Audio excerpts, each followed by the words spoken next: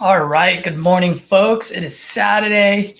Ready for some Saturday Power Hour. I can't even speak. I'm just excited.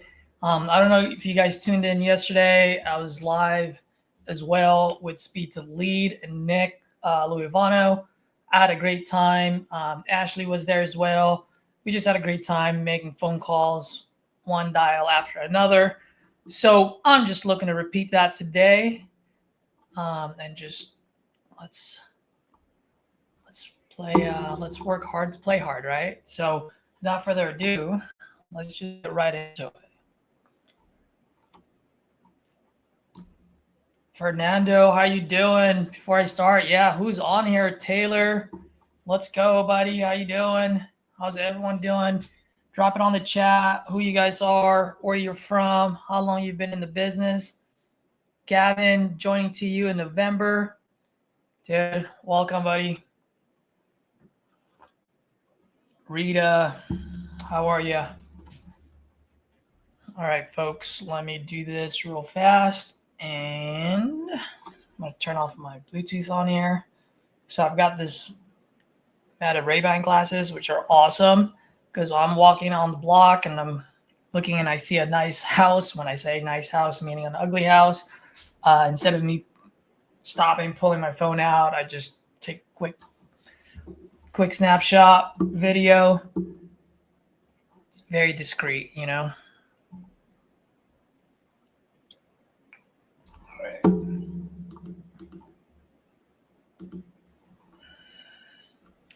Any of you guys watched the live yesterday when I went against Nick? Nick was pretty good.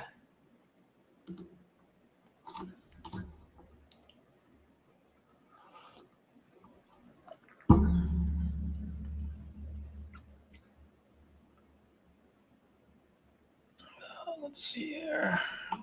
Leads.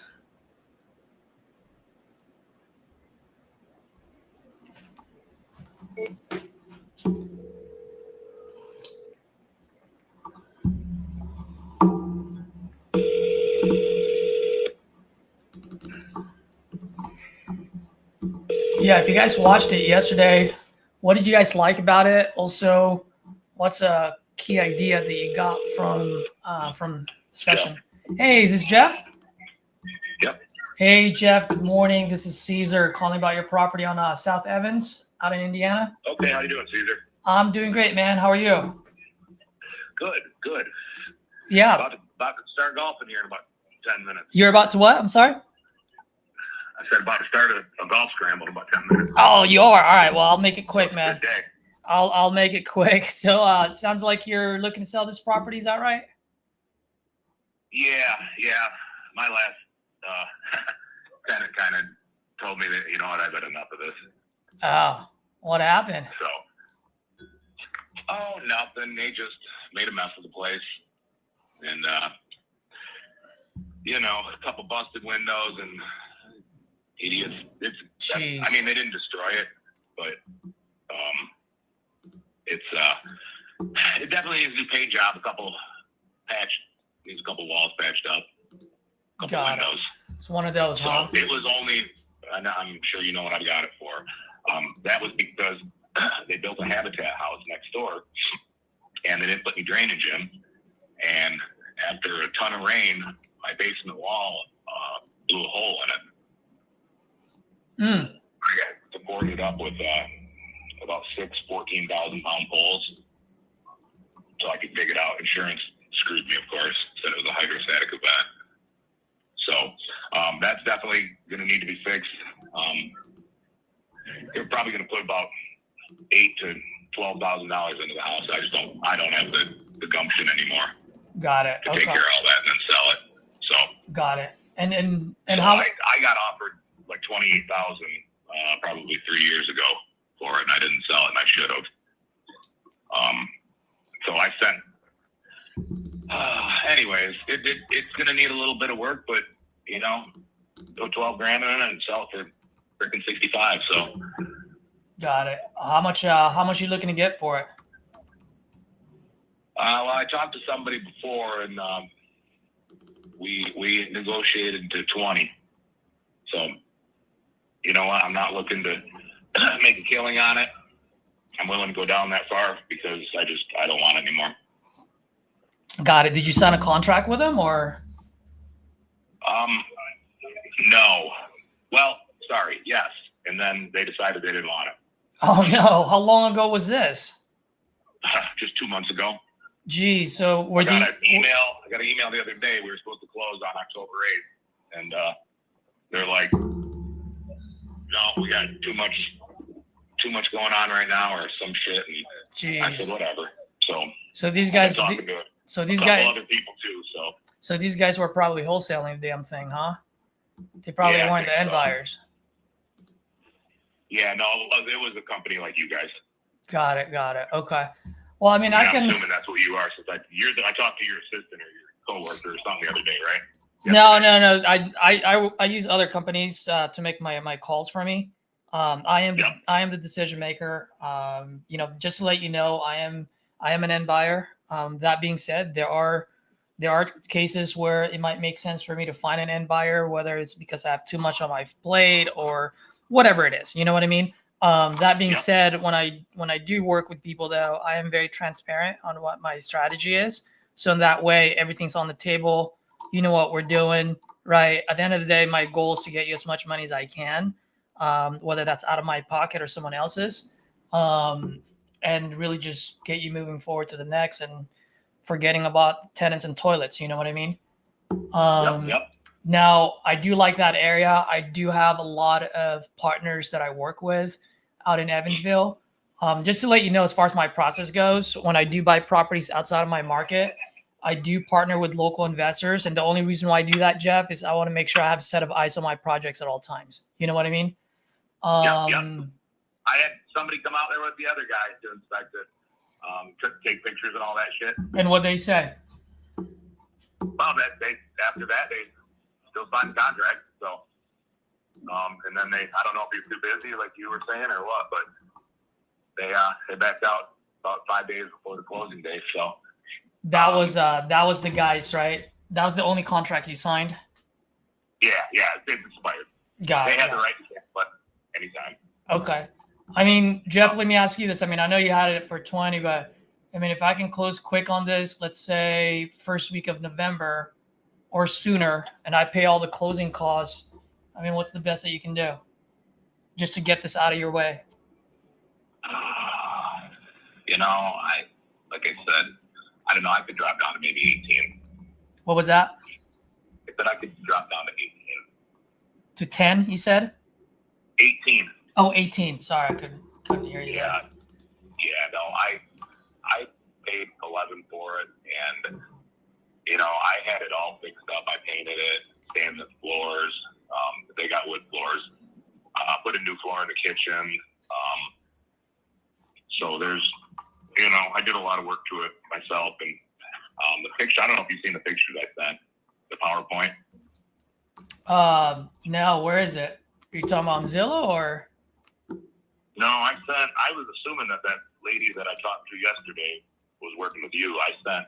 Oh, you know what? That's Nate. That's the other guy. I'm sorry. Yeah, it might be a different guy. Yeah, Nate's a different guy. Yeah, I'm very quick, man. Like I said, I'm a decision maker. I pretty much just look at what's happening in the area, and then I can make a decision on this just because I do quite a bit of business there. Man, I was hoping you were going to say 14 on that. Oh, man, that's probably not even what I have into it, to be honest. Got it. Maybe I meet you. I guess I'll meet you at 16 if you're going to buy it and you're going to go quick. 16. 16, 1-6. And you say it's about $12,000 of rehab on there? I think so. I don't know what the basement wall will cost. Hell, I got a guy who does Section 8 houses, and he was like, all you got to do is put up a wooden wall there. I don't know about that because Section 8 is actually tougher. You know what I mean? You gotta get it approved. That's what I thought too. That's why I didn't bother. So what happened is the dude who was renting it was my beautiful wife's what do you call it, that black sheep brother. Mm-hmm. He had just gotten prison, he was clean, all this. Well, he ended up getting back on the meth, and he went to prison. So, like, the house is still full of, you know, their shit. So it's going to need to be, that shit's going to need to be taken out of it. But I'm not kidding you. I can't see that wall costing more than $8,000. Okay. Got it. It's only a section, right? It'll just need to be probably just, I don't know if they pour it or put bricks in because it's a brick basement. Got it. So that's how it is. And then I can't see you putting more than $5,000 into, not even that, maybe $3,000 to get it painted and a couple holes patched and a couple windows replaced. So yeah, because this is a rental play all day long, right? At the end of the day, in that neighborhood. I said in this neighborhood, it's a rental play all day long. Yeah, I guess. It depends on, you know, who you are and what you do. I bought 2 other houses. I just moved down here from Michigan 6 years ago, and I bought 2 houses right off the bat. I bought this. I'm still fixing up the other one slowly because me and my wife bought a real house. Mm-hmm. So, but yeah, it's up to you. But you know what? I got to get going here. We're about to drive out on the course. Hey, no worries, Jeff. Here's what I'll do. What's your email address? I'll send over the contract or the agreement at 16, so at least you have something to look over, and then we can talk maybe tomorrow or Monday. How does that sound? Yep, that's good. What is it? It's Jay.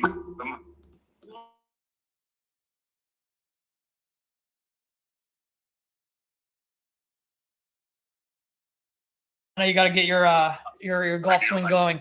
Jay, you said number 6. Right?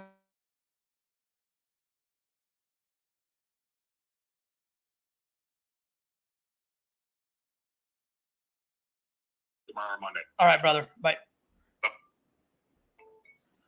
Let's go, baby. That was good. Take a look at this, guys. I saw a few as-is properties selling for 25. So at 16, we can get a 9,000 here. Worst case scenario, when I see that, so just for you folks that are watching, 9,000. This is in Evansville. It's one of those markets. I'm probably gonna walk away with about $4,000 or $5,000 of not ARV, sorry, of assignment fee at the end of it all. So, but if you look at it, it gives us about 30%, close to 30% equity here, right? He is right about that 65 there. He did say 8 to 12. I'm putting 20 on there, maybe 25,000. At 25,000, we still get the 20%, and still gives us 1.75 here. Our cash on that is that. Like I said, worst case scenario, we do it like this. But absolute worst case scenario, the guy's he's an investor. He understands. I mean, this is really where it moves.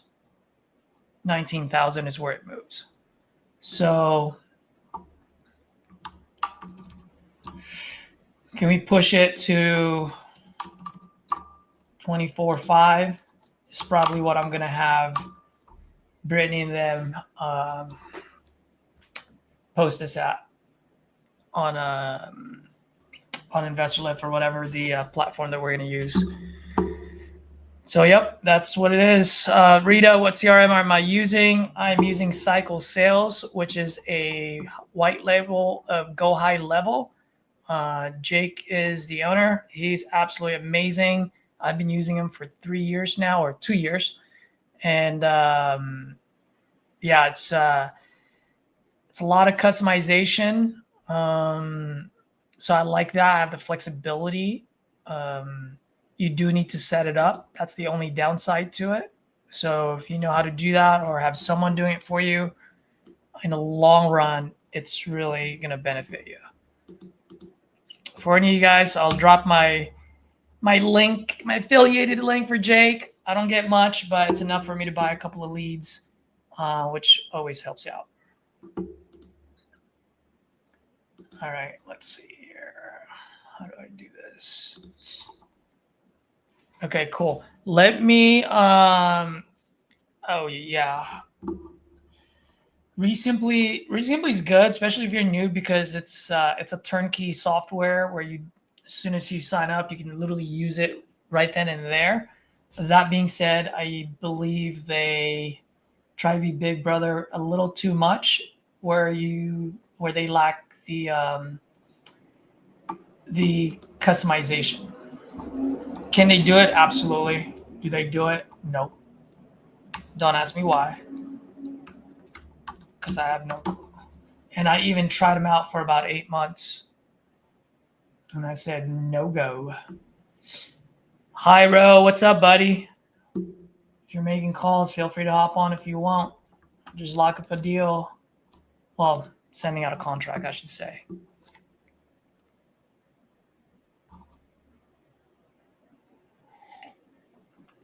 He ghosted you after saying it. Bro, email it to me. Email me all the deets so I know how to structure the call.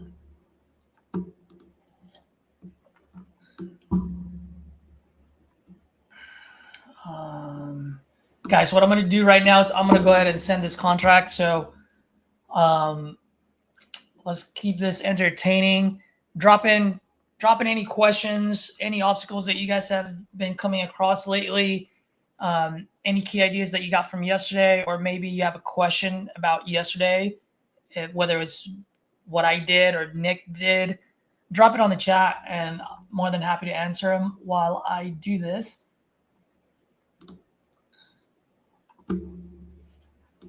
The guy is playing golf, and I want him to know I'm serious about this. Let's go. Let's go, baby.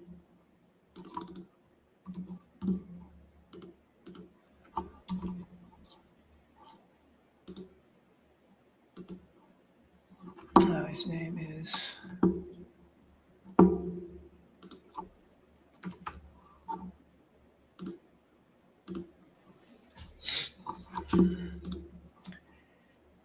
Dude.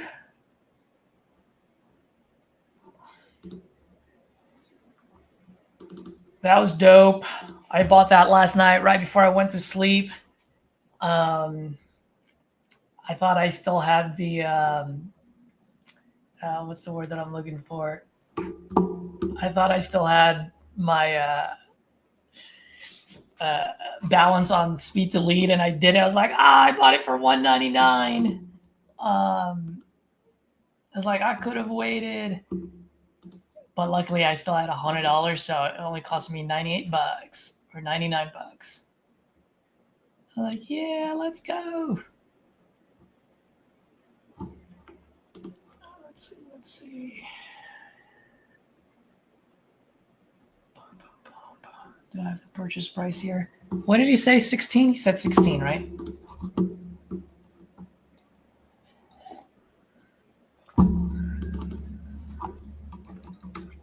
Cash. What's today? Today's the 11th.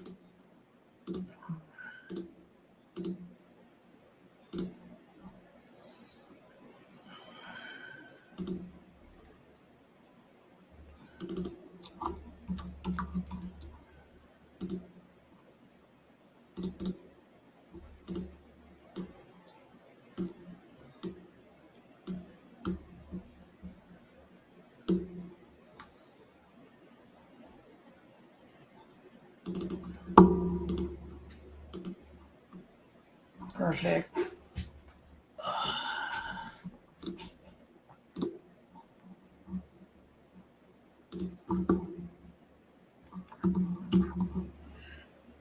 How much is cycle sales with the agent, AI agents? I believe it's $297 a month, if I'm not mistaken.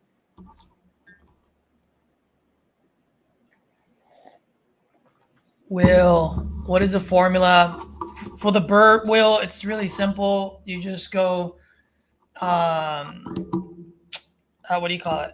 Your ARV, multiply that by 0.8, or sometimes it's even 0.7, depending on the market. So 80% of the ARV, and make sure it's the ARV for rent ready, not ARV to be flipped, right? 80% of rent ready, minus your all-in number. And if you come up with a positive number, then that's pretty much a free house. All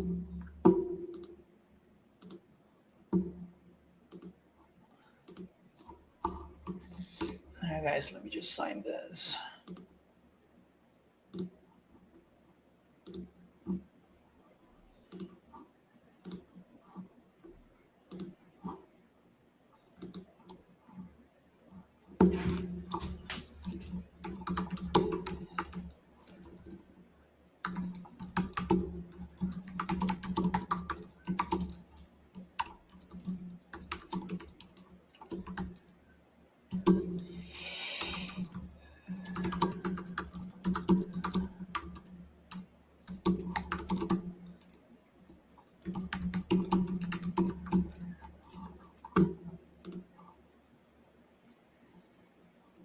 November 6th or sooner.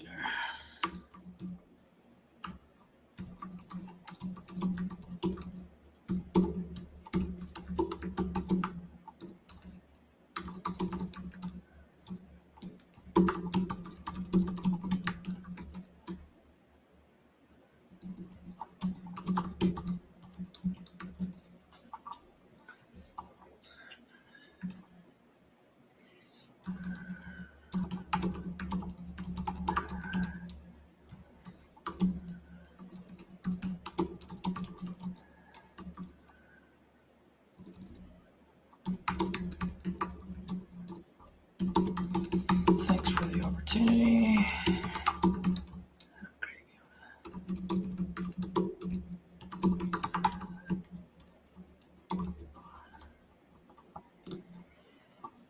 All right, contract sent for 16.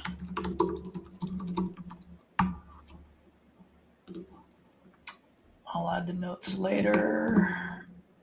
Let's create an opportunity.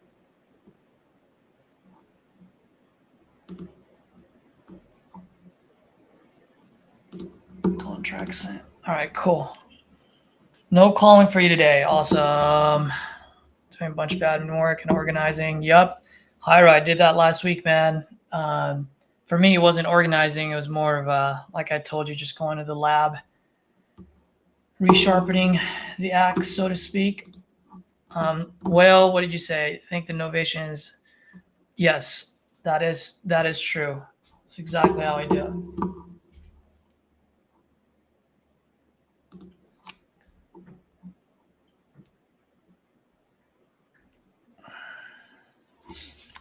All right, Ira, what did you say here?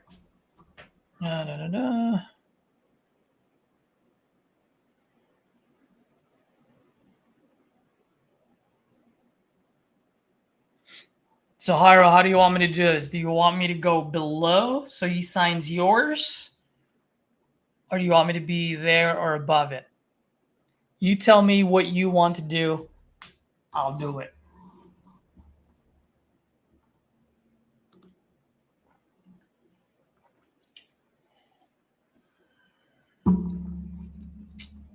While you do that, I'm going to go ahead and pick up the next call.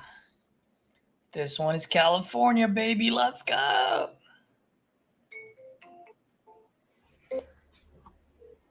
Your call has been forwarded to voicemail. The person you're trying to reach.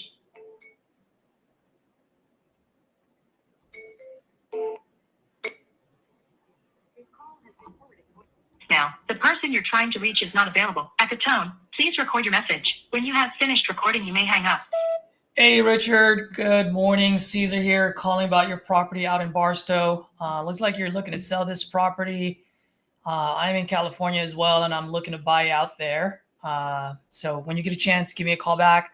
You can call me at this number, and let's see what we can do. All right. I'll go ahead and shoot you a text as well, okay? Thanks.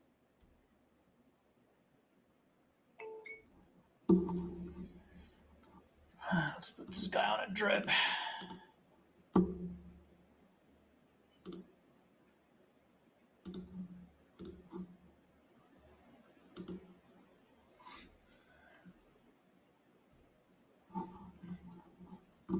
All right. Where are you? Let's see it. Let's go. Let's go, Jay.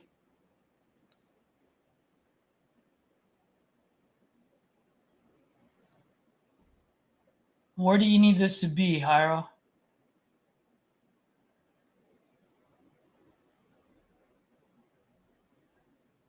Well, I guess I can figure that out too.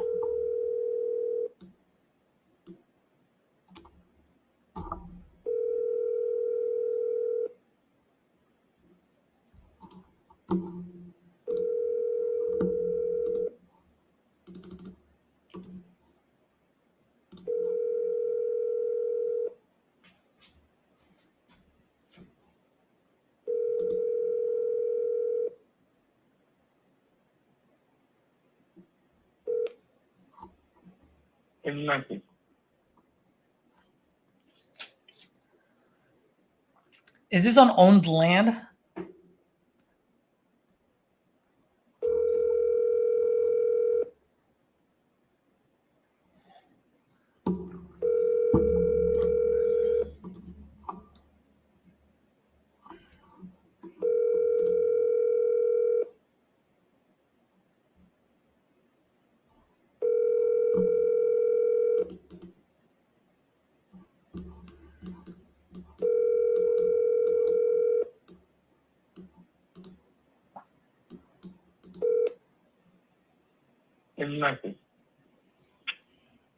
At the tone, please record your message. When you've finished recording, you may hang up or press 1 for more options. To leave a callback number, press 5. Shane, good afternoon. Caesar here, calling about your property on Springdale. Looks like you filled out a form on my site. Looks like you're looking to sell this property. I am looking to buy out there. When you get a chance, give me a call. Call me at this number, 415-405.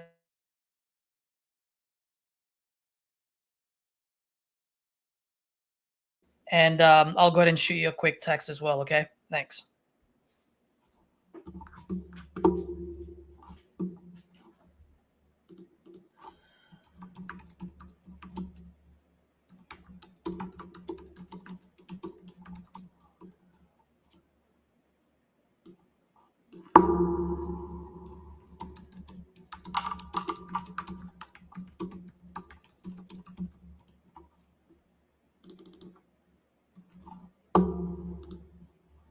Oh.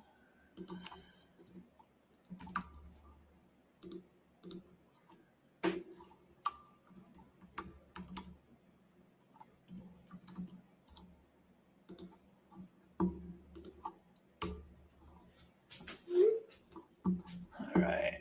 Let's see if he responds back.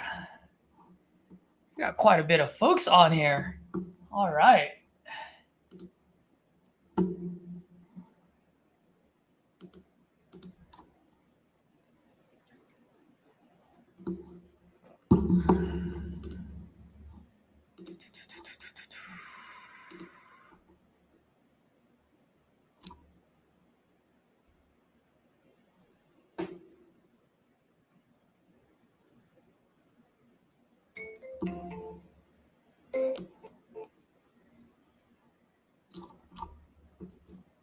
Call is being recorded. Oh, is it now?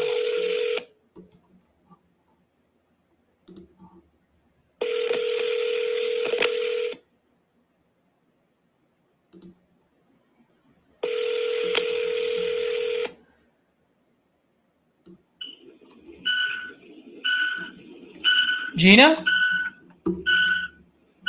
Hello? Hello? Hey, is this Gina? Is that who you would like to speak with? Gina, good afternoon. Can you hear me? Excuse me? Can you hear me? Hello? Is that who you would like to speak with? I was looking for Gina. Okay. Yeah, my name is Caesar, and I'm calling about your property out in Macon on Elpis Street. Looks like you either spoke with one of my guys or maybe filled out a form on site. Either way, I'm just wondering if you're still looking to sell that property.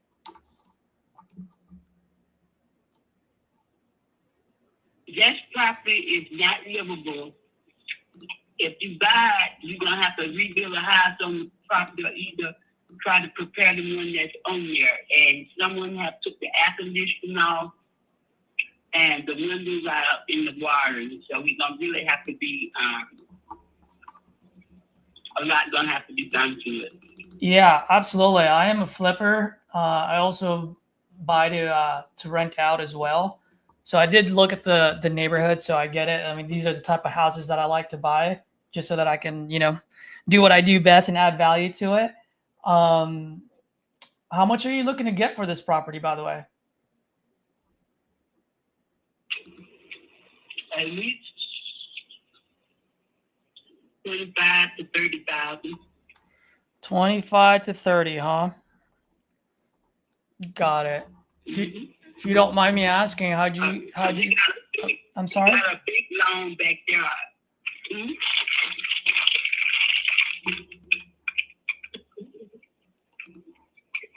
Oh yeah. Yeah, I was wondering, how did you come up with that number, if you don't mind me asking?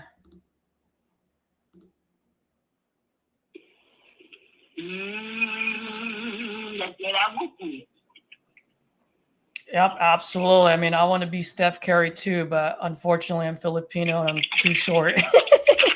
No, I'm just joking. But I'm just joking. But I'm looking online right now. I'm Google mapping it. Looks like you guys have it boarded up. How long has it been vacant for? It's been vacant for a couple of years. Couple of years. Did you guys live there, or did you have tenants in there? Yeah, I used to live there a long time ago. That's my home house. That's the house I grew up in. Oh, wonderful. You probably have a lot of memories there, huh? I said you probably have a lot of memories there, since you said that was your home. Did I hear you correctly? Got it. If you don't mind me asking, what made you move, and what got you looking to sell now, since it's been vacant for 2 years? I'm sorry? The what now? No, I was wondering, since it's been vacant for 2 years, what got you looking to sell now?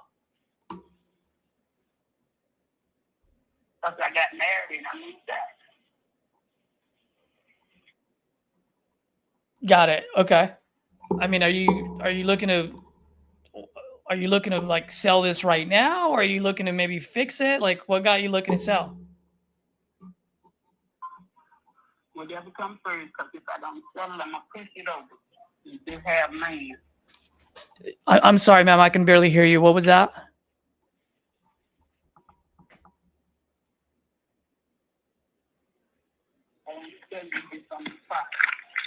Hello? If I don't sell it, I'm going to push it over and have property. Just have the property. I am so sorry. It was so hard hearing you. What was that? If I do not sell it, I'm going to push it over and just have property. Okay. Gotcha. Okay. And then, and you say you're looking to get 30 for it.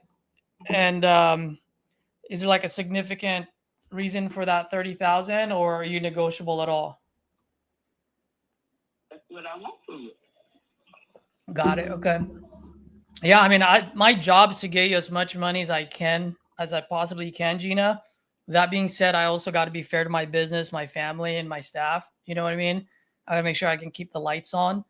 The thing is, I'm looking at some of your neighbors, and I see one on Poppy Avenue, and that one is ready to move in, fully rehabbed, 2025 look.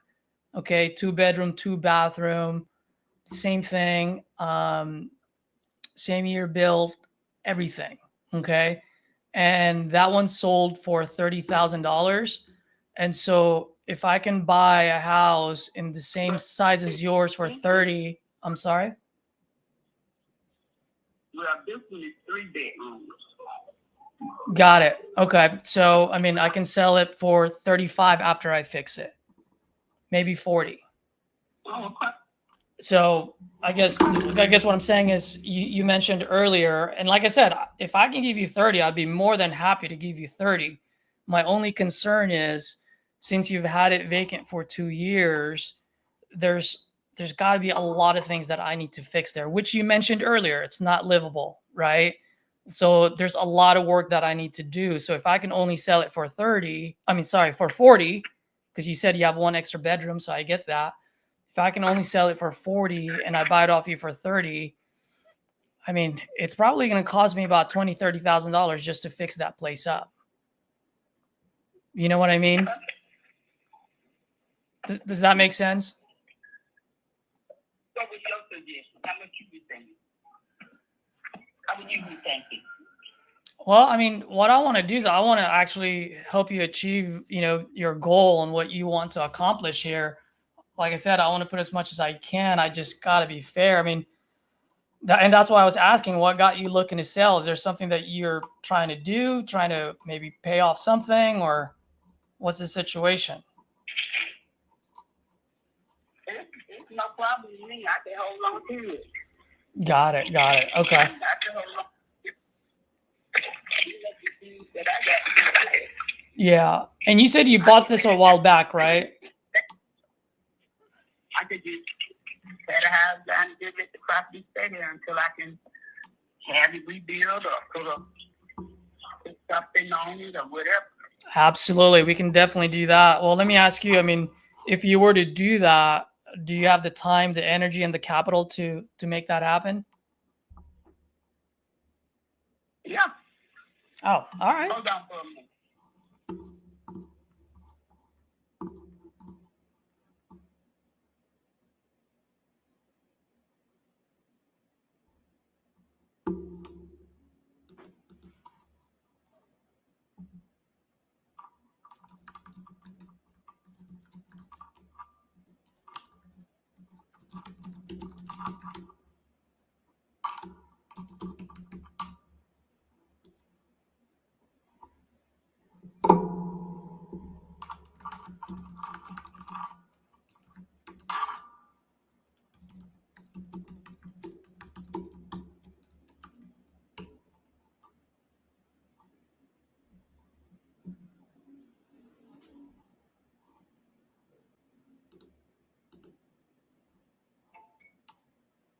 Oh, Jesus. Their reception is so bad.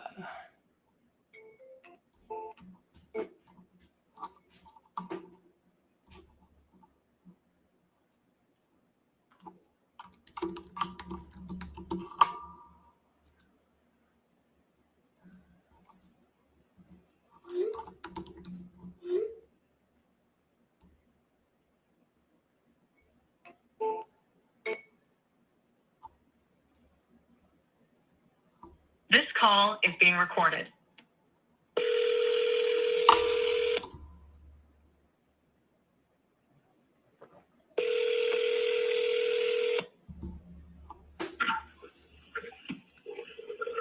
Hello.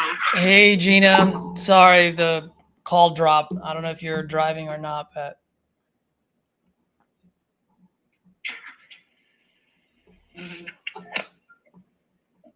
can you hear me okay, by the way? Because it's kind of hard here. It seems like it's a little choppy. You're in and out.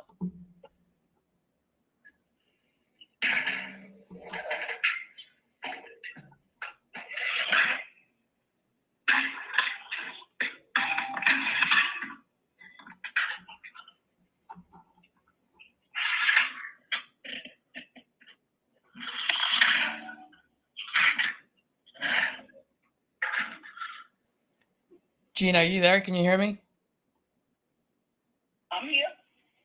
Oh, yeah, no, I just didn't know if you can hear me or not. So, I was asking earlier, I mean, is that something that you actually want to do, is just rebuild it yourself?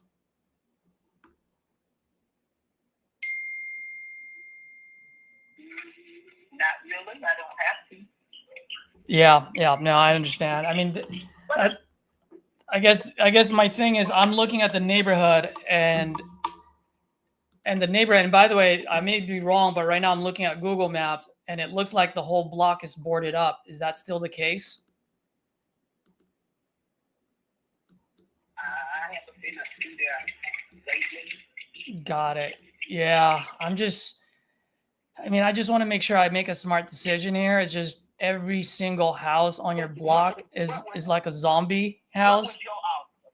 Well, I mean, it looks like I'm gonna have to buy the whole block in order to make money out of this. So my offer with this would probably be in the fives. Your offer? Oh, no.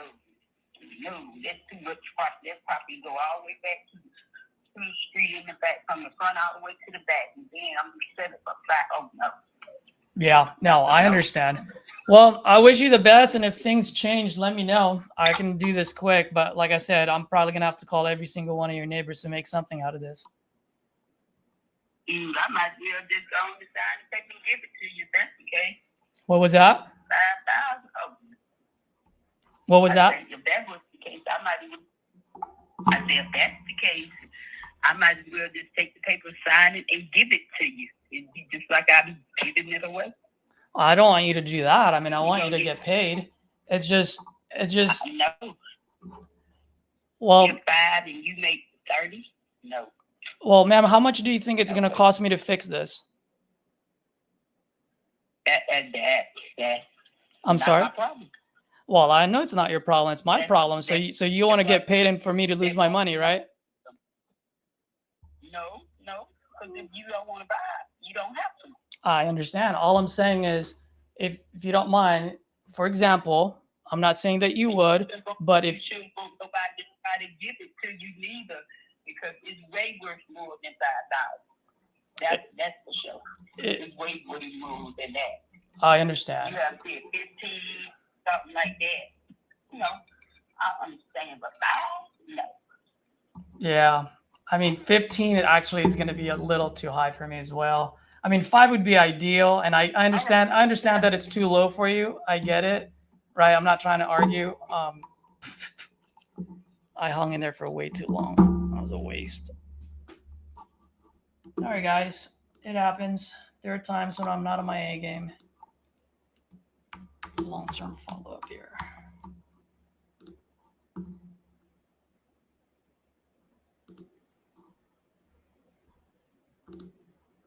Off to the next one.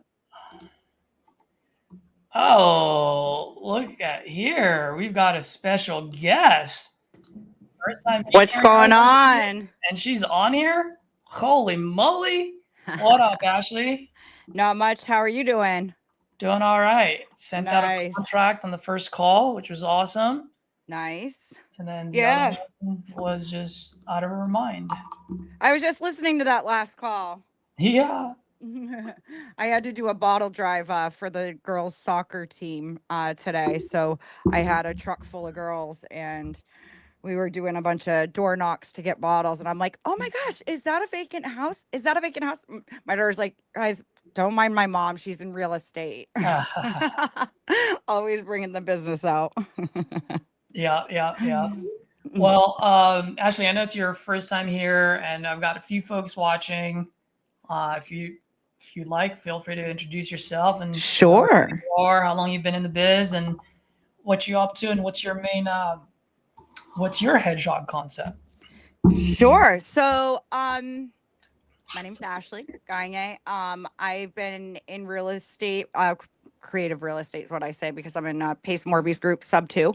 I've been in there for about 2 years, and I'm a leader over there for New England. I haven't got any like buy and holds yet, but I do have some partners where, you know, they're scoring them for their company. So my main focus is wholesaling to build up some capital to get some buy and holds in my area in Biddeford, Maine. So yeah, I love what I do. I go live over on iSpeed Delete a lot. So some of you might have seen me over there. And yeah, my biggest deal last year was on a podcast, and it's been talked about several times. Some of you might have heard about it. It was the castle in Maine is what we called it. Scored that property for on a 30-year note. 30-year note, 0% interest, year of no payments. Justin Tumanowski bought that up, and he's turning it into a hotel/boutique. Nice, nice. What was the if you don't mind me asking, what was the assignment fee on it? You don't have to answer if you don't want Nope. to. Oh, I don't mind. So again, it was like one of my first deals that I scored by myself. Yeah. I probably could have made more, but Justin's one of my buddies. So I made 30K on it. Still not a bad assignment. And by the way, that was on market, 142 days, called the agent, which DTA is really not my thing. I'm more DTS, like direct to seller for sure. But yeah, I ended up scoring that, pitching creative, and I still talk to the ex homeowner today. Sweet, sweet. That is awesome. I have a very similar situation out in New York. It was a triplex in the middle of a golf course, and the seller tried selling it for 2.5 years with realtors, couldn't do it. Mm. And I told him, "Hey man, I'm gonna wholesale this sucker." And he's like, "I don't care how you get my money." And so I just asked him, like, "Look, I'm gonna push cash, but if we have to, you down to do seller finance?" He's like, "Yup." That's And awesome.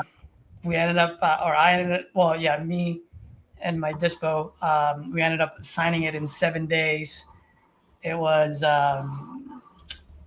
$387,000 purchase price, $37,000 down payment to the seller, $30,000 assignment fee, so 67 entry fee, $1,400 a month Mm.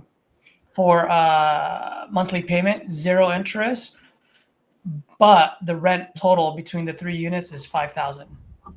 Okay. That's a really good return. That's beautiful. Now we're really talking about cash flow.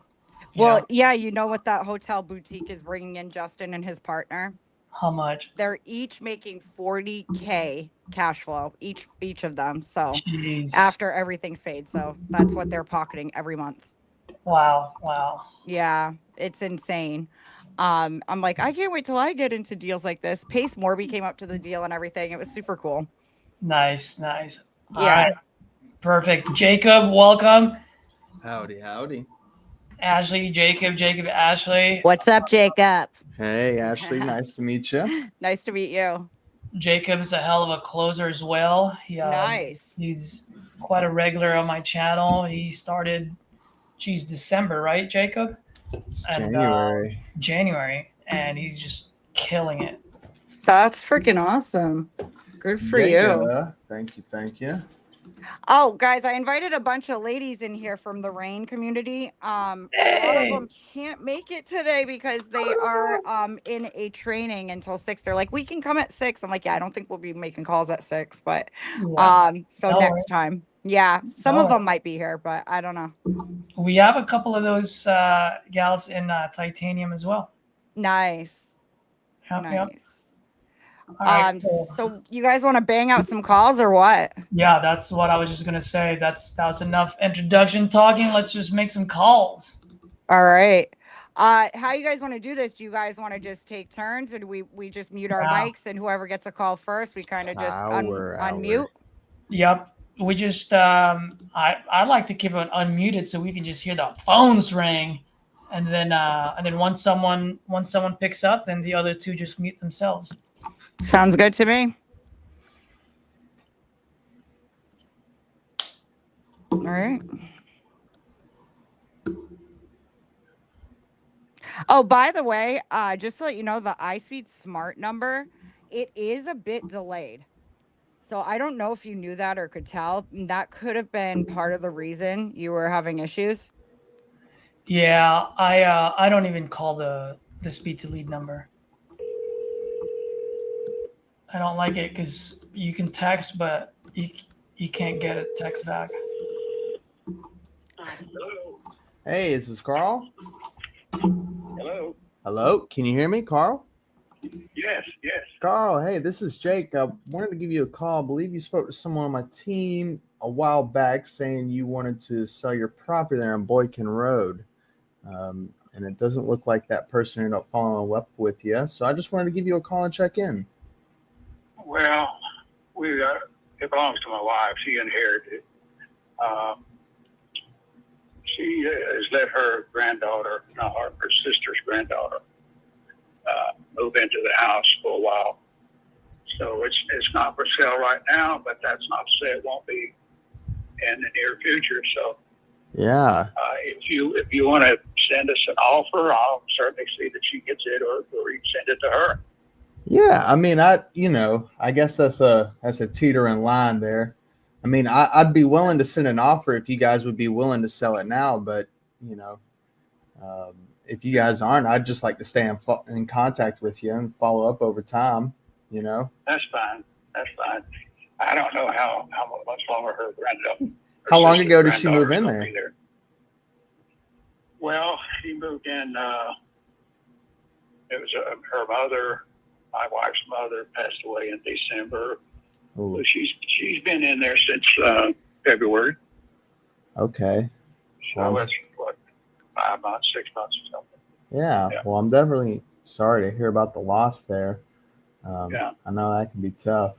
So, and I mean, other than letting her just move in there, was there any other real plans with the property? Just trying to give her a spot to stay? Is that it?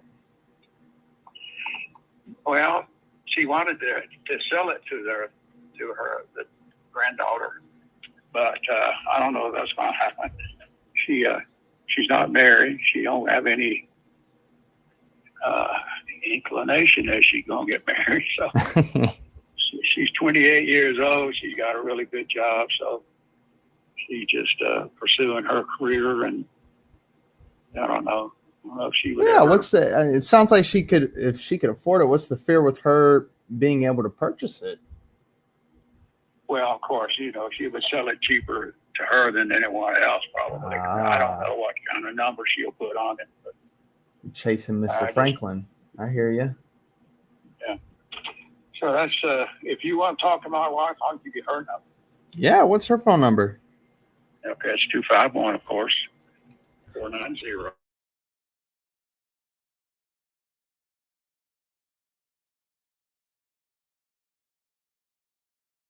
Eight. 987.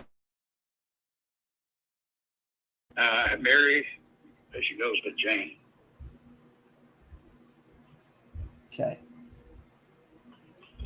Perfect. Yeah, I'll give her a call and see what she's willing to talk about. And Mr. Okay, sir. Mr. Carl, I thank you for your time.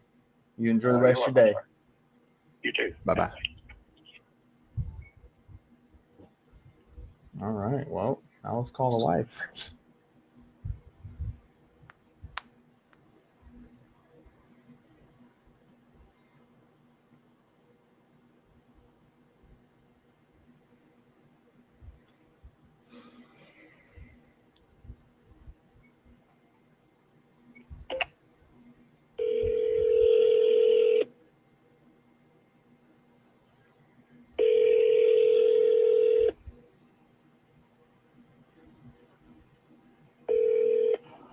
Hello. Hello. Is this Miss Jane? Yes. Miss Jane, this is Jake. I wanted to give you a call. I just got off the phone with Mr. Carl. He told me to, he put up the tough guy act and said, call you instead. You're the boss. So, Okay. I was just calling because I believe you guys, like a while back, spoke to someone on my team saying y'all were looking to sell the property on Boykin Road, and that person never ended up following up with you guys.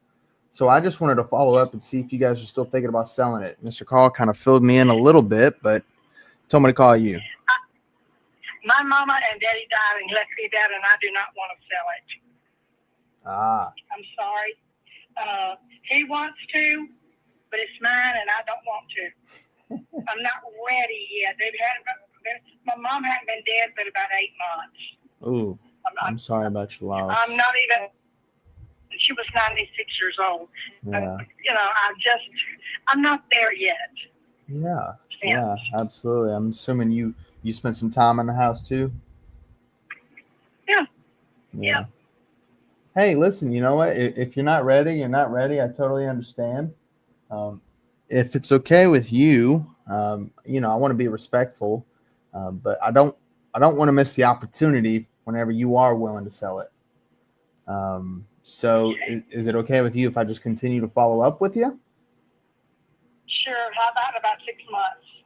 6 months. I will know better after the first of the year about which way I want to go. Let's see, what is October, November, December, January, February. In 4 or 5 months. That will be good. Gotcha.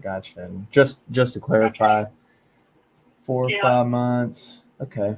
I feel like maybe then you'd be in a better position. I will be able to make a better decision. We've had so much going on. I haven't really had time to process my mom's loss because we've had some issues in the family that has taken up a lot of time. So anyway, but we're gonna make it. Y'all are we're gonna make it. So. I hear you. Yeah. And I think Mr. Carl told me too, you guys have your granddaughter or your daughter living in the property right now, right? I think that's what he was saying. It's my grandniece, but she's more like my granddaughter. Ah, okay. So, and she's actually thinking about buying it if she can get the financing. So, but I told her that I didn't even want to discuss it till after the first of the year. I just wasn't ready. So she's living there to keep it from being empty, because you know how it is when somebody dies and nobody's there. All the bad people in the world think it's open game. So. Yeah, absolutely. Anyway, yeah. Absolutely. So, I'm just not going to know anything until at least February. Absolutely. I'm just not. Yeah. Okay. Well, hey, you know what, Ms. Mary, I thank you for your time, for taking your time out to talk with me here, and I'll just continue to follow up as time goes on. Okay. Sounds like a good plan. Thank you. Thank you. Bye-bye. Okay. Bye. God, I always feel so 50-50 on there, because I want to ask her what's going to be different from now and 6 months. You know what I mean? But at the same time, am I going to piss her off? She kind of sounded like she might get pissed off. That's kind of why I hesitated on it. I wasn't listening. What was the situation? She told me that so it was her mom's house. Her mom passed away 8 months ago, and she's like, I'm just not ready to sell it yet, not until about February. And I kind of teetered her on the line of well, what's going on in February that would make it a little different? She's like, I'll just have time to think, but she kept being very standoffish, which I don't know. I was 50-50 in that situation, because I wanted to continue pushing her. But how do I do that without pissing her off, even though she's already pissed off? Basically, she's just hasn't had time to think. She's had a lot of stuff going on in the family. She wants to sell it then, but doesn't even want to think about it now. She hasn't had time to process it. Yeah. So on and so forth. I mean, I would just frame it in a sense where, hey, I definitely want to be respectful. Obviously, this is a tough situation. I'm here for you to, to help you achieve whatever you would like to achieve in the time frame that you want to achieve, right? But just curious, if you were to play this out, what is it that holding? I mean, she told you what's holding her back, right? Like I would just say, is it just because you're just not ready to let go yet, or? And by the way, I'm just asking just because I want to be respectful, because I think from there she will open up, and then from that opening up, then you can figure out what really is the holdup. Yeah, it is. Awesome. Scott, this is Ashley. The reason for my call today is I was interested in your property over on Cove Road. Are you still interested in selling that? Yeah, I'm taking offers. Okay, well, that sounds good. I am actively buying in the area, so I'd love to talk to you about that. Some of the information I have here is that it's a vacant property. Is that accurate? It is? Yeah. Perfect. How long has it been vacant? Oh, geez, I don't know. 6 years? I was gonna say the geez, I don't know, sounds like a while. Yeah. Yeah. All right. Well, that's good. Well, the vacant's good. Have you been keeping up on the property while it's been vacant, or? I'm in South Carolina now. Oh, Okay, so probably not then. Yeah. Gotcha. Why aren't you like doing anything with it? Because I moved down here. No, I get that, but you can still rent. You don't have to be in the same Oh, state. no, thank you. No, thank you. I did that years ago, and fucking people. Oh, excuse my You're fine. English. You're fine. But the bastards trashed the place. Gotcha. Yeah, that's Yeah. horrible. Okay. Yeah. So were those? They don't care. Yeah. No, that's crazy. So Yeah. they were the last people that were in it. Oh, that was years ago. Oh, okay. Okay. So I guess the big question, I'm sure you're getting a lot of calls for one. I am absolutely interested. My business partner's not far from that property. What are you asking to get for it? I don't know. You don't know.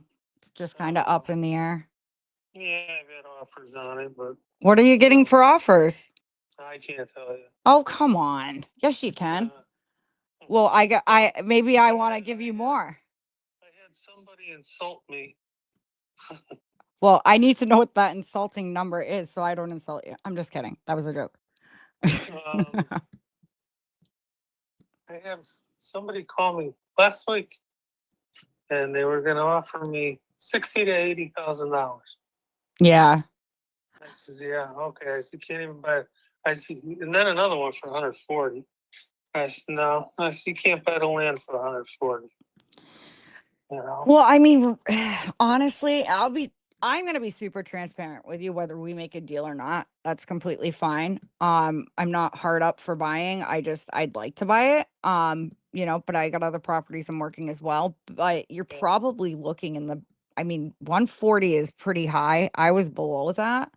And I don't want to waste your time, but especially if it's been vacant for over 6 years, right? I'm sure there's got to be a significant amount of work. And it sounds like you're not doing anything with it, right? So, I mean, if you could get someone like me that could close fast on it, we agree on a number, that's the number you get because I take care of all the fees, closing costs, and everything. Okay, I'll tell you what I was offered on. I was offered, I'll start at the 140, Yep. and 155, 165, and 195. Why didn't you take the 195? No, because it's in my son's name right now. Gotcha. I'd have to go back up to Connecticut, Mhm. go down to the town hall and put it back, claim it back to my name. I mean, I think all that stuff, I mean, I could be wrong, but I think it can be done, through like a, traveling notary. Yeah, well, I had somebody interested too, and they wanted me to close on it. I said, I can't do that. I said, it's in my son's name. I said, number one, it's illegal, and I'll screw him on the taxes. So you're Scott or Brian? Who? So I have Scott. Okay, I'm trying to look. So it says it was a quick claim deed to Scott Bryant. Yeah, that's my son. So what's your name? Same thing. Oh, you're both Scotts. Gotcha. Okay. Yeah. All righty. So, I mean, what does your son want to do with it? That's the big question. I had to put it in his name because I had to get somebody out of that house. Gotcha. I was living with somebody, and it turned into a freaking fiasco. And the cops told me, your best bet is to get out of the house. I wasn't threatening. I wasn't doing nothing. And he told me, your best bet is to get out of the house. He says, otherwise, you might be in your neighbor's house across the street while she's still here. I said, bullshit. I said, house is in my name, and you mean to tell me they've got the right to do that? He says, yep. So I got her evicted. Well, good. Yeah. Well, then the night before the eviction, I went down there and I parked on the property on the next, because there used to be another lot. And the cop come over, he says, you got no business staying here. I said, this is my property. Right? I'm sure you have business if it's your property. You're not supposed to be here. The person living in there has a protective order against you. I said, I'm not over there. Yeah. Oh, Jeez. yeah. Oh, yeah. Yeah. So you're like, screw this. I'm going to North Carolina. I gave him the paperwork for the eviction notice, and he went right over there and told her to get the hell out of there. Good. Yeah. Good. Well, I mean, it sounds like this property is not bringing you great of luck. Why don't you just sell it to me then? Yeah. Seriously, I'll bring the beauty back into it, make it smell nice, Yeah. get Well, some I nice worked people in there.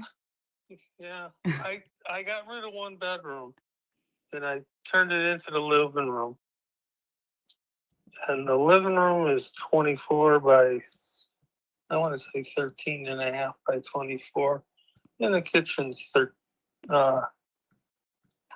24 by 13 and a half. So, okay. So like it's on like a about 1.5 acre lot. Is that accurate? Okay. Yeah, 1.46. Because I have 864 square feet here, 3 bedroom, which means those bedrooms are It's 2 now. okay. It's 2.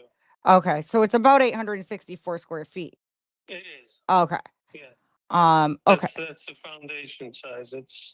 Gotcha. I guess that's what they went by when they did it. I don't know. So is it a 2-story? No. No. Okay. Gotcha. All right. So, I mean, are we going to make a deal here or what? I don't know. Maybe. I mean, let me bring the beauty back into that. Yeah. Well, I'm not going to give it away either. I don't want you to give it away either. I mean, I think if we could make a fair deal, what's fair, right? Yeah. I mean, you got to figure if I come in and I, put $70,000 worth of work into it, it's only, the estimated value of it on the market. And I'm looking at comparables, I mean, on the higher end, this is on the higher end too, by the way. I might be able to get 280 for it. You know what I mean? So we got to be in the fair range so I can make something too. Yeah, the house across the street is even smaller. She just told it. So smaller lot, smaller house. Mhm. It's only got 2 bedrooms. And it was on the market for $250. Yeah. I don't know if it's still there or not. It might be there. It looks like things are kind of sitting on the market for a little bit. Yeah. Well, but she sold it because her husband passed away last February. yeah. Oh, that stinks. I mean, I know the people, so. Well, I mean, would you be willing to? I mean, I could get creative if you want. If there's a certain number you want, that's the different type of investor I am. I get creative. Yeah. So, can you share with me what you're looking to get to just see if we're in the same ballpark? Because I don't want to waste your time. Yeah. Well, I don't know. If I can get like 165, 175 for it, I'll let it go. 165, 175. All right. Tell you what I can do. What's the chances of my partner being able to go and walk the property? Oh, you can go over there. Is it unlocked? No one's going to get shot for going in? Or? Oh, no, it's not unlocked. Oh, okay. Can your son meet my partner over there or? No, he's going out. As a matter of fact, he called this morning and he's going to they're having a Halloween thing up at Newgate Prison. Gotcha. Okay. He's going up there. He's probably left already. Yeah, I mean, it doesn't have to be today. Again, I am very interested. And I mean, I'm not saying your price is outrageous. I would just have to verify the condition to see if that could even work. When's the last time you've done any updates? I mean, I know it's been vacant for 6 years. So, I mean, did you do any updates prior to that or anything? No, the people that were renting, they had Berber rug in the living room. And, yeah. They trashed that, so I tore that out and I put hardwood floors in the living room and in the hallway. Well, I do own a hardwood flooring business, so I do specialize in sanding and refinishing. So, yeah. Well, you do it yourself? Well, I don't personally sand and refinish the floors. My husband does that part, but I sand and refinish furniture, which I love to do. Yeah. Yeah. But I mean, Well, it's all strip oak, red oak, 2 1/4 wide. You know, it's that's nice. nice. Floor. No, that's actually very nice wood. Okay. So, I mean, really, if I could close in 30 days and give you a check in hand, what's the best number you could do for me? Because 170 is a little high. Yeah. Well, I mean, would you settle for a bit less? how much less? Mm, Again, I'm gonna have to see it. But again, I'm like I told you, I'm probably in that. I was a below 140, but I might be able to be at 140. Is Yeah. that too low? Yeah. I mean, come on. What are you doing with the property, Scott? Doesn't matter. It's my property. I know it's your property, but it's just sitting there all lonely.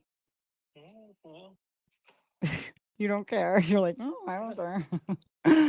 Well, at the end of the day, you're right. It's your property and it's up to you. But right. I'm letting you know I can close fast. I am a buyer. Um, so if you want to work something out, I'm gonna shoot you my card over right now. Do you have any other properties that are for sale? No, I just sold it. My wife and I just sold a house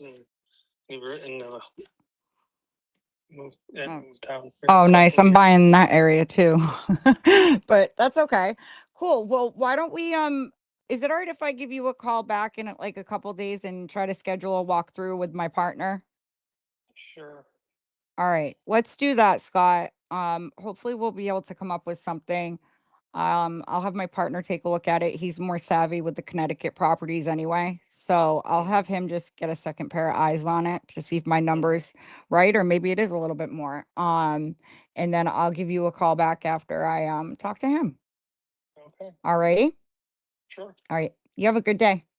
You too. Have right. a good weekend. Thanks. You too. All right. Bye.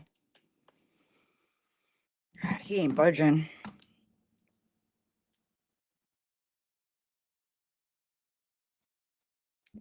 You guys on calls? Yeah, I was just dialing.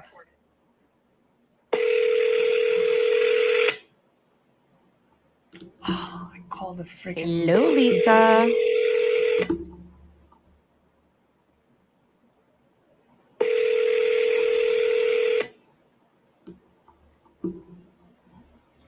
That guy was fun. Yeah, he was. It's my property. We're gonna put those notes in real quick. Set up a follow-up reminder to give him a call tomorrow.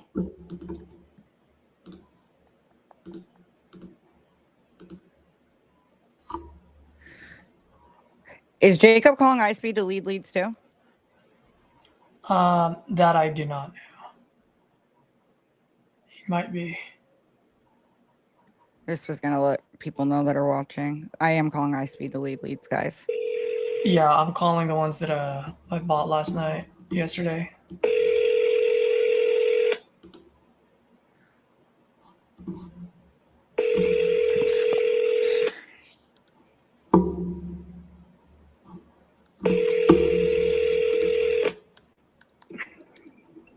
Hello, you've reached the voicemail of George Baker.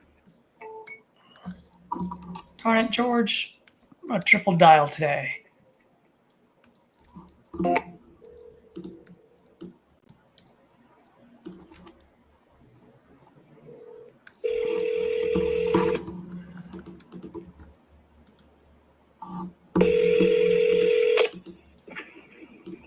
Hello, you've reached the voicemail. I'm sorry, but I'm not able to answer your call. If you please leave your name, number, and a brief message, I'll return your call as soon as I become available. Thanks, and have a great day. Hey, George. Good afternoon. Caesar here, calling about your property out in Chicago on South Halstead. Looks like you're looking to sell this property. I am looking to buy. Give me a call when you get this. Let's see if we can make something happen.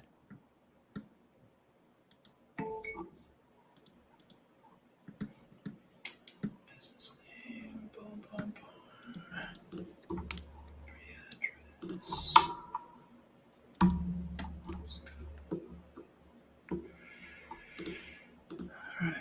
Your call has been forwarded. Haha.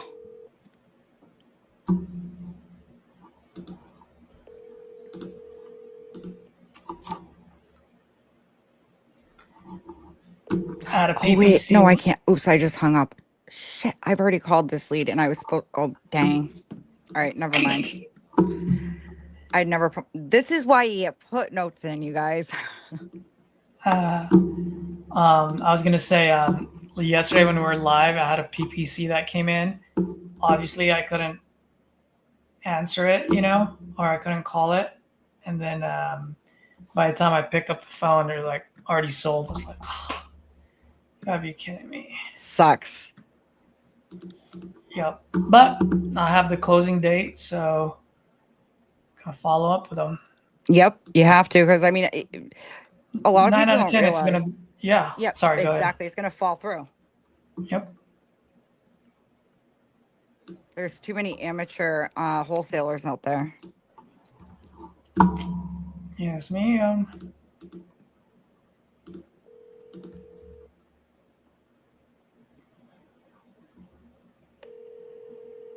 I think I've talked to this guy too before.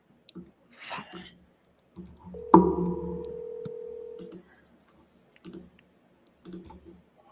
We'll find out soon enough. Yep. The address looks familiar. Phone number 2. Oh, this was Memphis. Let's go, baby.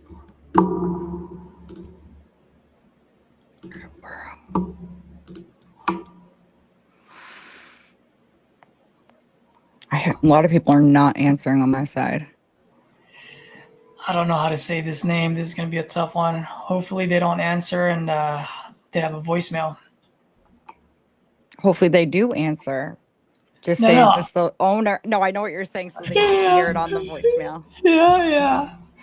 Go to Google and how to pronounce and type the name, and it's like I think I know you it. pronounce the name, and that guy.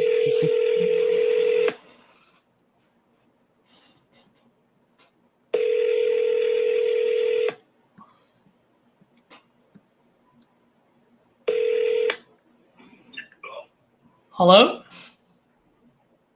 Yes, how are you? Yeah, is this Nsubuga? This is he. Yes, good afternoon. My name is Caesar, calling about your property on Gaston Avenue. I think you might have spoken with one of my guys. Are you still looking to sell this property by any chance? Yeah, it's still gonna be still for sale. Oh, wonderful. I'm glad I called. How much are you looking to get for it? It's 38,000 as is. 38,000. All right. While I look this up, can you tell me a little bit what you got going on over there? I mean, right now it's vacant. I was gonna be turning it into a rental. It has pretty good parking. I was gonna turn it into it has the area has kind of got like that midtown historic district kind of feel. Nice. So I was gonna renovate it to that quality where I wasn't gonna use any of the fancy modern stuff, just the 1x5s, the 1x4s for the trim, those kind of things. It has some really beautiful massive doors. Let me see, I was gonna upgrade some of the HVAC and some of the electrical, put in some of the modern features on those kinds of things. But then otherwise good to go. Some of the flooring is really, really good. It had a small, a tree had fallen on the back side of it, and there was a roof leak, so that kind of damaged part of the kitchen. But yeah, overall, it's got great potential. So. Got it. How long ago did you buy this? I think I got this around 2019. 2019. Has it been vacant since, or did you rent it out, or what's the situation there? Well, no, I mean, I've got 13 other properties, so I kind of prioritize what I prioritize. So right now, I just bought 25 acres, and that's where my priority is. So all I'm doing is just freeing up some money and focusing on, I'm building about 30 houses on the bigger property. So. Oh, nice, man. That's awesome. That's quite a. So the good thing is that since I'm the builder who pulls the permits and everything else and the contractor, it doesn't matter to me if they sit vacant. I don't mind paying taxes. Yep. No, yep, absolutely. No, I was just asking just in case if you did rent it out and then, you know what I mean? Like some people had rented it out and then, but it's been vacant since. That's what you're saying. Yeah, no, yeah. What I do is I basically just go off of the market and what the numbers make sense. So there's some properties that I buy and I simply, buy them with the idea that I'm gonna rent them out, or there's some that I buy with the idea that I'm gonna sell them. So it doesn't make any sense to put more wear and tear on them by renting them out if I'm planning on. So I'm not over here chasing the burn method or any of that stuff. All my properties are owned outright, so I don't need to worry about the same things everybody else does with holding expenses. Perfect. Okay. Now, if you don't mind, I just want to make sure I got this correct. What's the bedroom and bathroom count on this? I want to say 4-2. So it's a 4-bedroom, 2-bathroom, and it's a single family, right? Yeah. Okay. And I just want to make sure I got the address correctly.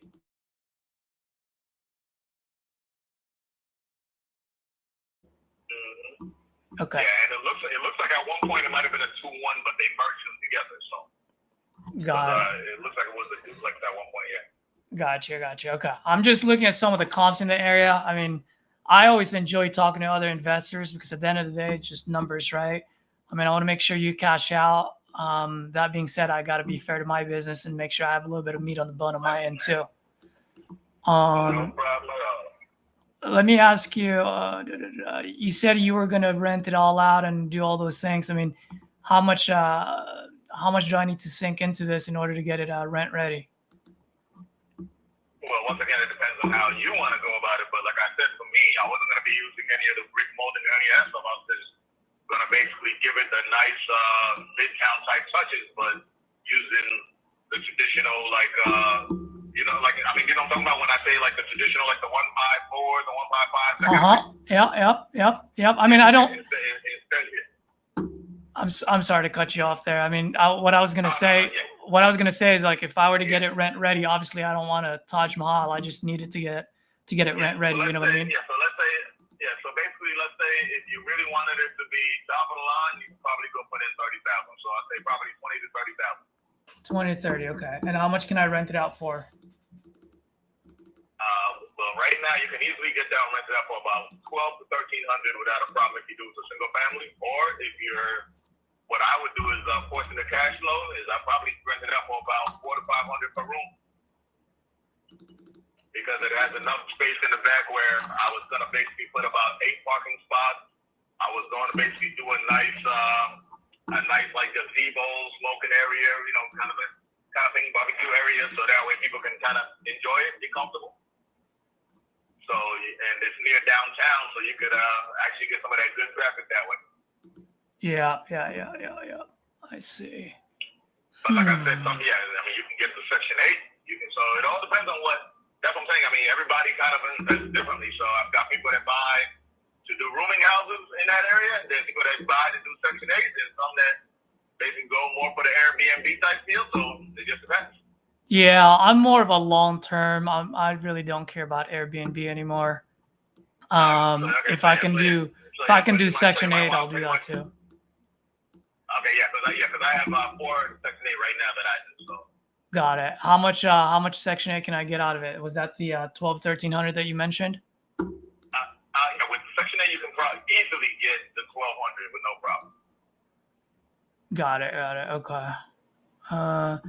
Now, if I decide right now the way rents are going, I mean, you basically get the same for the Section 8 as you will for regular tenants. The only difference is used to be that Section 8 would be more reliable until you get to a government shutdown like we are now. Exactly.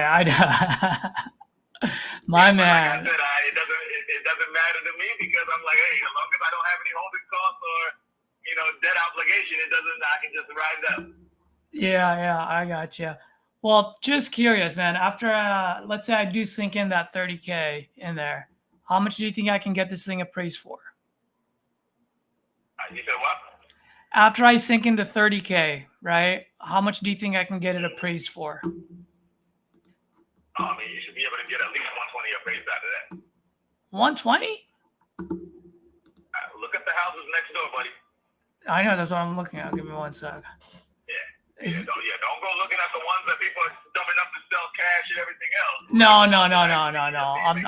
I'm not like that. I know what I'm doing. I mean, I'm looking at rehab and as is, so I kind of know where my end buyers and you can see that there's 4 new builds that are going up on that street. So if you go onto your Google Street View and you kind of just go up and down, then you'll see some of the. You might be able to see some of the new builds that are going up. Yeah, that's what I'm doing right now. Oh, I'm almost done here, by the way. Just bear with me. Oh, you guys are right by the church too. Question for you. I mean, you've had this vacant for a while. I know you've got projects going on. I mean, what got you looking to sell now versus all the other years? Well, so what I'm doing is I'm clearing about half my portfolio. So, like I said, I just last July I bought 25 acres with a lake and a pond. Renovating that to be my own personal property. I'm also building about 20 to 30 houses on it, so I'm going to do a micro subdivision. Oh, my man. You know what? I have a feeling you and I are going to do some business together, whether this one or the next. So basically, I mean, my background is in, I was an Army nurse, Army medic. I have a marketing degree. I have my MBA. I'm working on my doctorate of management. I'm an Army officer, 19 years and going, so I just don't sit still. I'm an ADHD personality, and I just keep moving and rocking. My man, you're quite something. Well, I got to tell you, thank you for your service, by the way. And I appreciate you. So I basically, I've done everything from the wholesaling to the subject to the lease purchases. I teach it. So. Yeah. And I do wholesaling too, by the way, just to let you know, from time to time, I will wholesale. I said I do wholesale too from time to time, you know? Okay, yeah, there's some people that call me and I tell them straight up, I'm like, hey, are you keeping it for yourself? What do you want to do? Because I'm like, it doesn't matter to me. Once I do my numbers, it doesn't matter to me what they make on it. I'm like, you might as well do it up as a JV so you don't have to do a double close. Exactly. Well, like I said, I could care less one way or the other because I know what they're worth. I know what I put in. I know how I move about them. So. And you said this is a 4.2. Yeah. This is a 4.2. Okay, and I can put about $30,000 in there.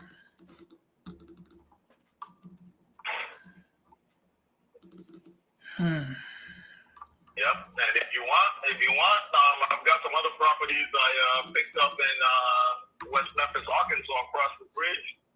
You can look at some of those if you want something that's a bit more moving ready. So it all depends on what everybody's looking at. So. Yeah, well, I'm looking for the ones that that needs a lot of work. The uglier, the better it is, you know. I agree. Now, question for you. I'm just gonna. Your house is the brick house, right?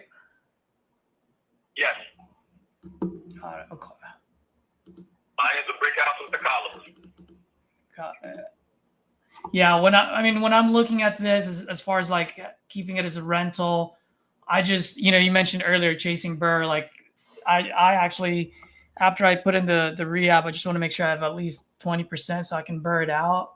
And then in that neighborhood, I probably needed a little bit over 1.5%, meaning rent rate divided by my all-in number. Are you by any chance negotiable at all with that number of yours? Not really much. I mean, if I come down, then you'll probably be about no more than about 35. That's about it. 35? Man, I was hoping you'd say 25. Not at all. All right. Let's see if I can make something happen for you. I mean, if I can close on this quick. Well, actually, forget me closing quick because I know I can close quick. What's the ideal solution for you? I've got 5 title companies that can close in 5 to 7 days, so that's not a problem. Yeah, that's what I was going to say. What's the ideal solution for you? Huh? I said, what's the ideal solution timeline for you? I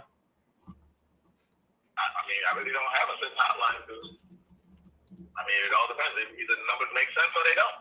Yeah. I understand. I think the absolute most that I can do on here, the absolute worst I can do on here is 30. No problem. And that's why I said, if you want, I've got some other ones you can look at and crunch your numbers on those. and you can see they might be a better fit for you. So you can't even do 30, huh? No, I can't go down that way. Yeah. So if this thing doesn't sell, what's your plan? Just keeping it vacant forever, or? Yeah, I mean, all I pay is about $400 in taxes. I mean, Yeah, that's true. That is true. The only reason I'm asking, I'm just looking at all the as-is properties that got sold in the area. How's this, man? How's this? And like I said, I mean, I'm the one that kind of rises. So what it is I own 13 properties in this area. So I basically look at it from a whole different perspective. I've been investing out here since 2013. So I kind of have a different mindset in how I go about it. Yeah. So How's that's why I like it. How's this for a second? Let me run this by you and let me know if this would work for you, okay? Because you said you'd go down to what? 33? Is that what you said? I said 35. 35? You said 35. Okay. So how's this? I mean, at 35, that's just outside of my comfort zone. That being said, like I told you earlier, I do work with a lot of other folks in the area. I can try to wholesale this for you at 35. And then whatever I make out of it, I can do that. Yeah, doesn't matter to me. Yeah, that's not a problem. All right. And by the way, just to let you know, I do move quick as well. So, because I want to be respectful, what I'll do is I'll just do a quick 14-day close on this. What I mean by that is I'll give myself 14 days to find an end buyer. And within those 14 days, either we extend for another 7, just obviously because, they need time or whatever. But if we're hearing crickets, I mean, I'm going to move quick and just be like, sorry, dude, that's just way out of price and we're done. Like I said, if you want, I've got a couple other properties that'll probably move even quicker than that if you want. What are the other addresses? Let me see. Look.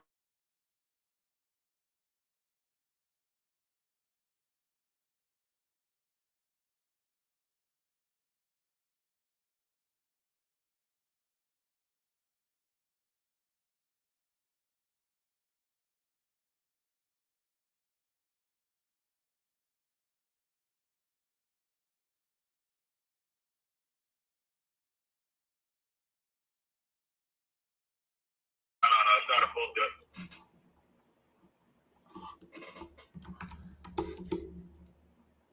So, and that's why I say it makes it a little hard for me to figure out how somebody else wants to do it, because there's some people that are going to come in and it all depends on what their end goal. So if you're saying that you're basically trying to go for Section 8, some people are going to come in and they're going to upgrade HVAC, do this, do that, it all depends. Yeah. I think I can actually wholesale this for you. If you want something that's moving ready, so I'll pull up this one, 204. Hold on.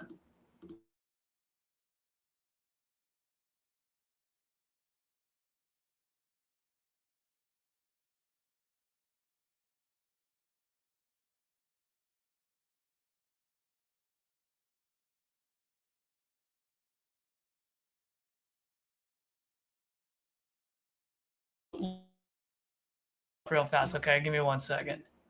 Yeah, and I've got another one not even a half mile from there also, so you can look at both of them and see. Give me 1 second. Because those are going to be. I wouldn't be surprised if those don't end up under contract in the next 7 days. Oh, bro. Give me the contracts. I'll wholesale these suckers for you. No, I'm serious. I'm a pretty big part of a community, and we move deals very quick. Yeah, like I've got a cash buyer list of about 180 some odd 83 plus buyers, but what I do is I don't even have the time for that, so I end up. There's a lot of times where I'll tell somebody, like, hey, if you want it, you can have it. Because at the end of the day, it's like I'm over here, I'm the contractor, I'm a builder, I'm doing all kinds of stuff to where it makes way more sense for me to do it that way and give it to somebody who's hungry. Brother, you want to know something funny?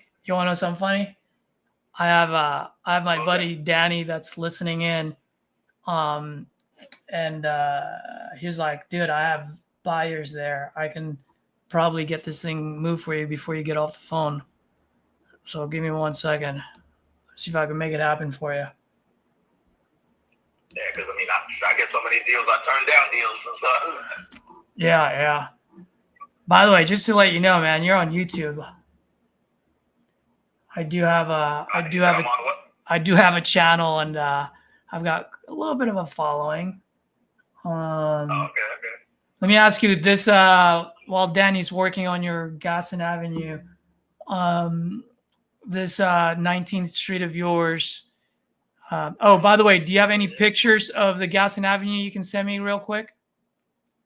I would have to get some because I don't have any current ones right now. We recently did cleared out a bunch of stuff out of it. So yeah, but I would have to go get some updated photos. I don't have any on hand. Got it.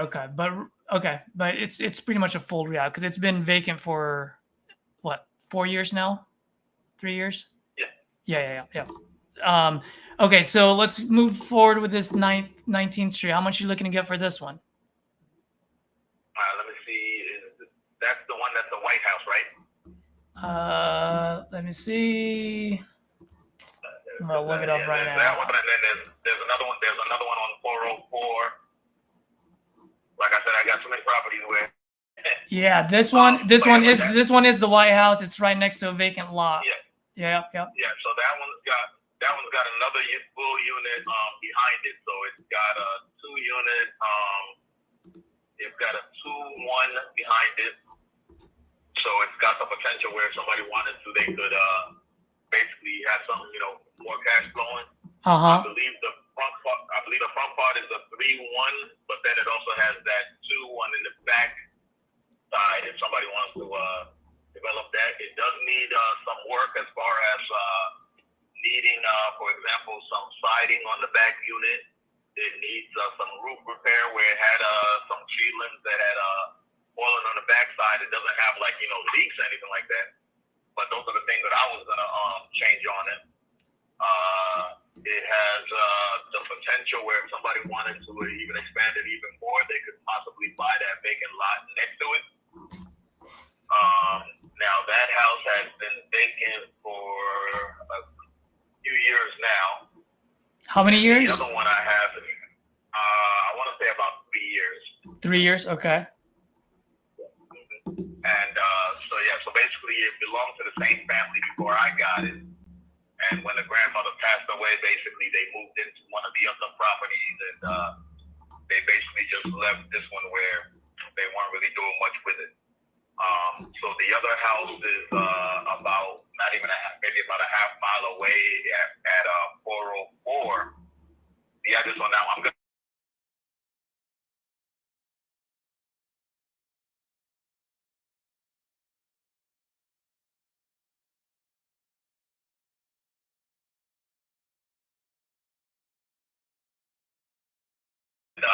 That one was recently occupied up until last week. So the son that was renting it just basically moved to Minnesota. So now I was trying to figure out what I want to do with it, but most likely, like I said, right now my priority is focusing on my 25 acres. So what I'm doing is just basically, I don't like going to the banks. I like owning my stuff free and clear. So all I do is borrow from one, put it into another thing, and keep it rocking and moving. My man, I like your style. Yeah. So. All right, so let me ask you, how much are you looking to get for the one on 19th Street? So the one on 19th Street, that one right there is basically, I was originally asking for 34, and then the other one is at 50.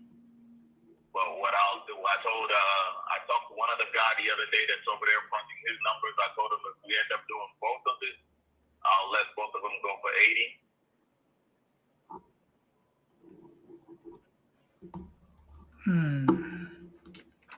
But go ahead and you can crunch your numbers. That's another one where, so right next to the 404, there's, I don't know if you can look at it. If you do a street view, you'll see there's some new builds that are going in. So it has a vacant lot right next door to it. But then as soon as you cross over the street, there's a beautiful brick house that's being built. They got 2 of those going up. Let me see. Now, the other thing is, once again, with yours, you said you kind of like more of the stable long term. But I was gonna say that street gets a lot of that street also gets a lot of like foot traffic. So it also has a good potential for if somebody wanted to do like a rooming house and anything like that as well. But yeah, so I mean I've had some people that buy from me where that's what they plan on doing. And then I get some others where they're like, no, that's too much management required. And then so it all depends on the investor. Some people are like, man, that's the only thing they want to do because they like that forced cash flow. Yeah. By the way, just curious, what's the access like for all of these? You asking price for what? What's the access like? You said what's the access? Yeah, like if we send like I said, I'm gonna wholesale these. So if I'm gonna send my guys out there, if somebody coordinates with me, I can let them in without a problem. So it's just a matter of advanced coordination. Okay, that's fine. I can do that. Yeah, because a lot of times I get people who call me, Mr. Baker, can we get in there, today? And I'm like, can't do it. Yeah. Like they're giving me an hour and 30-minute notice, I'm like, no. Yeah. I mean, geez, what if I wholesale all 3 of these properties for you? Oh no, you just need to go to Las Vegas with you. Wait, repeat that question. What was that? I was like, what if I wholesale all these 3 properties for you? Doesn't matter to me. Give me 2 weeks. I'll find you an end buyer within 2 weeks. Either I find one or I rip the contract in half, and that way you're not tied up to me for too long. Let me see. What I'll do is send me a copy of your contract, and I'll let you know. Like I said, I probably don't have a problem with it, so probably shouldn't be a problem at all. Got it. All right, just a couple of more questions for you, because you know your numbers very well. So I'm gonna look at this. So the South 19th Street, how much can I rent it out for, and how much do I need to sink in before I rent it out? Let me see. Is that the one, the 404? No, I'm talking about the white one, the one next to the vacant lot. Let's see. That one you should be able to get easily anywhere between $850 to about $950. And the reason I say that is that it depends on if you're renting it out as one unit with the back one behind it, or if you're going to rent out 2 separate units. That's right. Yep. So yeah, that's why for me the first thing that I did when I went over there and looked at it, I was like, I technically have 2 different units if I wanted to go that route. Got it. And then how much do I need to sink in to get this thing rent ready? You said how much what? How much do I need to sink in there to get it rent ready? Once again, on that one, I think if you invest, I mean, even if you go 20 to 30, that would be overkill.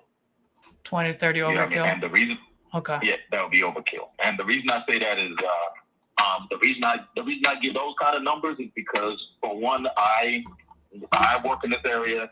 I'm the one that basically, I have access to different people and everything else. But at the same time, I look at it as, okay, what if I'm coming in, don't know anybody, don't have any, connections, and I'm basically just a worse market and coming in, gotta basically just pay peak right now, because right now with the immigration and all that kind of stuff, it's hard finding guys. Tell me about it, man. Yep. Okay. Yep. But the reason I say that is that for the type of area, here, and the demand that there is, the single family rentals, basically, it's really, really got great upside in these areas because there's a shortage of rentals. So if you basically give it the amenities that they're looking for, for me, every single rental that I do, I always do the upgrades of recessed lighting, where I just simply upgrade instead of domes, I put recessed lighting, because I want to have those little touches that don't really add much difference. I can go, why buy a dome for $20 when I can go get the same, recessed lights for, I can get let's say a 20 pack, let's say a 10 pack of them for about $60, and I can put them all over the house. Yeah. That is going to give it a more modern look for what I'm looking for. So those are kind of things for me that I go about. When I get into the kitchen, if possible, I try to, let's say if I'm either gonna change out the cabinets or I'm gonna, reface them, something simple, but I'm gonna give it those looks that I know people are gonna want. And so they don't mind paying, even if somebody else next door is paying $100 less, they don't mind paying more. And the tenants that I've had the tenants where they stay a long time because they know they're not going to get that same quality somewhere else. Yep. So what I try to do is when I set my rents in the beginning, I try to set them up in a way where I don't want to have to chase inflation and all that kind of stuff year after year. Yep. I'd rather miss out on 5% this year, but know that, okay, I'm steady. I got a good tenant. We're good to go. And so I've got tenants that I've had since I first started back in 2013.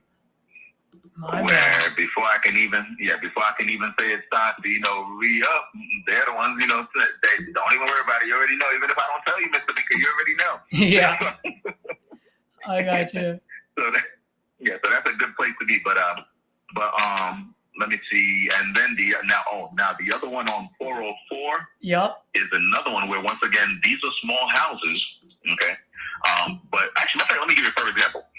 So these houses make one of my other, I have another property at 910 Pawnee Avenue in Memphis, right? 910. 864, 910 Pontiac Avenue. Yeah, Pawnee, Pawnee, Pawnee Avenue.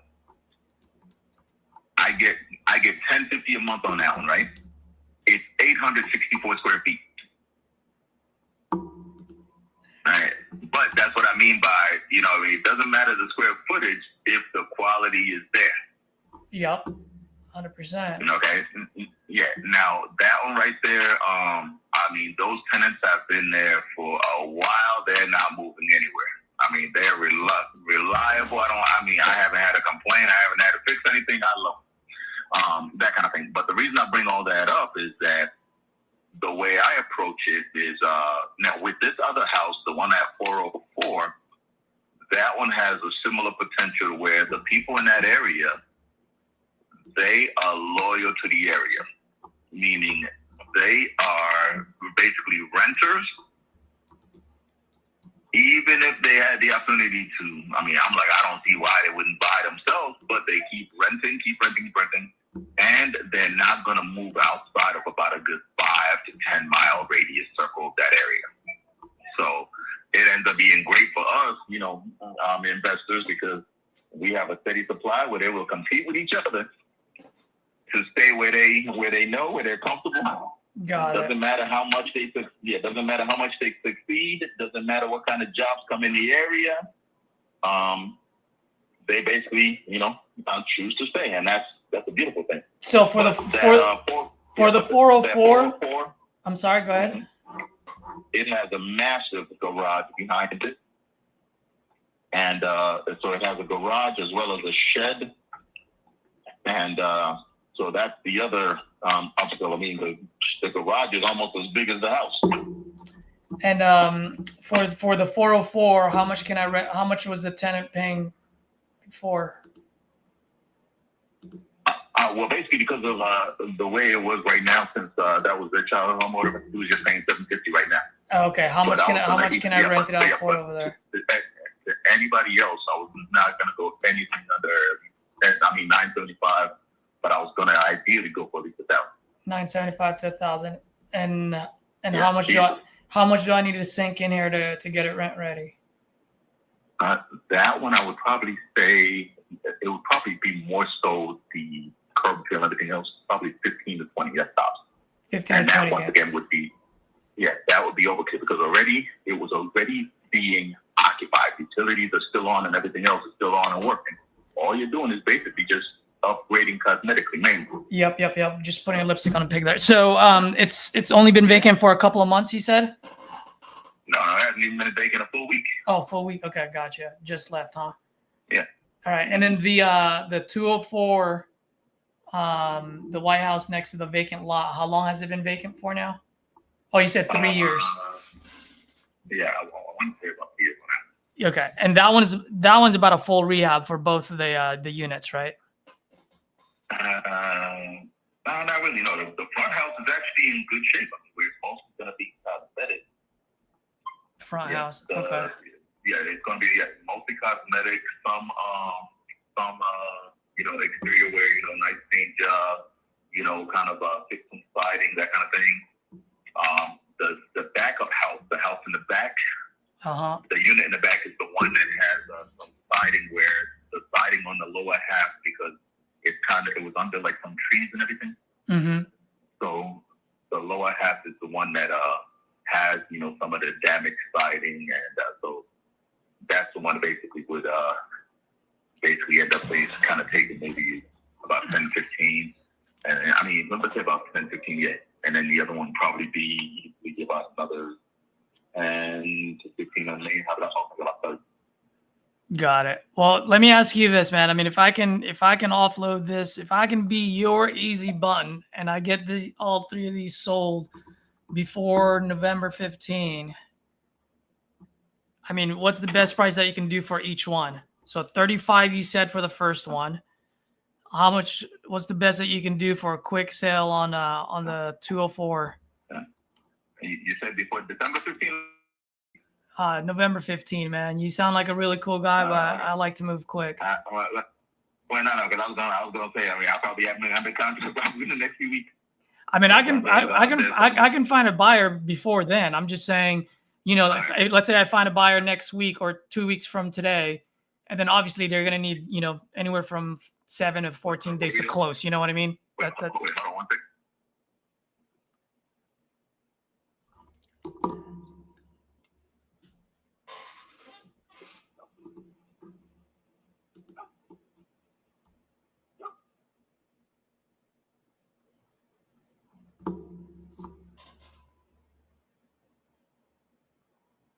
Let me see. So what we can do is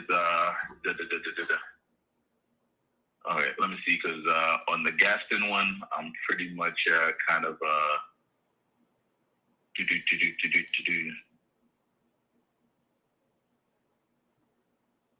yeah, because Gaston, I said what about 33 was where I was at. Yep. Yeah, because I think that's I think that was pretty much kind of like low enough, because I from what I got it for and versus what I've kind of put in already, that pretty much ended up kind of being closer to the floor. The other ones, so the one on 204, I mean, I thought that I think pretty much the 30 was pretty much more than fair, because they can do quite a bit with that one if they want. So 30 for the 204. Yeah. Okay. Yeah, 30 for the 204, and then the 404 I was gonna do at 50. But what I can do is I can bring it down to, if I leave out with 45, we take it down. So 33 on the first one, 30 on the second. Yeah, and let me write this down myself while I'm making these adjustments, because like I said, I get so many calls where I end up talking to so many people, so this way you don't call back, and then I'm like, I have no idea what you're talking about. Brother, forget the other guys. Trust me, I will move these suckers for you. And if I don't, you will know right away. I'm not one of those that graduated from YouTube University and not know their numbers, And if you end up being as good as you are, I'll probably have a bunch more for you. I can send you away. Yep. Trust me, I've got I don't know if you've heard of RJ Bates, but I'm part of that community, and we tend to move deals pretty quick. Okay, so let's see. So we put 35.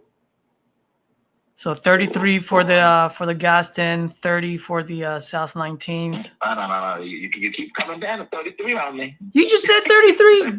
You literally just said 33 2 minutes ago. You're on YouTube. I can show you. Okay. Then that's good. Okay. I guess your tactic worked or whatever, bringing that number up multiple times. Hey, you said it, man. I'll work with you. I'll head up there for that. But you see what I'm saying? I want to write it down, because that way, my brain, my ADHD brain, I work so many numbers in my head with them. Okay, so 4, you said 30. Yeah. Okay, and then I said 404. I was gonna do 50, but I'll bring it down to 45 for you. Can we do 40 on that one?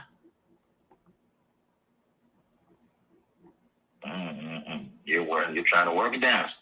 Well, I mean, I was gonna ask you 35 for that one, so I'm meeting you right in the middle. Let's do 40 on that one. What I'll do is this: I'll do 42 for you. All right, that's fine. Because what my thing is, I want to get people in there as quickly as possible, get honest feedback, and then we all come back with the real thing. So 33, 30, and 42. So that brings it at 63, 105 for all three. Yeah. And then what I would probably recommend for you is because Gaston, Phoenix, hold on a minute, but on Gaston, because that one I know that the neighbor next door, she's been a bit of a headache in my bane in my existence. Where I've even had to sue her because she tried to even say some stuff about some adverse position, and I had to give her a legal ass whooping. but the oh yeah, she thought she knew what she's doing.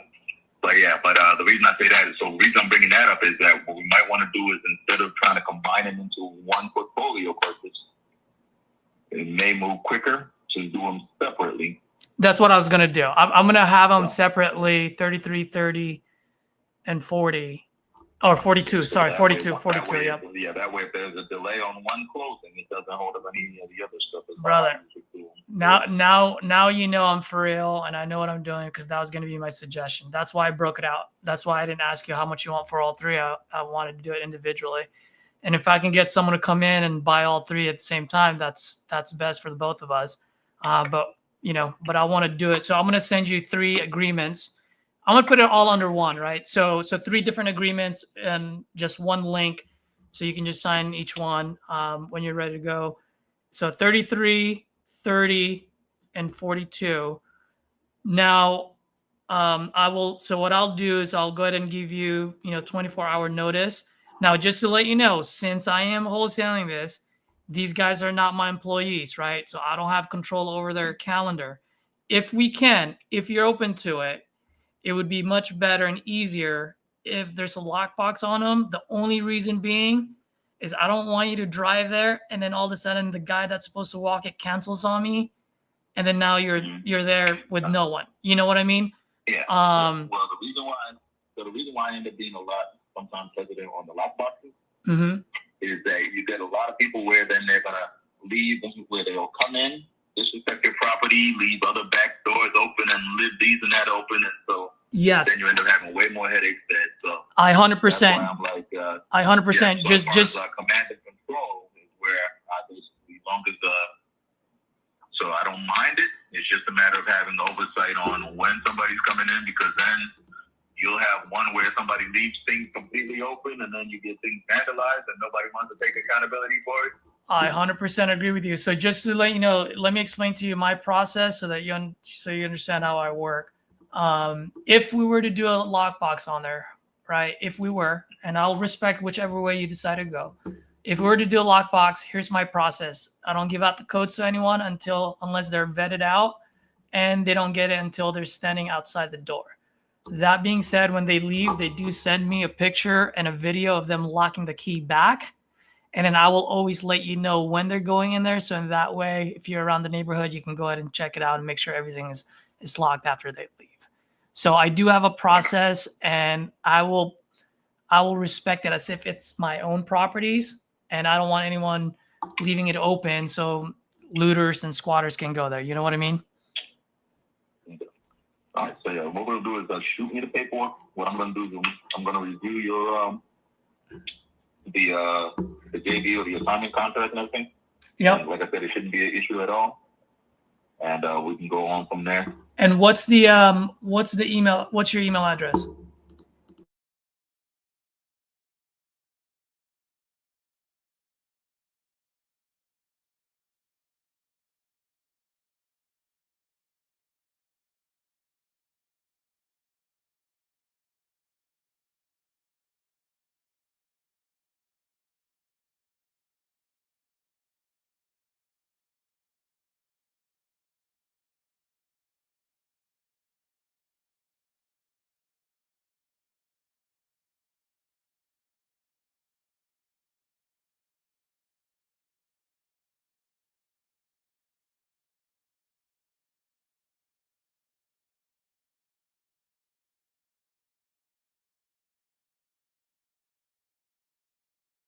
information. Yeah, because right now what I'm doing is I'm over here getting the death certificates and everything else, all the stuff that should have been done way back when. Got it. So yeah, so basically, yeah, so crazy, yeah. And then, so what you'll find is that all my different properties are in different LLCs. So you'll see Jules and More, you'll see BND Property. I don't like owning things in my name. 100%. Same thing, man. One of my LLCs is it's called Once LLC. Own nothing, control everything. Exactly. So the so let me ask you. So for the gas stand, I'll put your LLC name as the seller. Now, what about the other two? Should I put your name or should I put it the way it says here, which is state of?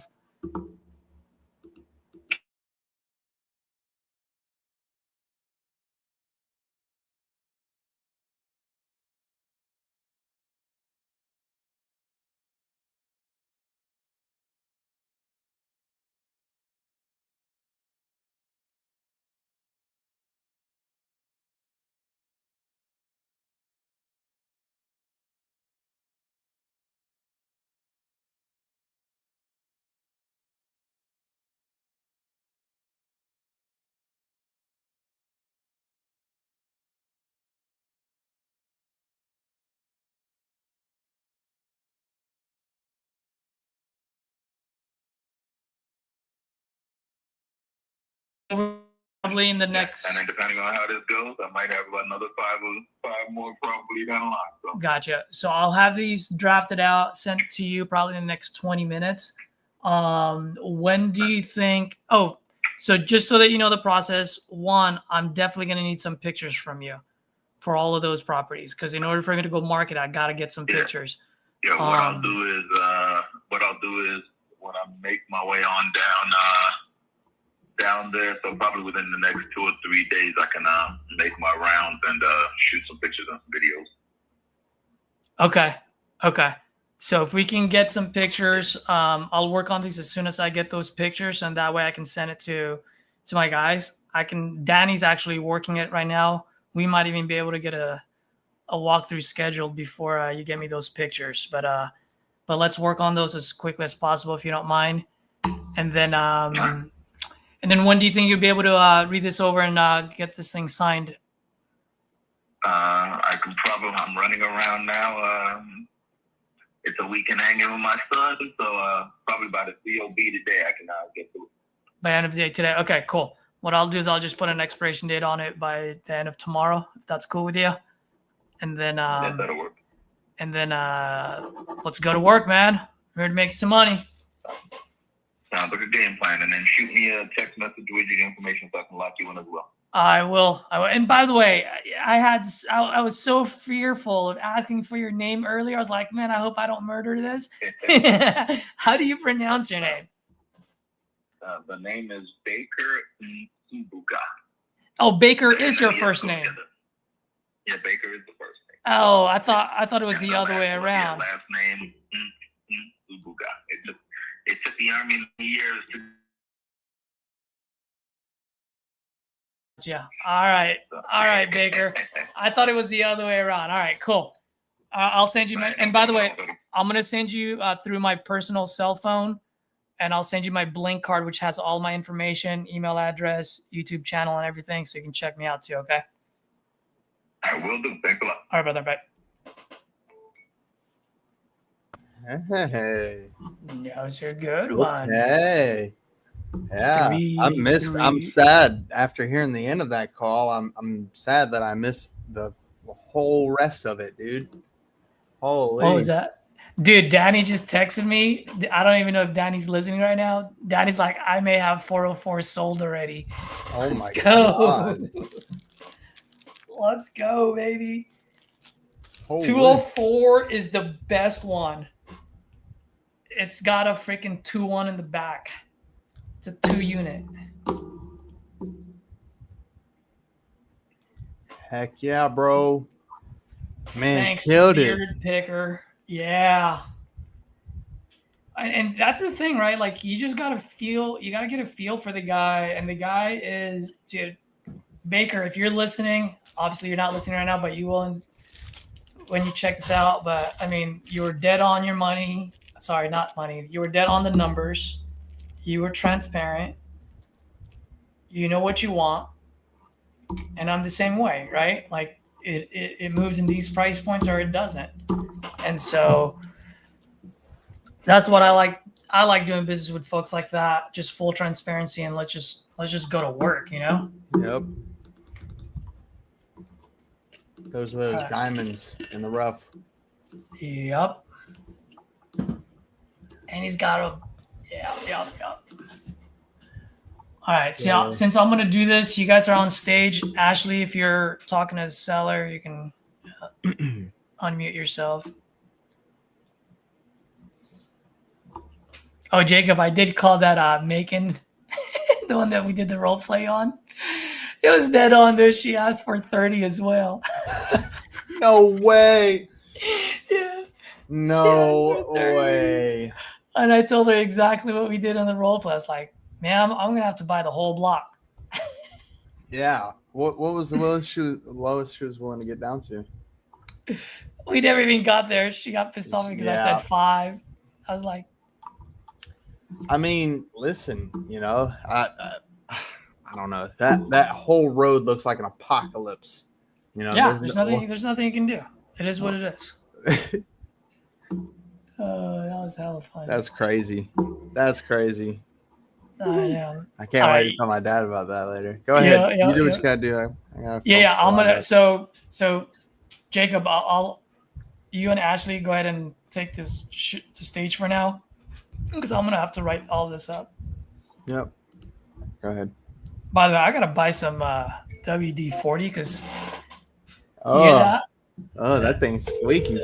I know. That thing is squeaky.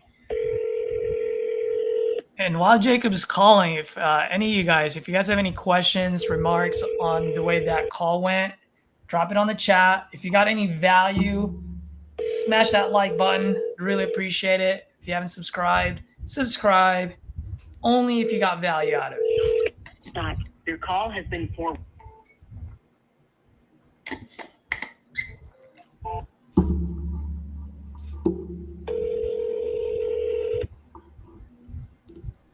How'd your conversation go with Nusa Buga?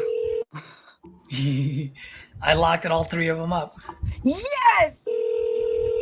Yeah. Awesome. And our boy Danny from TU, pretty much he's in charge of Titanium Investments. He just said, he was like, I may have the first one sold already. Freaking awesome, dude. Into voicemail. The Good person for you're you. That's amazing. I just had a pretty good conversation with someone in Narragansett, Rhode Island. Really, really nice area, $1 million homes. He has a paid off property. Definitely needs a fix. I'm trying to structure a seller finance deal on it. Really, I'm just wanting to take ownership over the property, go and fix it up, then list it. But it also could be a potential wrap. Who knows? I don't know. Nice. Yeah.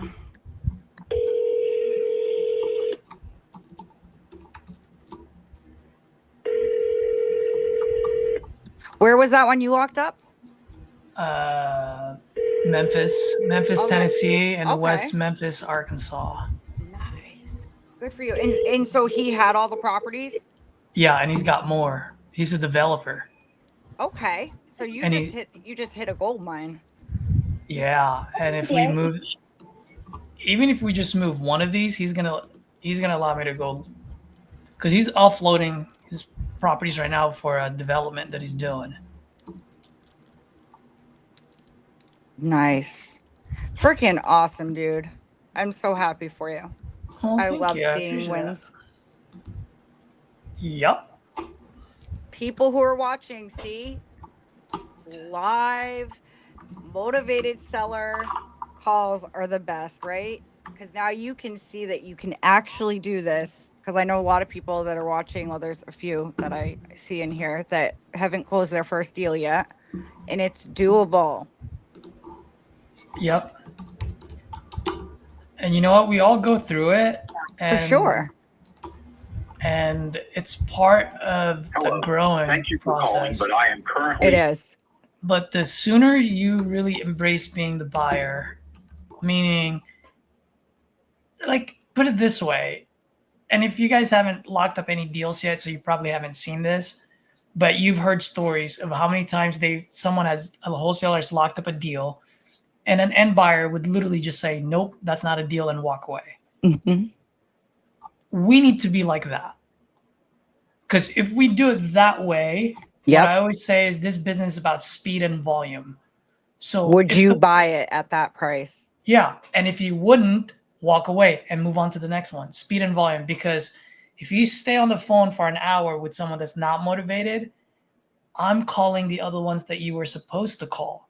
Mm-hmm. Ashley's calling the ones that you're supposed to call. Jacob's calling the ones that you were supposed to call. And guess what? By the time you get off the phone off the unmotivated seller, we would have locked up the other deals. Yep. You know? And it took me a while to learn it, but embracing being the buyer is the number one thing. And we all have contracts, you guys, that fall through. I think the better you get, the 100%. less you have. I know in the beginning, I was locking up 5 to 6 contracts a week. Contracts ain't shit. Excuse my French, you guys, but it's like, what is getting to the finish line? Yep. You know? But here's one thing I would say, though. 100% agree with you. And what I tell people, though, is you have to get all those deals, not make it to the finish line in order for you to know what moves and what doesn't. Yeah, I love that. Absolutely. So don't be afraid of canceling contracts. It's 100%. part of the game. It's part of the game. And if you're too afraid to cancel contracts, you're missing out on a whole lot, because you're trying to be perfect on your comps. You're trying to be perfect about everything, while I'm just going, right? And I'm going to come across something like this way before you will. So it took me a while to learn that as well. Yeah. And, you know, give yourself time, make that due diligence period, 14 days if you have to. You can always lock it up if you're unsure and explain to the seller. One line I like to say is, if everything you said is what it is, and I can go forward with this price, at least letting them know. Because what is the saying? Buyers are liars and sellers are worse. Yep. So it's true. Like what their thought of like the good condition is probably not our thought, right? Oh yeah, it's updated in their head. Really, they updated it like 15 years ago. Yep. So it may not be what you guys talked about, and that's where you're gonna have to renegotiate. Yep. One of my favorite lines when sellers are like, "Oh no, it's livable. I'm okay with it." I always tell them. I mean, I first I'm nice. I'm like, "Yes, ma'am," but the thing is, I'm selling it to a newlywed couple who wants to have their own 30 years of memories, like the way you and your husband did, right? And you can probably agree with me that houses are so expensive nowadays. Yeah, I know. Well, you know what? If they're gonna pay top dollar, I take pride in what I do, and I just want to make sure they have a new house, a new feel to it. Is that fair? Right? Most people will stop there, but like, yeah, that makes sense. But there are some out there that are like, well, no, I don't get it. Like, it's fine for me. So my smart ass remark to that is, hey, Ashley, I totally understand. So here's the deal. You want $100,000 for it? Perfect. I'll buy it for $100,000 under one condition. You have to buy it back for me for $185 at its current condition. I like that. And then they're going to be like, well, what do you mean? Well, the thing is, I understand it's okay with you, but you're not buying it back from me. You're not my audience. Once I fix this place up, someone else is going to buy it. And I have to attend to their liking, not to your liking. Sometimes they need a different angle, a way to look at it, right? Yep. That's it. I mean, like, at the end of the day, once I write you the check, you're off to the sunset while I'm still picking up the hammer. Absolutely. And you're off to the sunset, and you ain't buying back from me for $185. Someone else will. Was that a lead you bought last night? Yup. Nice. Love it. That's amazing. Yup. I wonder Alright, who I'm going up against on the 24th. You'll be fine. Oh, I never I even know. look. I like, know. whatever. I just wanted to see who. I have no clue. But I'm gonna put myself on mute because I'm like a woody woodpecker with my keyboard. You're all set. I gotta head out, you guys. Anyways, so Oh, Ashley, yeah, it was a pleasure. it was awesome. We'll do it again. I got some things I gotta get done with my kids right now, but guys, it was awesome being here. Jacob, awesome meeting you. Yes, it's a And, pleasure. We'll do Hey. this again very soon. Ashley, drop your YouTube channel if you have one, or your social media handle on the chat so Absolutely. other folks know. Yep. I'm trying to grow my Instagram. My kids call me a dinosaur, you guys, because I really use Facebook. So follow me on Instagram, please. Yeah, I'm a absolutely. dinosaur. That's what they call me. Yeah, they're like, Mom, people use Instagram now. Okay, so I'll try to grow it. So it is in the comments, you guys. Reach out to me if you need anything. And it was a pleasure, Caesar. Let's do this again soon. Thank you. You have a good All one. right. Have a great weekend. Day. Bye, guys. Rita, I'm pretty sure Wholesaling Live's already passed. We went to that. No, the different one. There's the Wholesaling Live right now.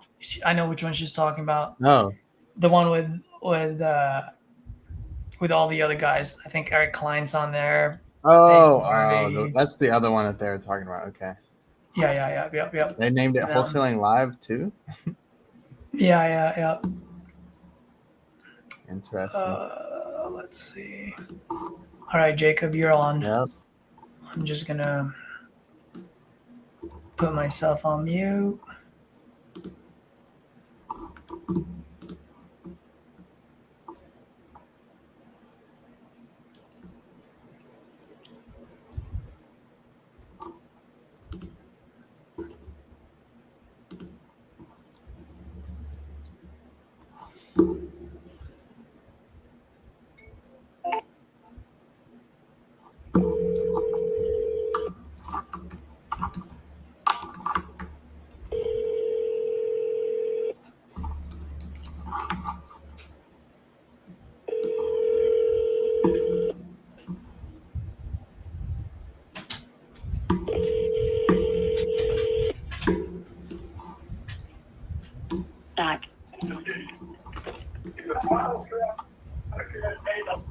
Hello?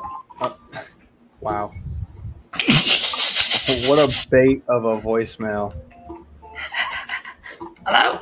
Number 9108. Wow. Like dork.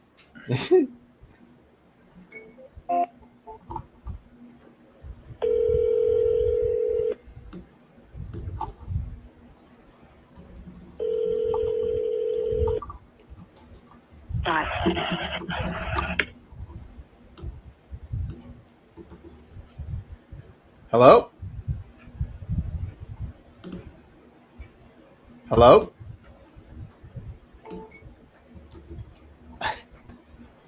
Hold on. Maybe he did pick up the phone and just hung up on me. Possible. Come on now. Somebody pick up the phone.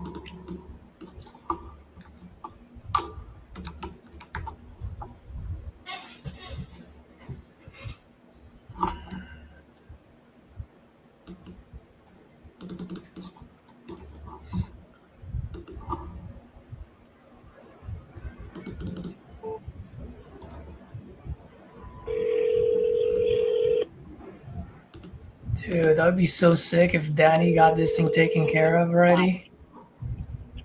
Hello. Hello, is this Ronald? Yes, it is. Ronald, this is Jake. I just wanted to give you a call. I believe you might have spoken to someone on my team a while back about wanting to sell your property on Darwin, and I just wanted to reach out and see if you ever did. No, I haven't. I'm going to move my dad out next week. I'm going to put it on the market in 2 weeks. Oh, Okay. So Yep. you said you're gonna move your dad out? Yeah, he lives in the house at this time. Yep. I just built him a new place. Getting ready to move him out into his new home. Oh, very nice. Very Yeah. nice. Okay. So you're gonna put it up on the market like as is, or you're gonna put some work into it and then put it up on the market? It doesn't need anything. Gotcha. It's in great shape. Okay. How much are you gonna put it up for? I've got to get about $355 out of it. That's what you got a net to yourself, or? Close. Okay. Yeah, close. So you're gonna have to put it up for like $390. Yeah, I'm looking. I'd like to get, honestly, in my pocket, I get about $330. That's all I get up in my pocket. Gotcha. How come? I got some realtor friends. You know, they one girl, a friend of my wife, she's wanting to list it for me, and I just hadn't jumped on anything because I really don't care if I sell it or not. But I won't need it once my dad moves out. Yeah. Why 330 specifically? Just that's what it's worth. Okay. I mean, it's worth a little more than that. I know what the market price is in the area, and I'm asking market price for it. You know, and I need to get 330. And I know you guys are investors. You don't have to shrink much, but I don't either. Yeah, absolutely. You nailed that nail right on the head. You know, I'll be honest with you. I don't want to waste your time. You know, just like I do. I mean, anytime we purchase property, it's got to make sense for us somehow. You know. Oh, and, yeah, I know. Yeah. And we can't purchase it at market price. You know, and you've already got things figured out. You got it going up on. I know what it's worth. I mean, it don't need anything, and I don't need the money. You know, so it doesn't really matter to me. But I want to get the money for what it's worth. Yeah, absolutely. Absolutely. Well, hey, Miss Ronald, is it okay if I maybe just follow up with you later down the road just to check in? If you want to, I mean, I'll be honest with you. I haven't talked to anybody in a couple weeks. I've been avoiding calls. I don't even want to deal with anybody. I'm trying to I just got the final on the new house, actually Thursday. And I'm cleaning up on it today, construction cleanup, and then, like I said, I'll probably move my dad in next week. So the following week, I'm going to sell the other house. Okay. Well, so if you want to come in and pay for it, nothing out of my pocket at $325, I would do it, but I can't do any more than that. Yeah. Well, I guess I'm just a little bit curious. You know, you don't need the money, right? But I get where you're at, but you don't necessarily need all of it. I mean, is this something that you would be willing to entertain, something like a financing, like carry terms out? No, when I'm done with it, I'm done with it. I mean, I got people wanting to rent it from me that know I'm moving my dad out. I don't want to be a landlord. I don't have any other properties other than my primary house and the house I just built my dad, and I don't want to deal with it. Once it's gone, it's gone. I just sold my business last year, and I'm in a point in life that I don't want any headaches. I just kind of want to live.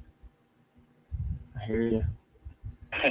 I hear you. And I mean, I wish I could be more lenient on it, but I know what the houses are selling for around there. They're selling for like 370 to 410, somewhere right in that range.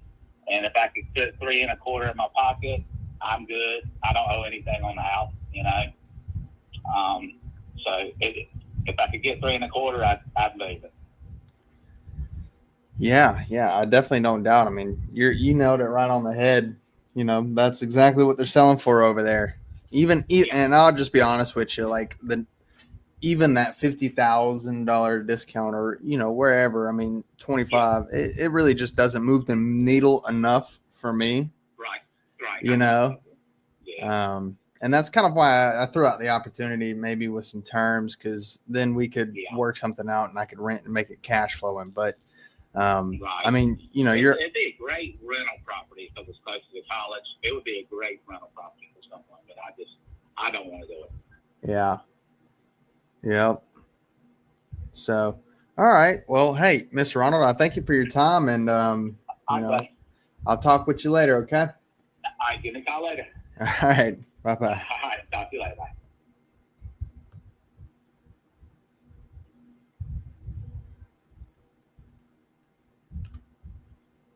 This is exactly like that role play we did first thing this morning. Yep. I'm getting right off the phone with that dude. Well, hey, that's 9 out of 10. Like, you know what I mean? Like, that's the majority of the conversations. Yeah. It's just part of the game.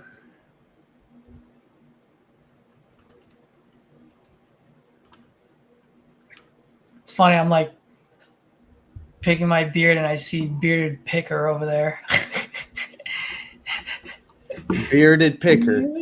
Bearded picker. He must have a beard and he must play guitar. Oh, man.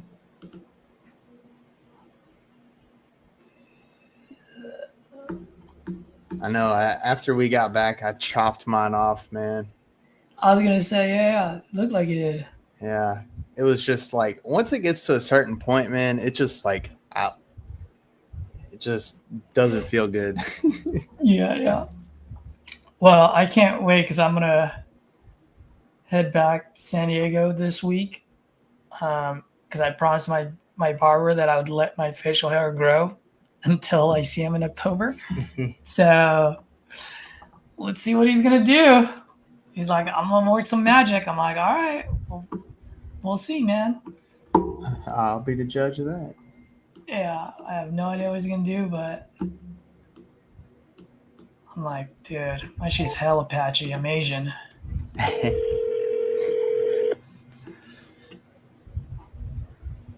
Gonna be a great kung fu master one day, Caesar. Like Pele.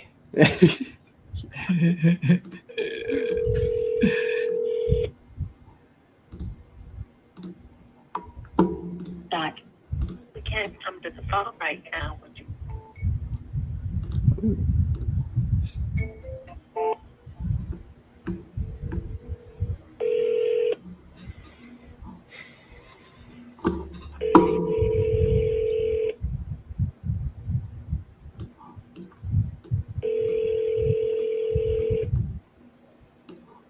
I think your number one fan just entered the chat. Who is my number one fan? Al? Dot. We can't come to the phone right He came in with all the expression. Hi, Caesar. How you doing, Al?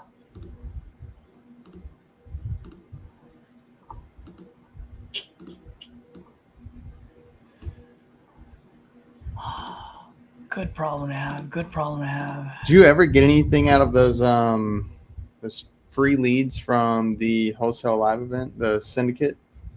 Yeah, bro. I already signed one of them. 2. Hey. Yep. I've been having the hardest time getting them on the phone. I actually haven't even opened up I still haven't opened this up, so I still got to call these guys. Oh, dude. That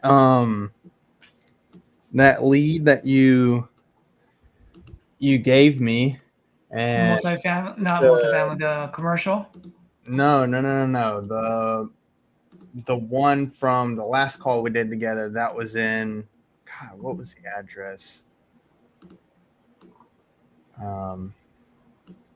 The Andrew guy. It was in Kalamazoo, Missouri. Oh yeah. He's been ghosting the absolute crap out of me. Yeah. He sent me a message back saying I cannot sign the agreement because there are clauses contradicting to what appear on the website. Yeah, I know. He did text me that too. Because Yeah. I have him on a drip. He's like, I'm gonna do. I'm like, what? What are you talking about? Like, I'm so confused by that. You know, it doesn't make sense. Yeah, that's what I told him. I'm like, so you want us to buy it sight unseen? I'm like, no.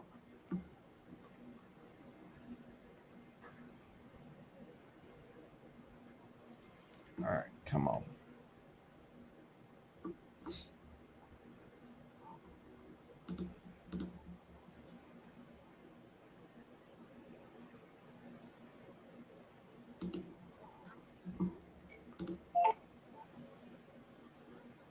Hello, is this it?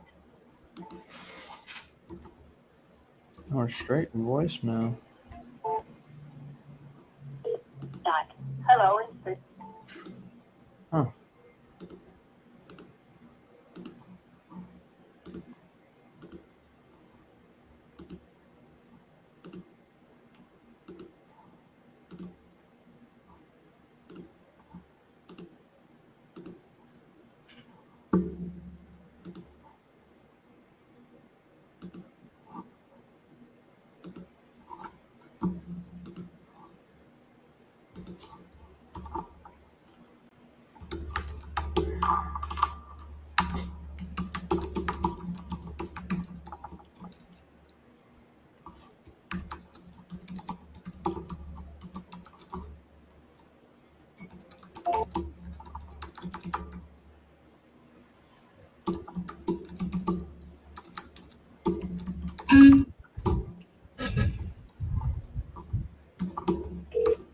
Your call has been forwarded.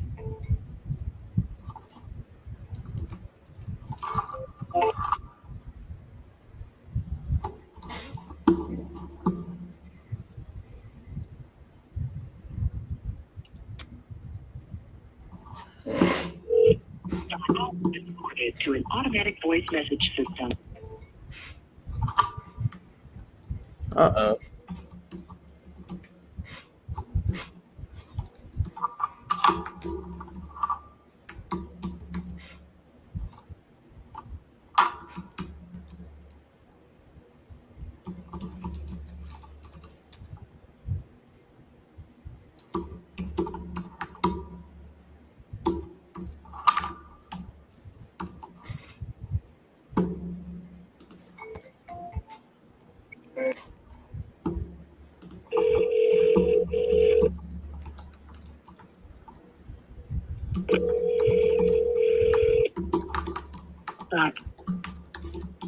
Hello?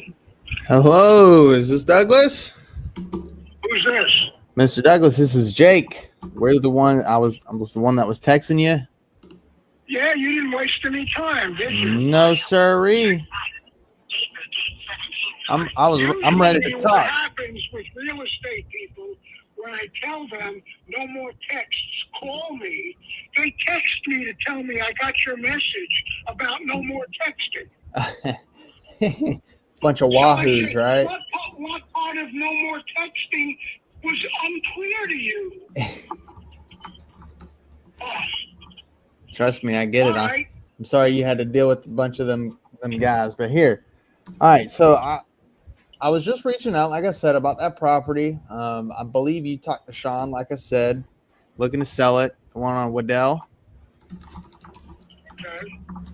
I just wanted to give you a shout and see.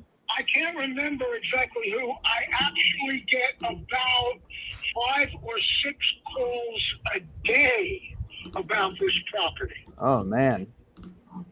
Yeah, so I can't keep track of who, but it turns out most people are just full of shit. They do not do their due diligence before they call. And, it's listed as vacant land, and they'll ask me how many rooms are in the house. Bunch of amateurs, am I right? Amateurs is a very polite term. The other term that comes to mind starts with A and ends with S also. I think you can figure it out. Yeah. But what questions can I answer for you? So, all right. Was there ever? So I haven't really done a whole lot. I haven't really done a whole lot of due diligence on this either. We purchase a lot of land every year. I'm pulling it up and looking it over as we speak now. This is kind of like my area where we look to go to and purchase. Okay, listen, I want to interrupt you for a second. I'm in my car right now, and my reception is not that good. Here's what I'm going to ask you to do. Okay. I will be home in 25 minutes. Perfect. I will give you a landline to call, if you would. And I know on the landline it'll be a lot.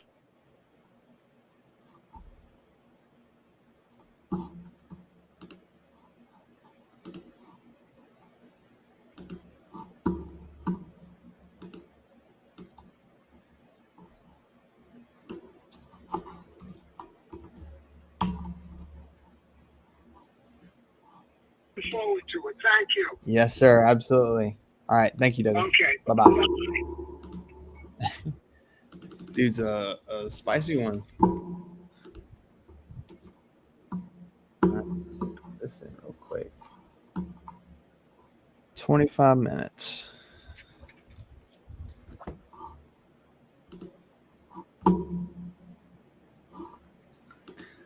All right, I got lucky that I got 4 contracts sent out. Let's go, baby. Sheesh.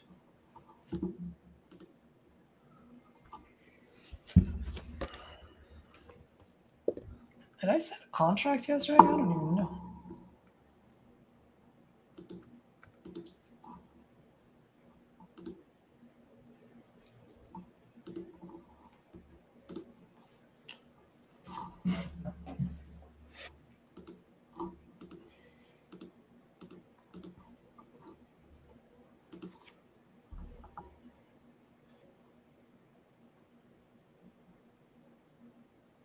It's called my house 2 weeks ago. Darn it.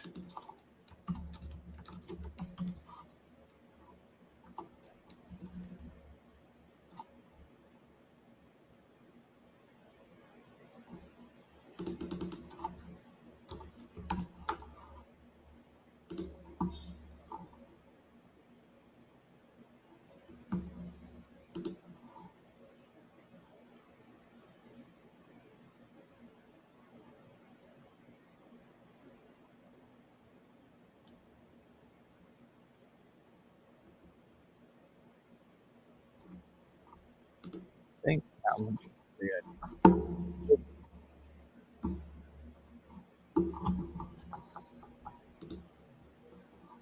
Yeah, I'll be right back. I just gotta grab some water. Mm-hmm.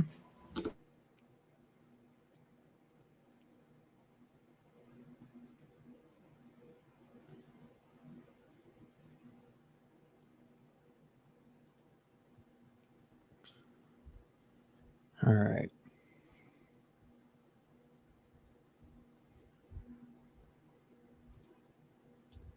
Let's keep it pushing.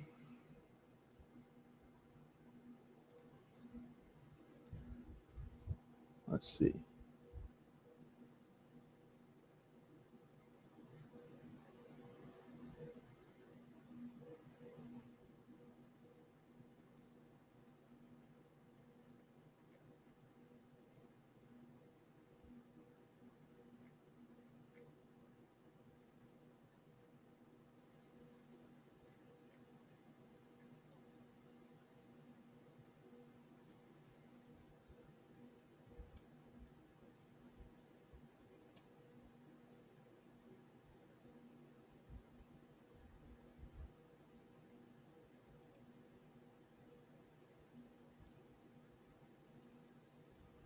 All right, here we go.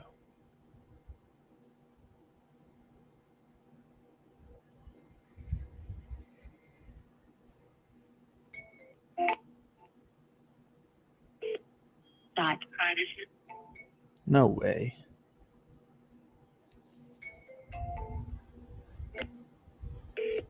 Dot. Hi, this is Adrienne.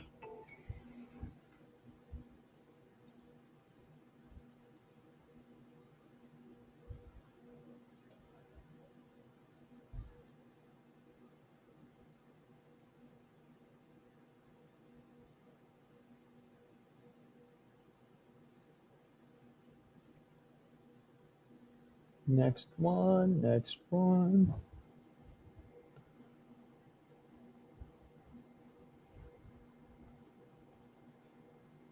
Bam, bam, bam.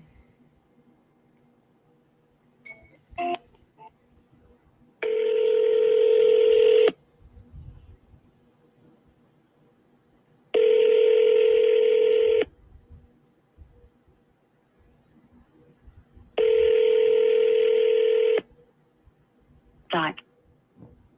Hello? Hello. I was looking for a Manvet or maybe Mrs. D's. Dang. She hung up on me.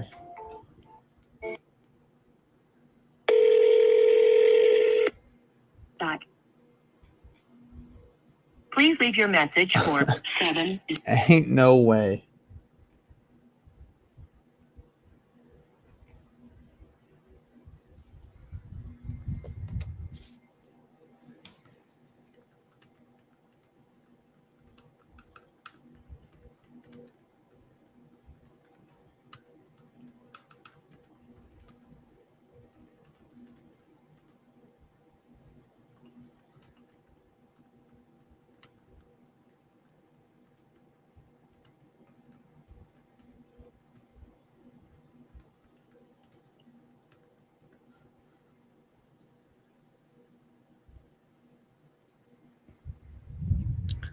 Freaking been wearing my phone out. It's about to die.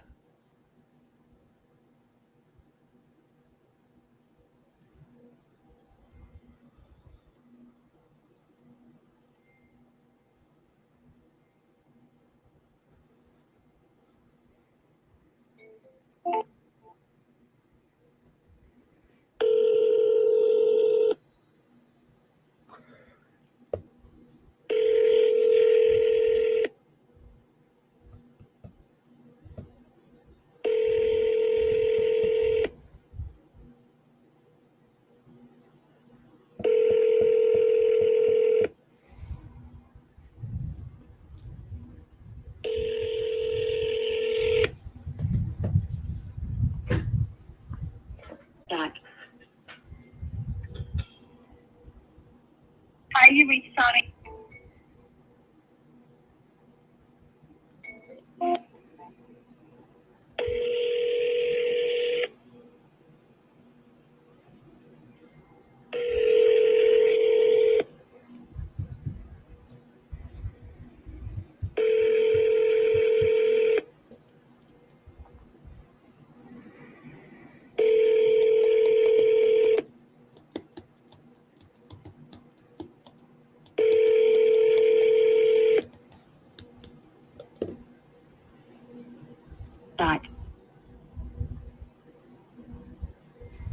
Hi, you reached Tony and Pat. Please leave your message and we will call you back.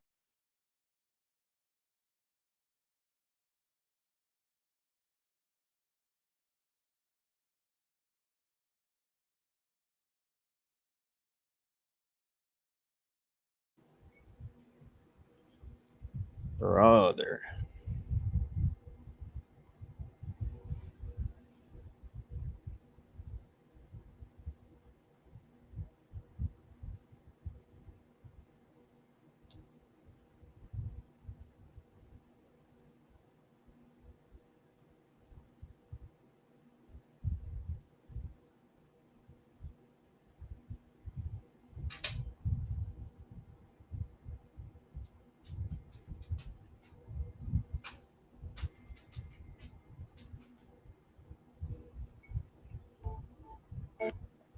The subscriber you have dialed is... Oh.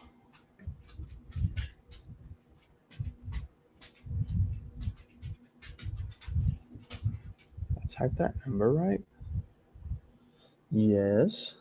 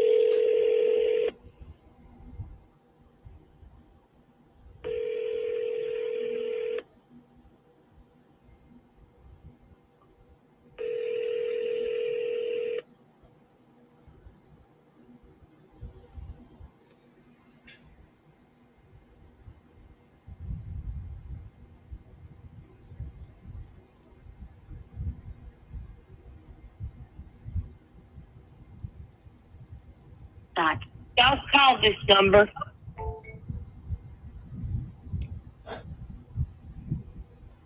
What? Brutal. That was brutal. Should I call her back?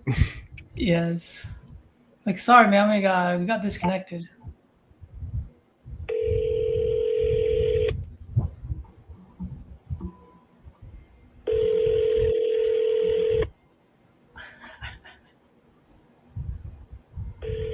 I said stop calling this damn number. Hey,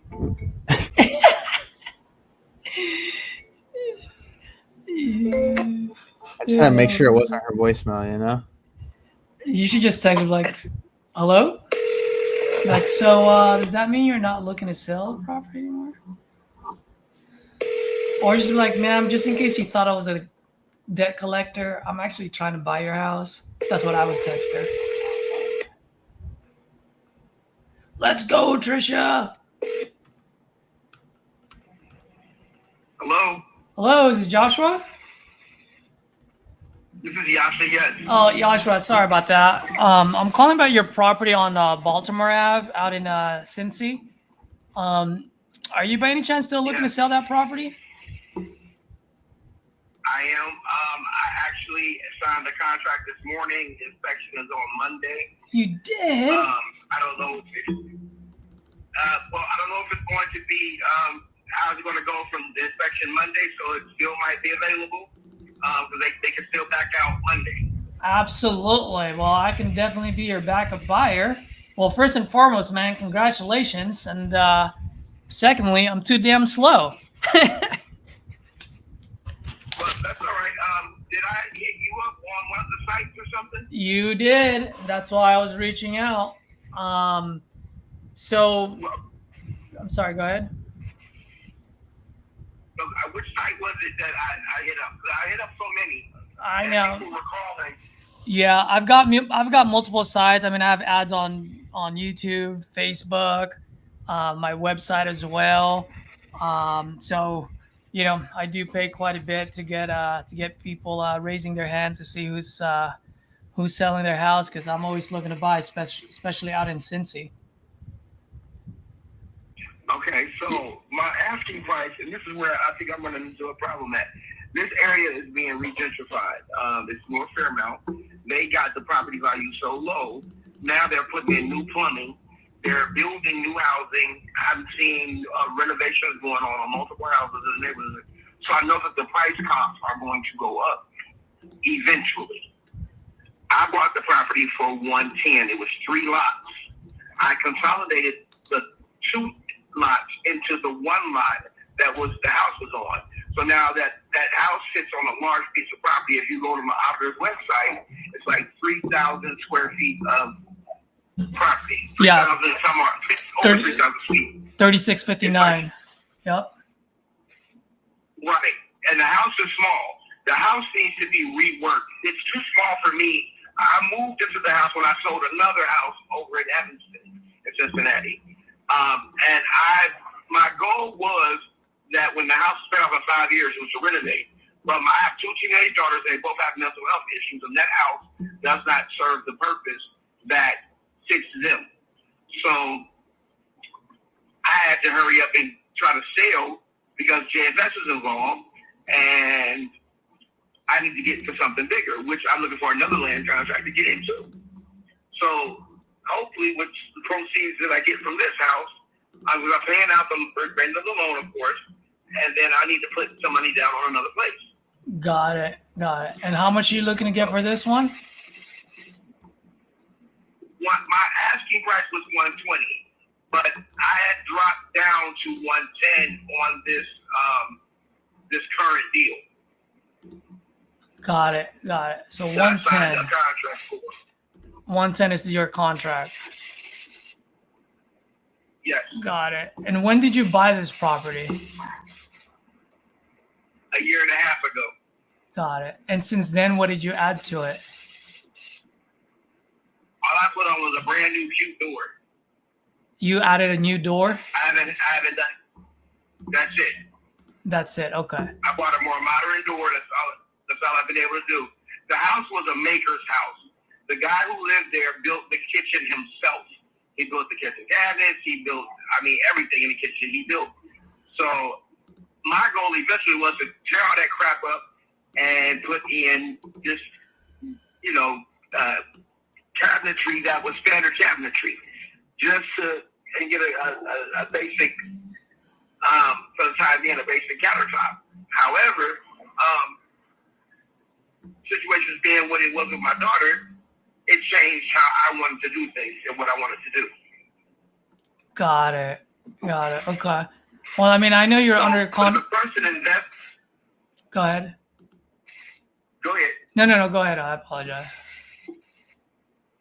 If a person invested in that property and did it right and reworked it, a person that's a small family, a person without children, a couple, a young couple, that house would serve them well. But as for me and my two kids and my partner, we on top of each other, and I got clothes galore. So it's pretty crazy. Gotcha. Okay. I mean, when just curious, when are you guys when's your closing date for what's the closing date of that contract you signed? It's going to be November the 14th, I think. November the 14th? Before November 14th.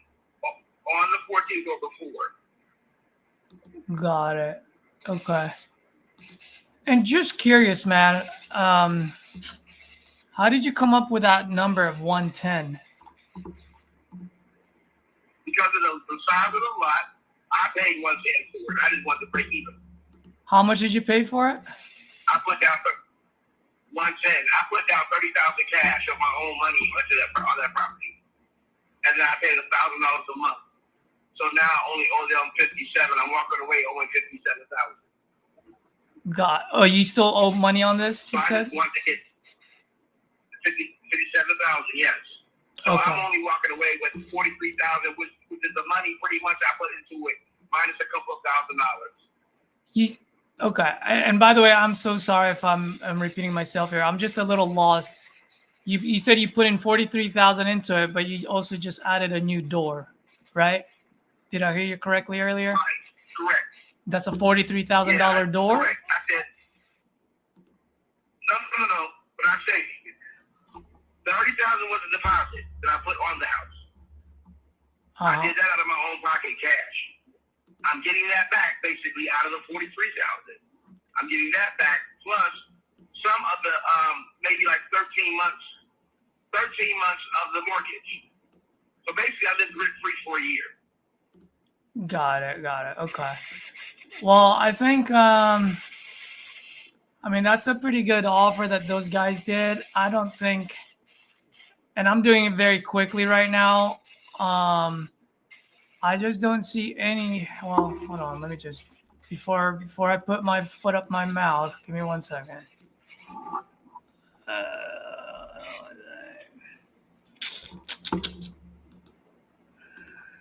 How come it says on here that it got sold for $60,000 last year?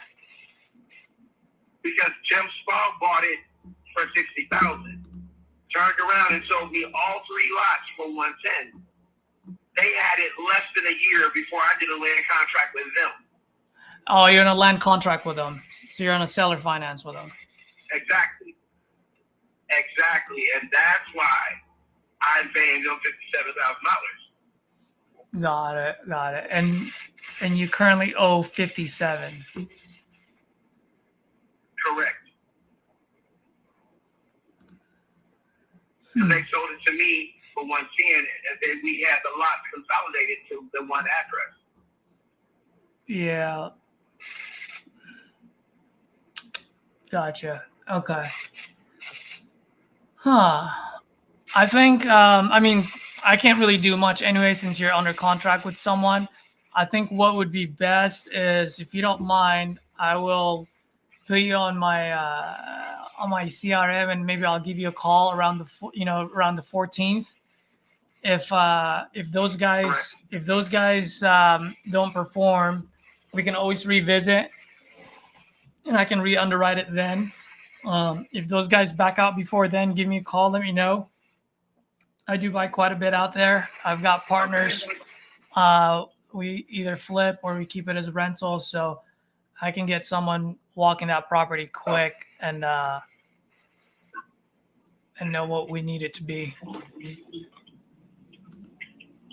Okay, so could you then text me your name, your company, and that way I'll have it in my phone so I go back to revisit.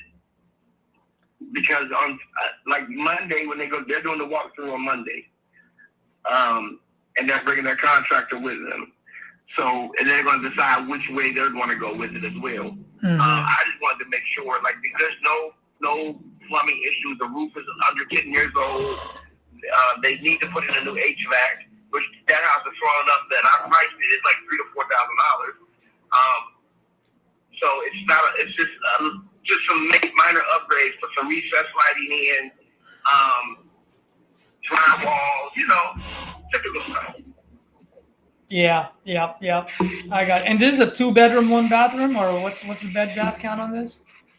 It's considered a 2-bedroom, 2-bath, but the one bathroom downstairs is a toilet and sink. So it's now, one on and the a top half. of the side of the wall of the bathroom downstairs, there is a place for a washer to go. I was thinking that I was going to expand that bathroom over to where the water line was, where the washer and dryer goes, and add a shower in there, and that make that bathroom bigger downstairs. That was my idea. However, what they do with it now is on them, because I just want out. Yeah. Well, I can definitely help you out. Give me a call once those guys don't deliver, and then I'm gonna have to re-underwrite this and see, because I'm gonna have to look at the land value as well. Okay. All right. Alrighty. All right, my friend. I will go ahead and text you my info, and then I'll make sure to give you a call around the 14th as well. All right. Thank you so much. All right, Joshua. Have a good one. You as well. Well, That was funny. That initial investor made a good deal. He didn't, unfortunately for him. What was that, Jacob? Oh, he said that was funny. Funny. Yeah. Yeah, I was like, it's a $43,000 door. All right. I'm probably gonna take a little 15-minute break here Cool, man. before I call this guy back. So I can go stand for up, it. walk around. Yeah, I think I got like 3 more phone calls, and then after that, I'm gonna call it a day. But maybe I'll stay here for anywhere from half an hour to an hour at the most. All right. Well, I'll be back. Sure. Trish, are you listening? Hop on this. Let's make some calls.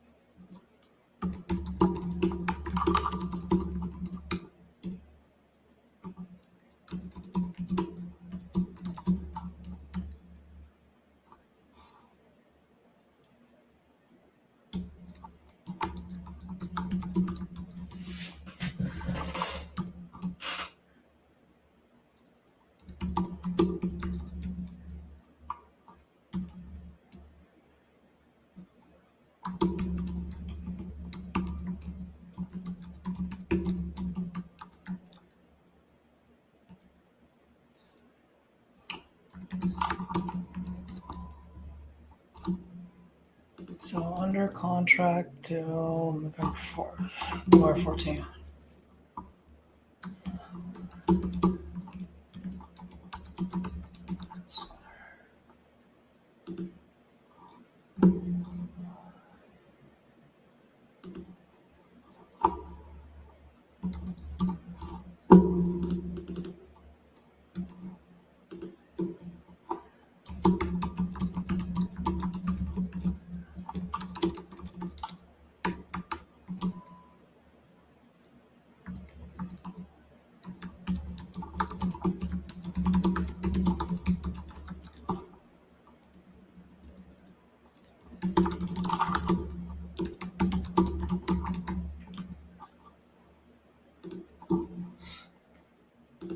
So I said November 14 or sooner.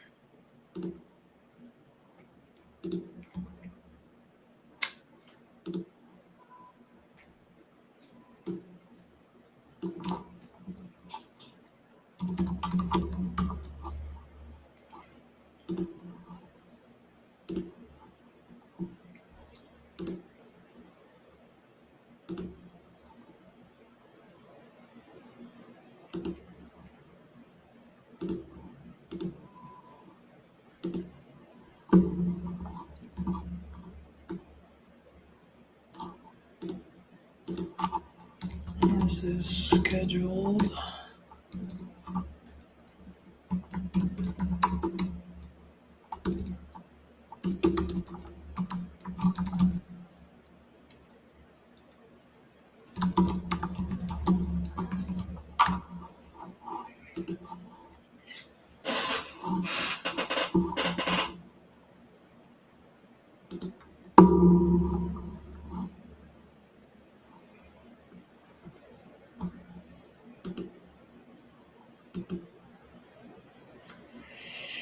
What's up, little red tricks? Is that who is that?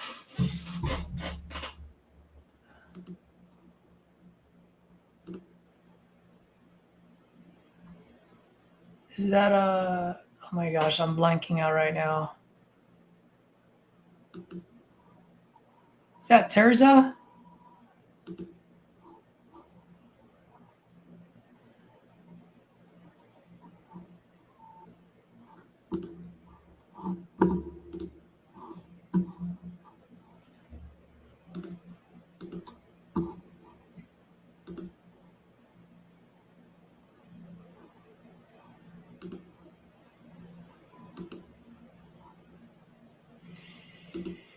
Oh guys.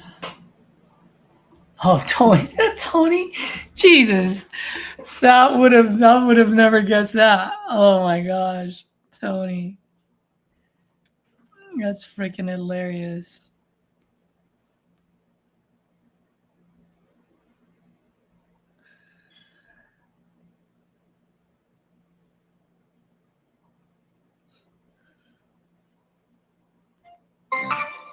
The person you are trying to reach is not accepting calls at The heck?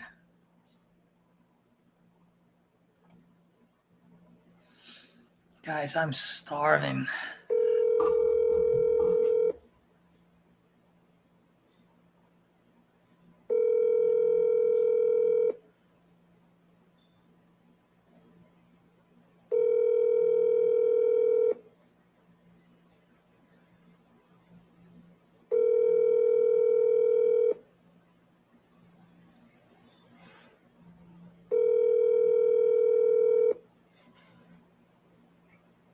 Hi, you've reached Debbie Hadbacker. Please leave your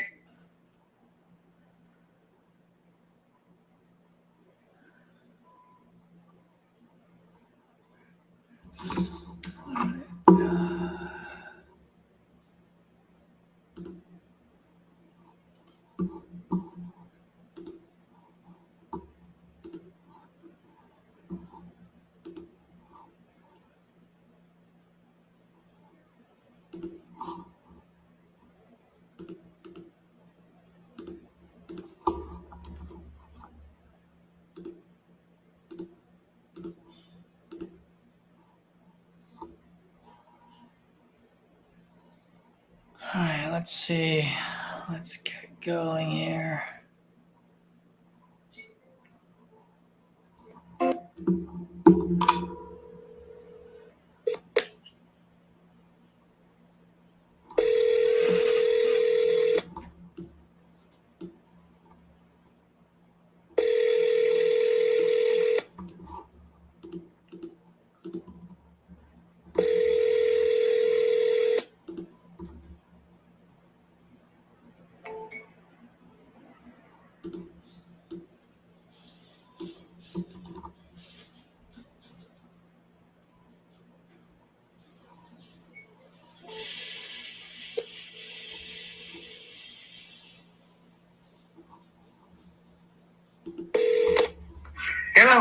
Hey, Mr. Woodson.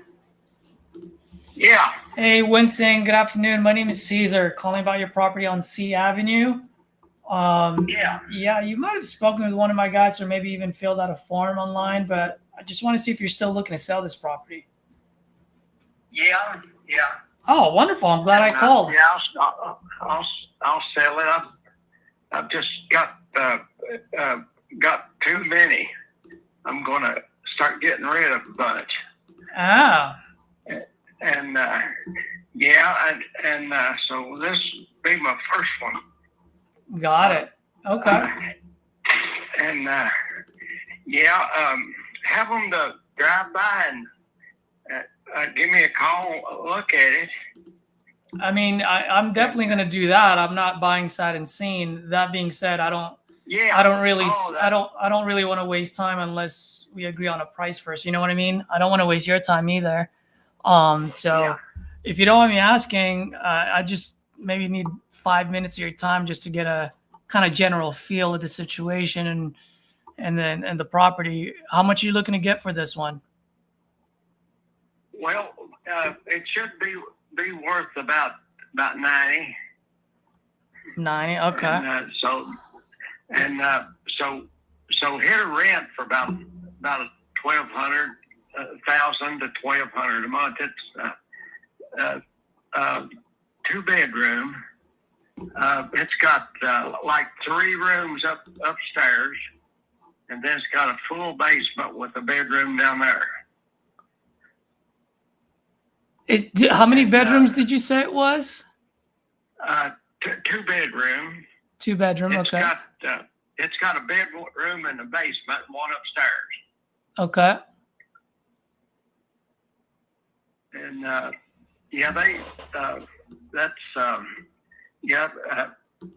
rented that thing for probably 25 years. Oh man, it's been a rental since then. Yeah. And I've just went in and I've got all the 3 rooms upstairs painted. I still like the bathroom, and I went to the basement. I painted the bedroom in the basement, and got the basement floor painted. And I've rented to these people probably for 12 years that just moved out.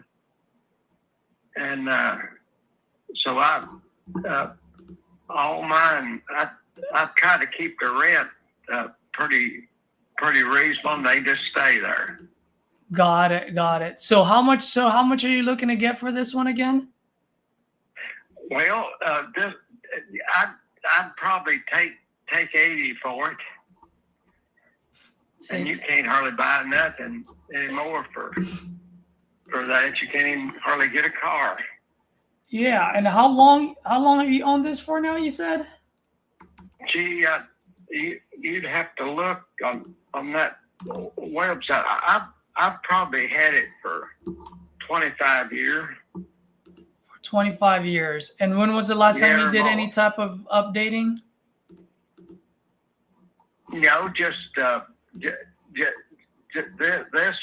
They've kept it up pretty good, and they do what they had to do, and so that's the way it goes.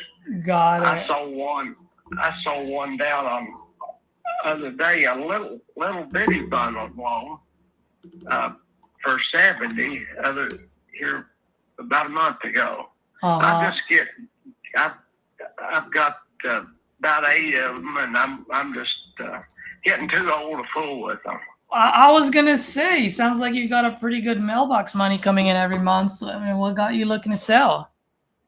Yeah. I don't need the money. I'm a fool with the stock market and different stuff, and I just I'm 81 years old. I need to have a little fun. Yeah, absolutely. Yeah, need to have a little fun. I don't need to work all the time.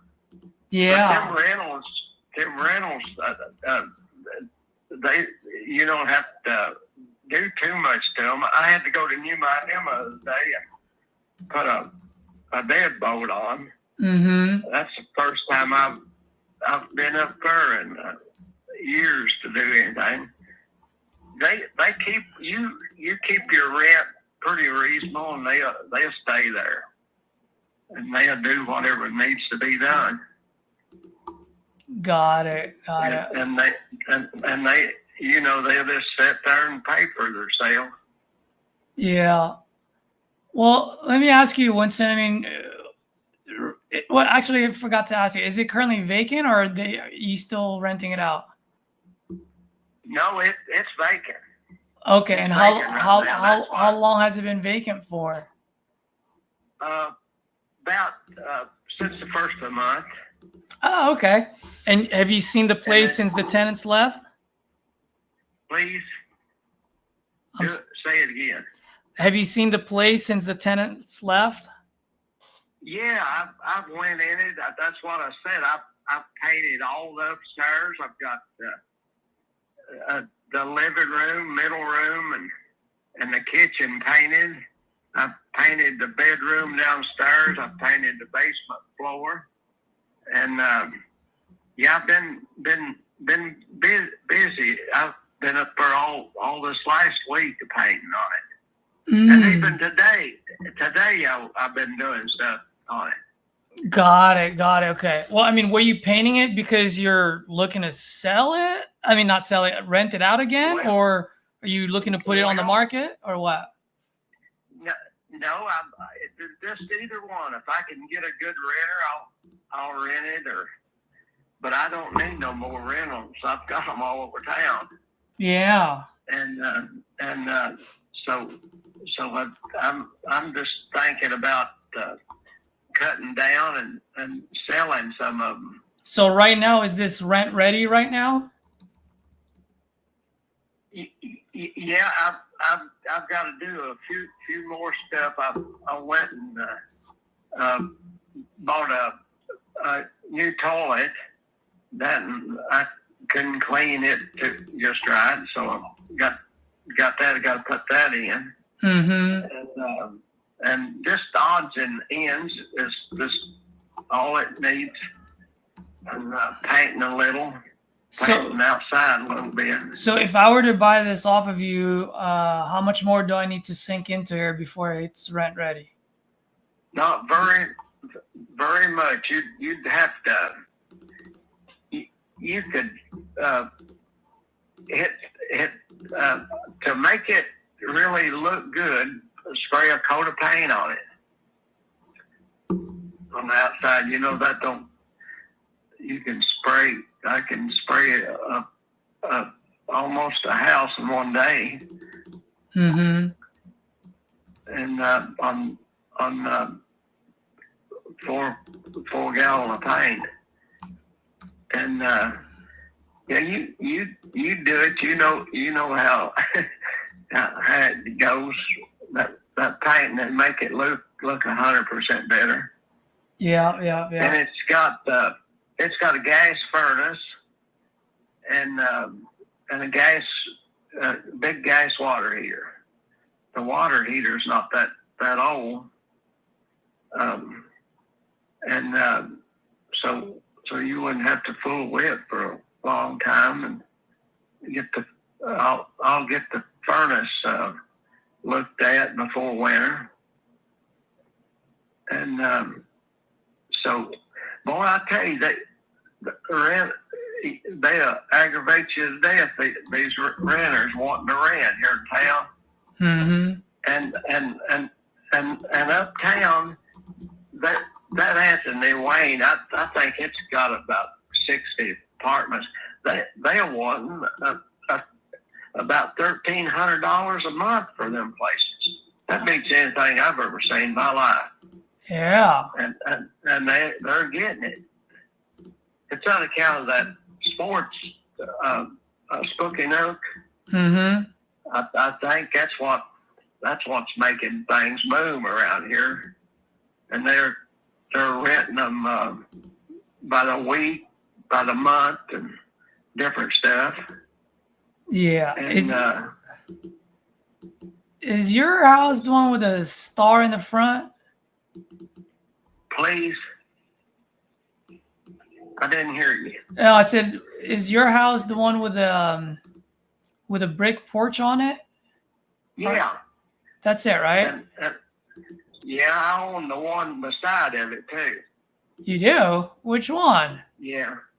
The one that's got the porch on it. The 1856? No, 1825. 1825, the one with a star in front. Yeah. Are you selling that one? No, I've got a good renter in that one, and I'm just don't have no trouble out of him, and he loves it. He keeps it up good, and so I'd hate to sell it on account of him. Got it. But I would sell it. Got it. Well, Winston, I mean, I've got one over on 403 Milligan Street.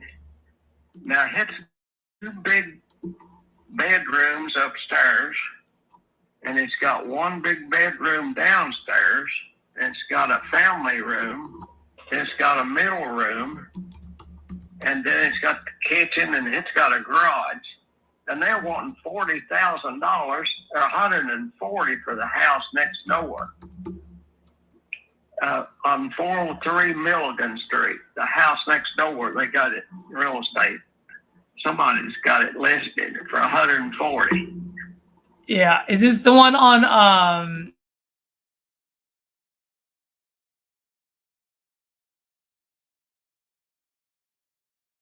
It's Hamilton.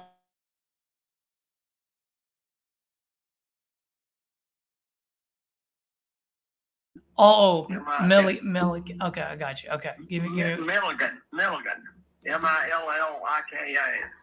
Milligan Street. And the house next door, you can look it up on the computer. I did the other day. They're wanting $140,000 for it. Yeah, I don't really pay too much of attention on what's active. I care more about what's sold. And you know why, Winston? You could probably agree with me, because these realtors sometimes, man, they just slap on a random number, you know? Yeah, random number, and hope it holds. Yeah. And I'll sell you that one a lot cheaper than that. How much are you looking to sell that one? Yeah, I'll sell him. This boy that's in it, he's rented it for, I know, 7 or 8 years. Then his brother stayed there probably 10 years. And I've got a good renter and don't have no trouble out of it. And it's got, some guys are wanting it and he can't get a daggone loan. Wanting it to put his antique stuff. He's got a bunch of antiques and them big rooms upstairs. And then he's got a big bedroom down, then a smaller family room. Then it's got the middle room, then kitchen. Look it up. 403 Milligan. I am looking at it. I know. I'm excited. I am interested. So how much are you looking to get for this one? Hamilton, Ohio. I got it. I priced it to him for $90,000, and you can make some money on that one for that price. For $90,000. How long has the tenant been there? Gee, him and his brother. He's been there for 7 or 8 years probably. And is this a 2-bedroom, 1-bathroom too? Well, it's 3. You can have 3 bedrooms. It's got 2 huge rooms upstairs. Then it's got a huge bedroom downstairs. Then it's got a family room. It's got a middle room, and then it's got a kitchen. It's got 1, 2, 3, 4. It's got 6 rooms. Yeah. Well, I'm just looking at the properties in the area, and like I said, I look for what's sold, not necessarily what's selling. Yeah. And it's got a new furnace in it. Okay. And I'm sorry to ask again, how long has the tenant been there? Gee, I'd say probably. Well, him and his brother has been there for 20 years, probably. Yeah, so it's probably going to be a full rehab at that point. Yeah. Now he's redone the bathroom. That's all updated. Yeah, how long ago was that? That was last year. Okay, well, that's good.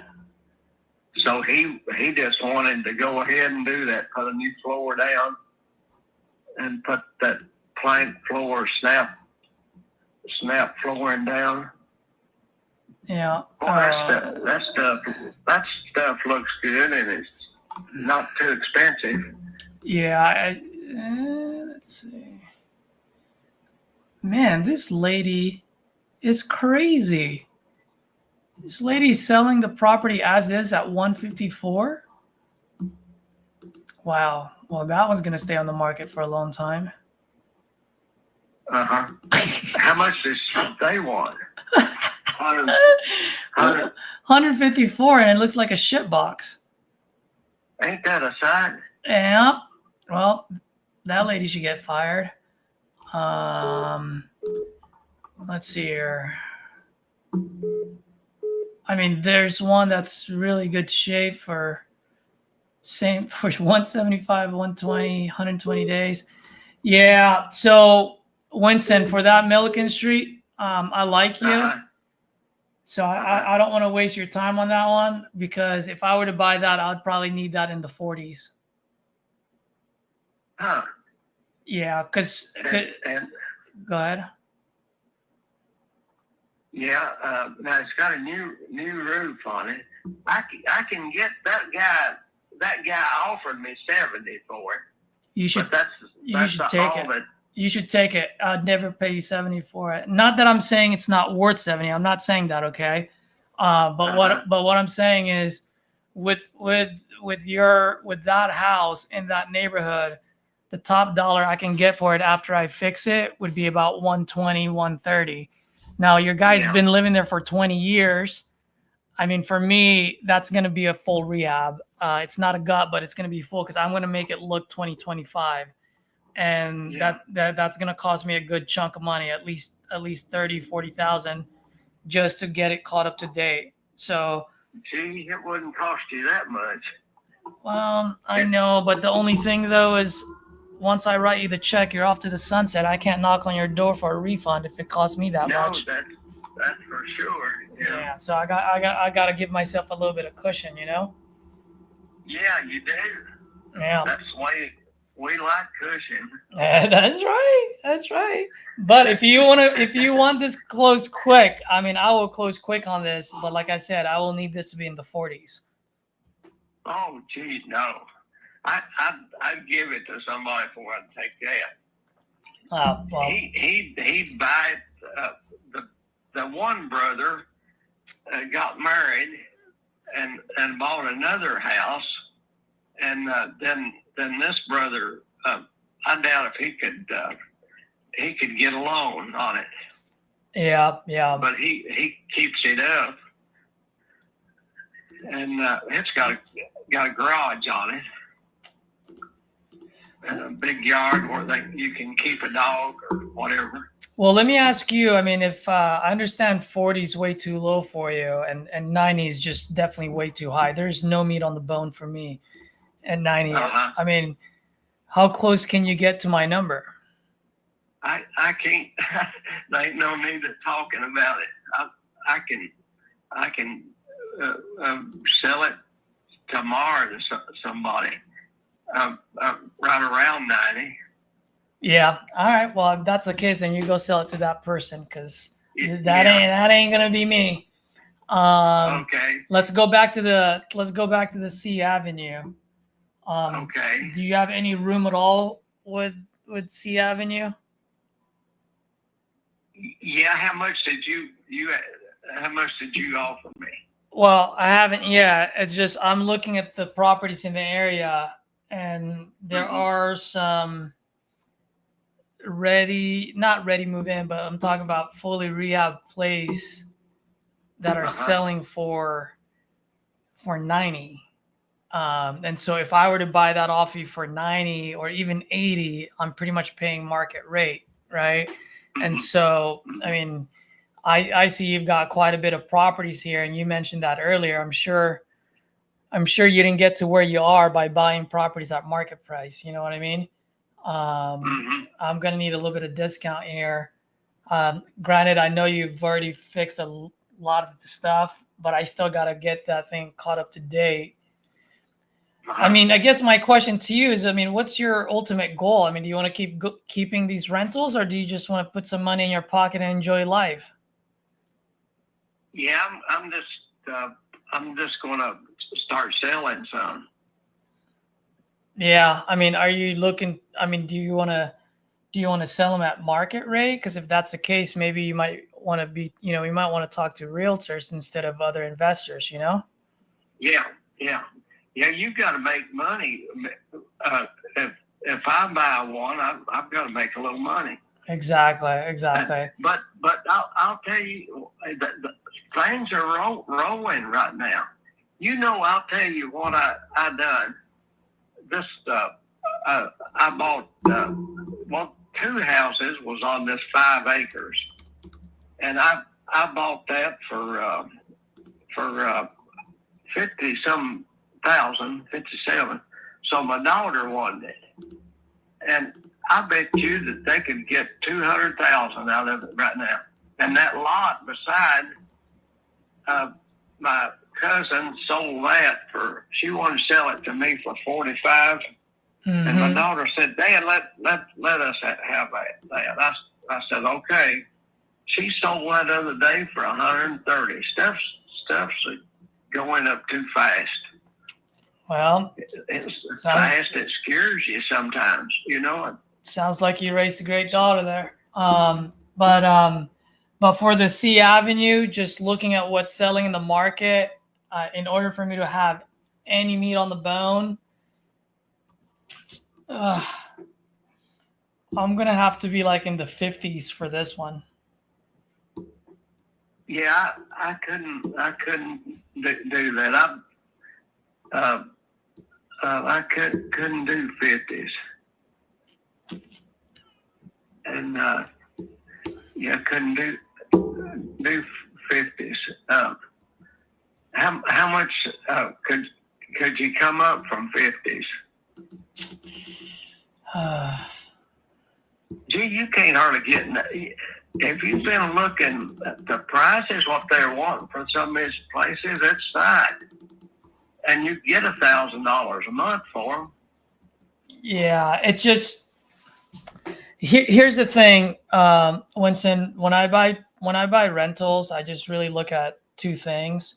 One, I need to make sure that after I put in the rehab, I need at least 20% equity on it, so that way I can burn out. I can pull my money out. And then the other thing is, depending on the neighborhood. And in this neighborhood, I need it to be close to 1.5%. So really just rent divided by my all-in number. Okay. So right now, if I were to buy this off of you, let's say, I don't know, 54,000. I'm just saying, if I were to buy this off you for 54, my all-in number really, after everything, I'm calculating to be about 76. So this is where I'm hitting just literally a hair thin above 20% equity and 1.45%.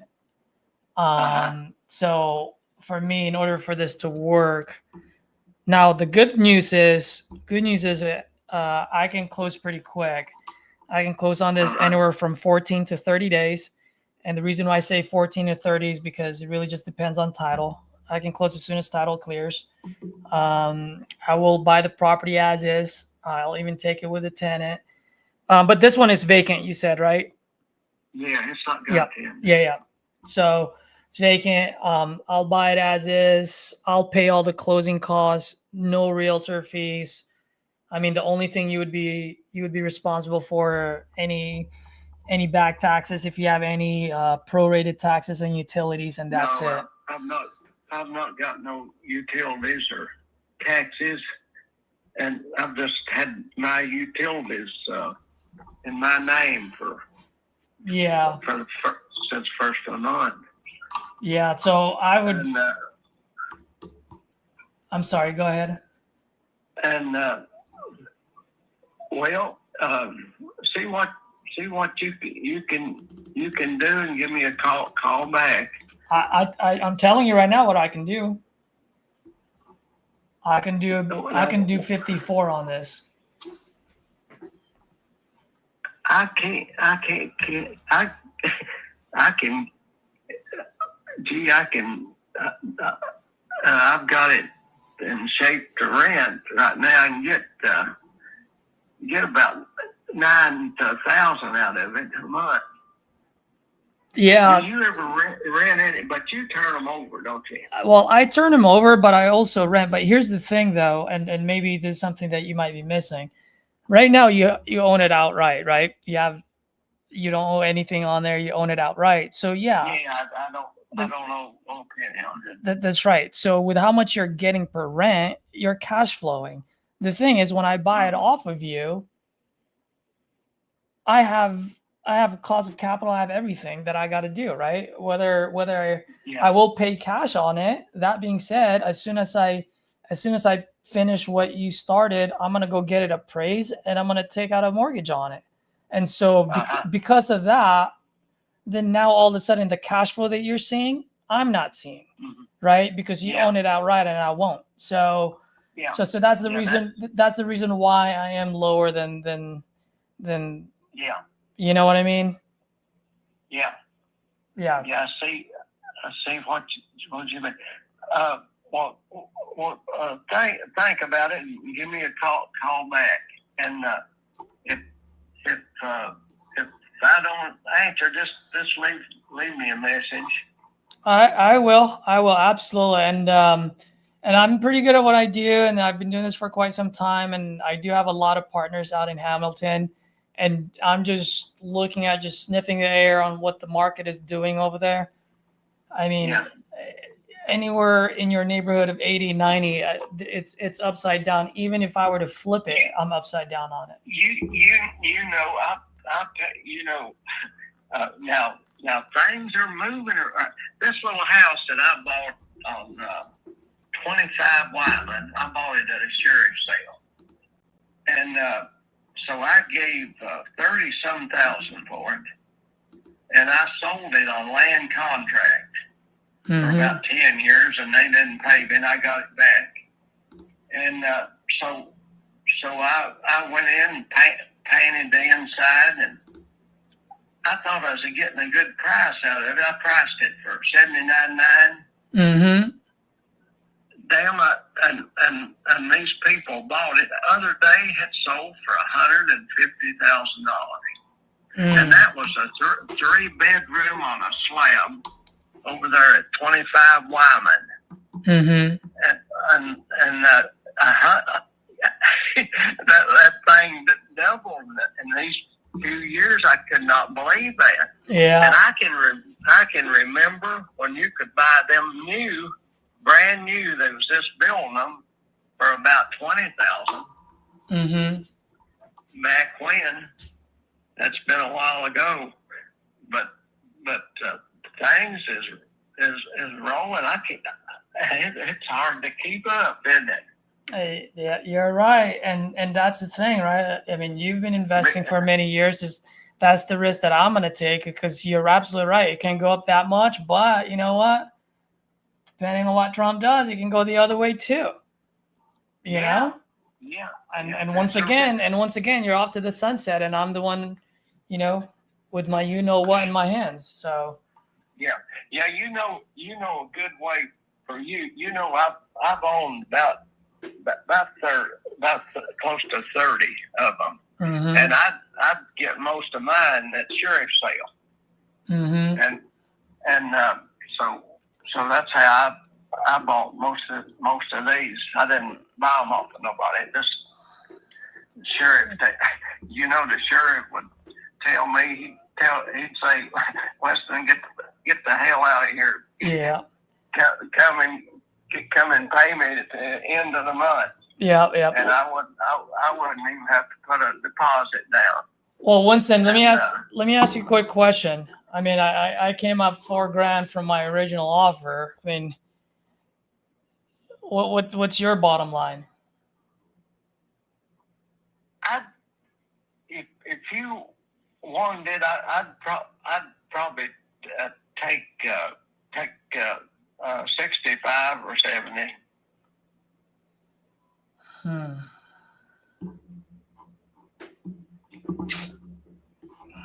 And well, let me ask you this. If I'm not sure if I will yet, but if I do the 65, will you do it on a land contract? No, I just want out because I'm 81 years old. I just don't want to go through with taking a change. Yeah. I trust you and stuff, but I just don't want to be so old. Now, if I was younger, hell, I bought condos on a sight unseen and go in them, and they'd be just like they was brand new. Well, what if we do a land contract and a 3-year balloon? No, I just don't want to do that. Gotcha. Now I completely respect that. I respect you for that. Yeah. So I was a little bit younger, but I don't. Person get 81, boy, that's up there. Got it. All right. So let me ask you one last question. I'll make my decision on this one. If I decide to turn it around and flip it instead of keeping it as a rental, you've been fixing. You've got a lot of properties. How much do you think I need to sink in here so that it looks 2025? You wouldn't have to do much to it. A coat of paint. The inside's done finished off, but now I didn't put the carpet or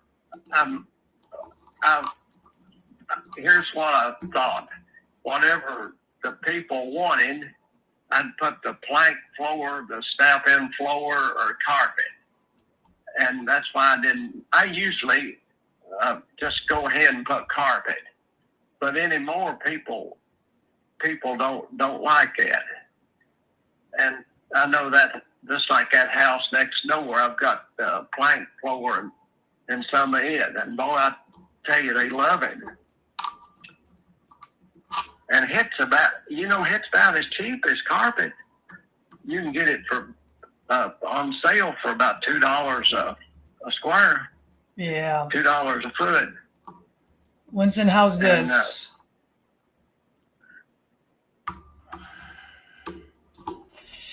How's what? I'll meet you in the middle. Why don't we do 59? 5.9. I can't hardly do that. You can't do 59, huh? Well, and boy, you can't even buy a vehicle. I've got a GMC truck here, that Z71. You can't even buy it for 59. Well, can I ask you a question? Just curious. Yeah, go ahead. What would 65 do for you that a 59 cannot?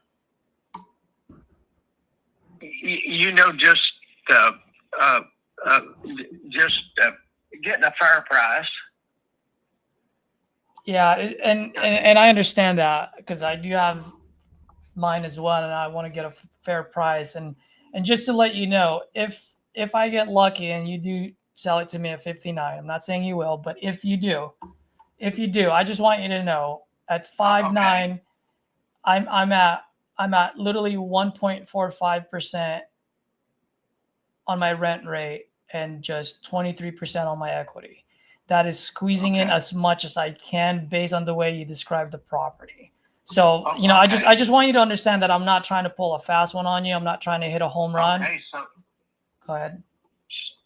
so that you're talking about that's working out for you at 59. Yeah, because if I put it at 65, right? Let me see if I Uh-huh. do this. If I can make it work at 65, I'll make it work. See, at 65, I'm at 17% Mm-hmm. and 1.34. I mean, the rent rate it works, but the equity on the other side is just there's just not enough me, and that's why I'm saying like, what can a 65 that a 59 cannot do? Because 59,000 is still a good chunk of money. Uh-huh. Uh-huh.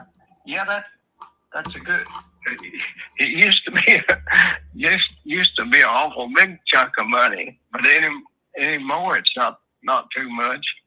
And the way things are selling these vehicles and stuff, and well, you think about it. Give me a call. But how long would it take you to close on it? I told you I can close as soon as 14 days, as soon as title clears. Uh-huh. I'll pay cash. I'll buy it as is. How would we go about that? Yep. So great question. So if we were to move forward, how it works is that I send over a 2-page agreement. I'll email it to you. I'll go from top to bottom with you too, but I'm sure you've seen hundreds of agreements before. So it's pretty straightforward. It's only 2 pages. It's not an encyclopedia. Once we sign, I will open title. I'll have my transaction coordinator reach out to different title companies to make sure, they can close in those 14 days. And within those 14 days, 2 other things are going to happen, and they're going to happen simultaneously. I'm going to send my contractors out there, and I'm going to send my local partners out there as well. So just to let you know, Winston, whenever I do business outside of my market, I always partner with a local partner. And the only reason why I do it is just so that I have a set of eyes on my projects at all times. Okay. Yeah. Like you said, if you were still in the game and you were a lot younger, guess what? You and I would partner up on a deal. You know what I mean? And then I would send you there and say, hey, Winston, take a look at this place. Seller told me this and that and that.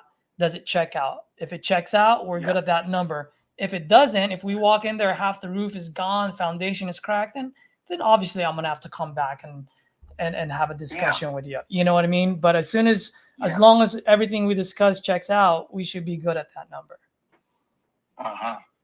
And well, give me a call back this week sometime.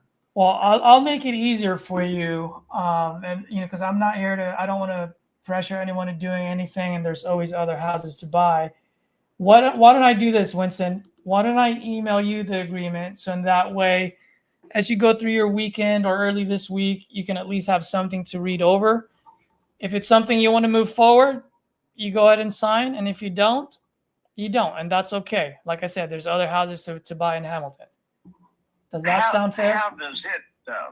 I'm sorry. Now, who do you get to do the title searches and change everything over? Well, I will go for I will use a title company, and the title company is third party. I don't own any title companies. Okay. Yeah. They're there to protect you as a seller. They're there to protect me as a buyer. I can use a local title company, and I also have a couple of nationwide title companies that I use out in Ohio, Michigan. I do a lot in New York, which those don't even get me started with New York with those title attorneys over there. But I'm all over the place, man. I get a lot in Ohio, Detroit, Texas, and then also out in Tennessee. Okay. And what's your name? My name is Caesar, sir. Just like the emperor or the pizza, whatever you like better. Okay. Caesar. You got it. Caesar's pizza or Caesar salad. Caesar salad. Okay.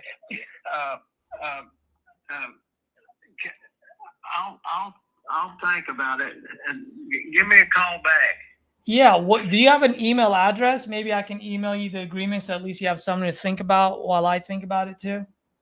Yeah, no, just just go ahead and call me, All right. and I'll get back with you. When's a good day for me to call you back? Just any time this week, maybe at well, just any time, and so send a message if you can't get me. All right, no worries. And this is your cell phone, right? Yeah.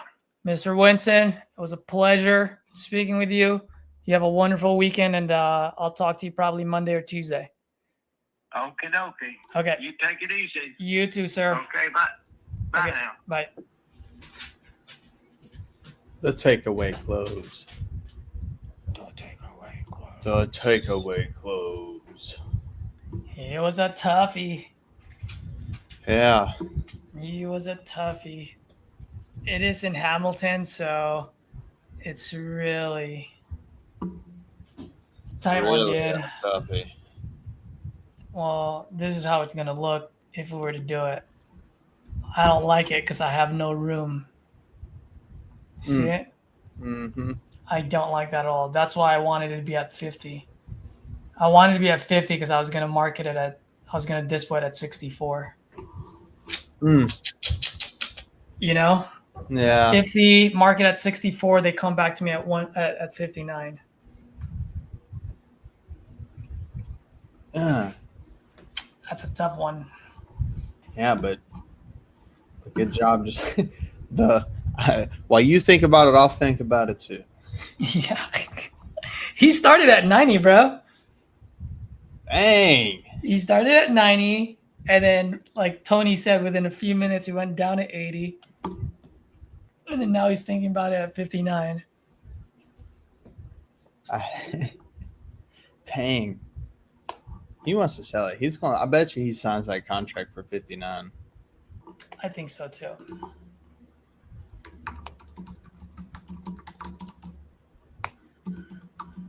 Wouldn't do a $26,000 price drop if he didn't. That's my. By the way, that's my favorite line now. What while you think about it, I'll think about it too. Nope, not that. Which the other one? one. Jacob, just curious.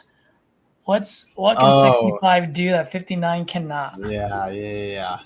It puts into perspective. Yeah. It really does.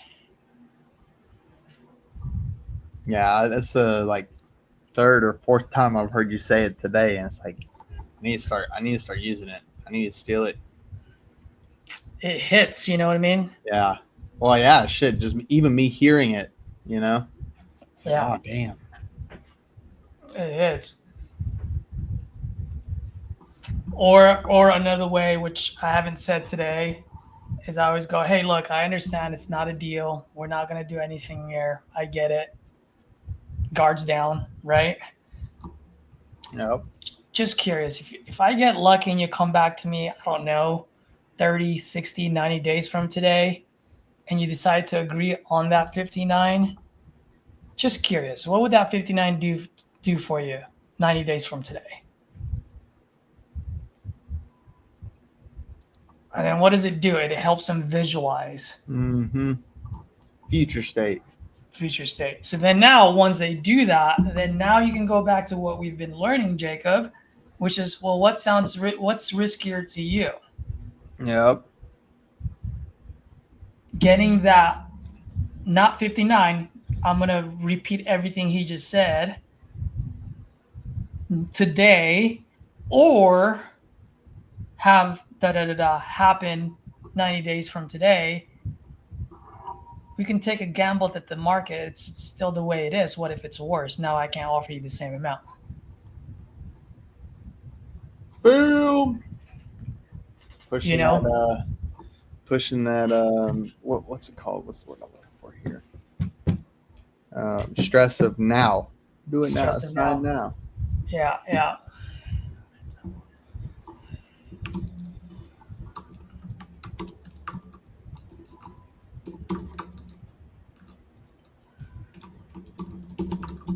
Yeah, I just got off the phone with that guy from earlier. That was a tough one. But he's What? you can't make a deal. You know, he's not necessarily motivated. It's like he's Mhm. got motivation. His motivation is that. So hold on, let me backtrack here. It's 2 pieces of property in a gated community that's on a golf course as well. That's a part of the tour for PGA. But it's like light years away from the golf course, right? Mm-hmm. It's on the other side of the lake. It's not even on the lake. Anyways, 2 pieces of property or whatever. He's like, this was going to be my retirement, but my wife died, and I now don't want nothing to do with it. And I continued to follow down the path there, and finally get to making him an offer, because I could not get a price out of him. And he told me that he laughed at me, told me that his neighbor alone offered him 45 for the next door lot. And I swung back in around. I was like, okay, so why didn't you take that? That's a great offer. Yeah. Like, why didn't you take it? And he's like, because I want to sell them both together, and she only wants to buy the one. Yeah. And he's like, and so now I get to use that number as my reference price. And I was like, but like, there's no proof of that ever happening in the market. And obviously she's willing to pay more because she wants that lot clear so she can watch the deer eat out of the stream or whatever. Yeah. He's like, so somebody will come along and pay the price that I want. Yeah. And it felt like I was fucking fighting a brick wall, bro. Like, I felt like I was role playing with my dad, you know? Yeah. Hold on. Let me give some context there. Role playing with sellers with my dad. That was so funny earlier. Like, all right, Joey, thanks, buddy. Like, he totally you just threw out everything we just did. Yeah. Oh, it's like it's an old man who lives in Florida. He paid cash for it back in 1998 and is willing to sit on it forever and a day. I just could not break his walls and get over that, man. It was a tough one. Dude, Trisha just said she's got a bunch of property leads that just got dumped on her. Do you want to make some calls on her leads? Oh, shit. Me? Yeah, both you and I. Trisha, hop on this thing. Yeah, where are you at? I need to get a phone charger, man. My phone's about to die. I'll do it. Let me go find a phone charger. I'm texting her right now. Hey. Stay. Hey.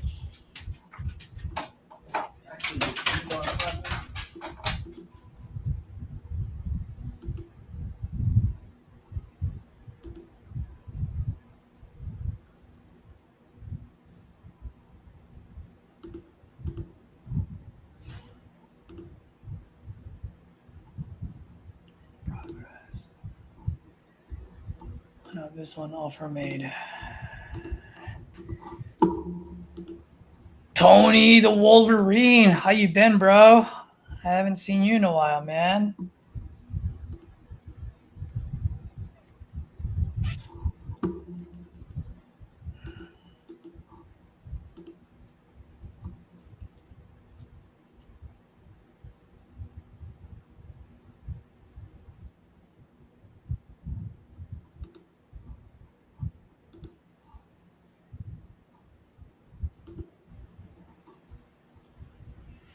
Oh, who else do I have?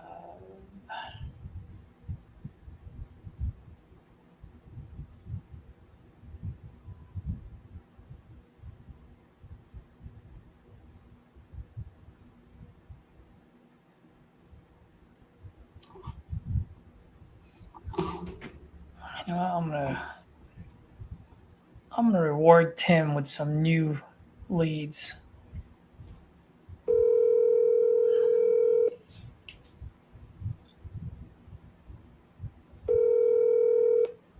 Yo, Tim, what's up, buddy? not much, man. Yeah, I called you because I'm trying to send the YouTube video that you did with Frank. Yeah, I sent it over to you. You're on live. I'm on YouTube right now. You're on live, by the way. Are you making calls? Yes, I'm making calls. You want some new leads? Yes, sir. Let's go. All right. I'm going to go ahead and assign it over to you right now. These are the leads that I got from Speed to Lead yesterday. I called them out of my cell phone, so they shouldn't have my number or our number as far as XVR goes. So you can just call them. Don't even mention my name. Just like if you even bought like you bought them yourself, you know. Cool. I'll do that, sir. Yes, sir. All right, buddy. All right, man. Later.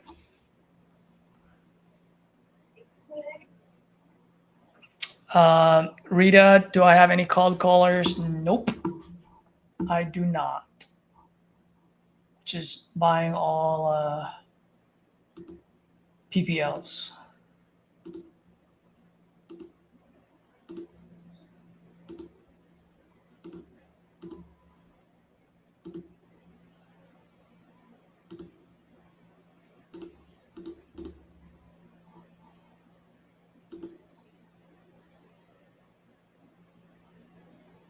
Dude, how the heck did I get a PPC that I didn't call? That's just dumb. How did that happen?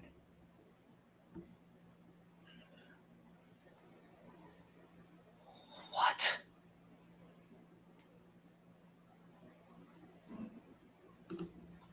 Bro.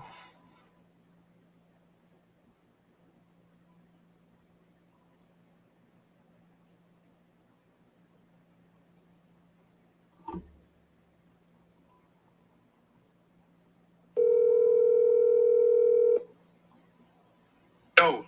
Tim, I'm giving you some PPCs as well. Apparently I skipped a few. So call the PPCs and just call them right now and put on your A game, buddy. Be cutthroat. Yes, sir. Be a buyer, don't be a wholesaler. That's right. Hey, I watched what you did with RJ, bro. The ones that you explained, you're either gonna buy and hold it, you're gonna flip it, or you're gonna wholesale it. I just did that on the contract that I sent, man. It works good, bro. Thanks, buddy. Yay!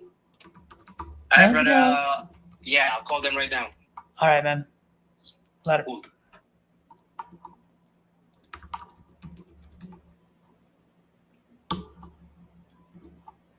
All right. Where the fuck? Okay. Automation.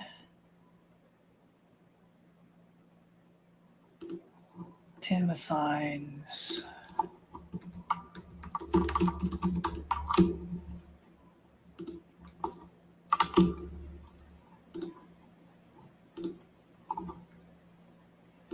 Let's go.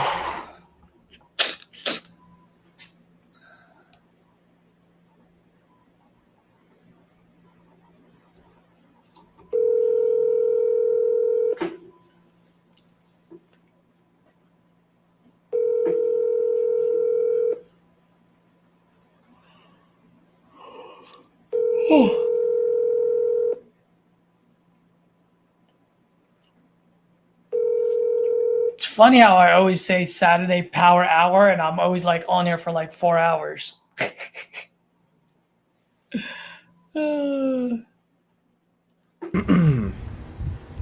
Jacob, what's your email? Can you drop your email address on private chat?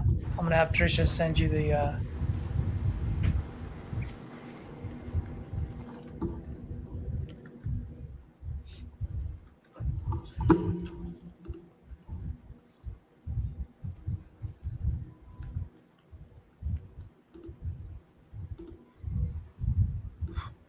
Oh my gosh, Trisha. You're funny. Why is she not in here? I know. Trisha, why aren't you on here?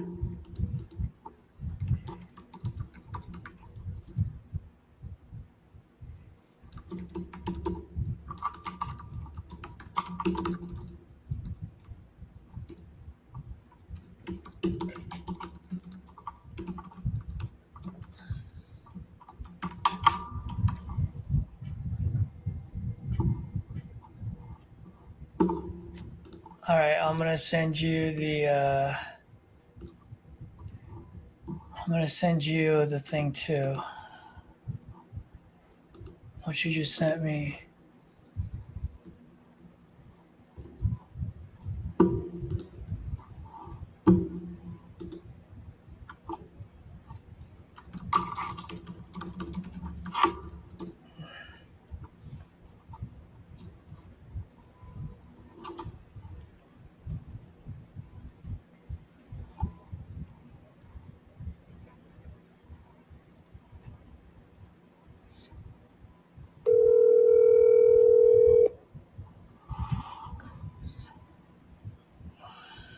All right, I'm gonna find the link. Okay. Okay, you on YouTube. So where do you want us to start?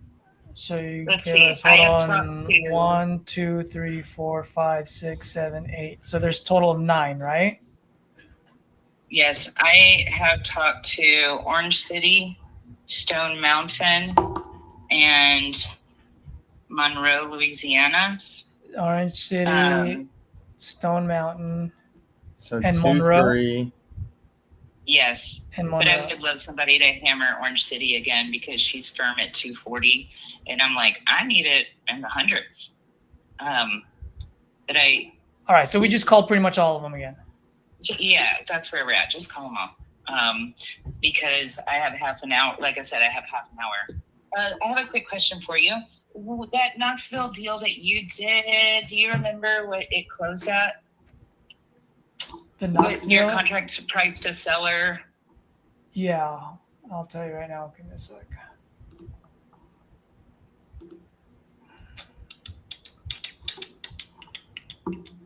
I mean, everything depends, but I'm just making sure that I'm in the ballpark. I've already done that. Knoxville? It's a little, yep. Where the heck did you go, Knoxville? Kelly. We got it at 203. We sold it to the seller. Oh, no, sorry. Price to seller was 192. Price to buyer was 203. Okay, I'm definitely in the ballpark. I better print out this receipt. Yeah, but if contract so she can sign it right now. If Oh my God. If I were you, try to get in the 170s, 180s. I'm talking 130s. She's That's ready perfect. to rumble. And she has had such a hard time, like actually sitting and signing it. So I'm just gonna go and meet her face to face because she's around the corner. I'm gonna text you this address to see how close this is to your deal. Yeah. Sounds good. Yeah, and what is it? A full rehab, full gut? Not even. She's already done half of it, but she got a divorce and is ready to. Too many memories are there. Oh, you know. dude, what's the address? Drop it on the text. I'll look it up for you right now. Dude. Yeah, it's not anywhere close to that. It's a little in the bit in the boonies. Hey Jacob, if you want to make phone calls, I'll put myself on mute while I'm talking to Trisha. Okie dokie. Jacob, you want to start from top to bottom, and then I'll go from bottom up, just to make it simple. Yeah. So you can Orange County, you can do your thing, and then I'll start from the bottom. All right.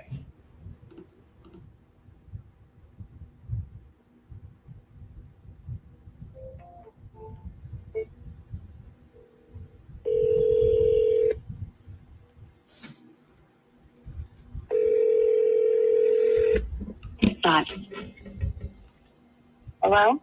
Hello, is this Miss Marianne? Who's calling? My name is Jacob. I was just trying to contact you. I think you might have spoke to someone on my team or maybe put some info in on my website about wanting to sell your property there in Fern Drive. Correct. Yeah. Well, I just wanted to reach out and talk to you a little bit about it. Okay. So let's see. How much are you looking to get for the property? How much are you looking to give me for the property? I'm not sure yet. I don't really know. I'll tell you. I'll give you the address. Do you have the address? Yes, ma'am. You put it in on my website. Okay. I'm looking The house at is it. concrete block, has a big backyard, brand new roof in 2024. In 2022, there was new wiring, new plumbing, new AC, new ductwork, new everything. And then we had some people living there, and we evicted them, so they, and new impact windows, everything, new flooring, sheetrock, everything. So they made a little mess. They left some garbage there and stuff like that. So we're looking to sell it so my niece could come closer to me. That's the reason for selling it. She's disabled, and I feel like selling that she could come closer to me. So Gotcha. So the sale of this home's what's going to fund that, or is she living there? right now she's not living there, no. Gotcha. And are you in Orange City as well? I'm in Port St. Lucie. I have power of attorney. I have power of attorney to sell it for her. Gotcha. Okay. Dang, I'm sorry to hear that.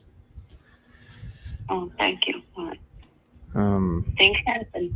Yep, you're right.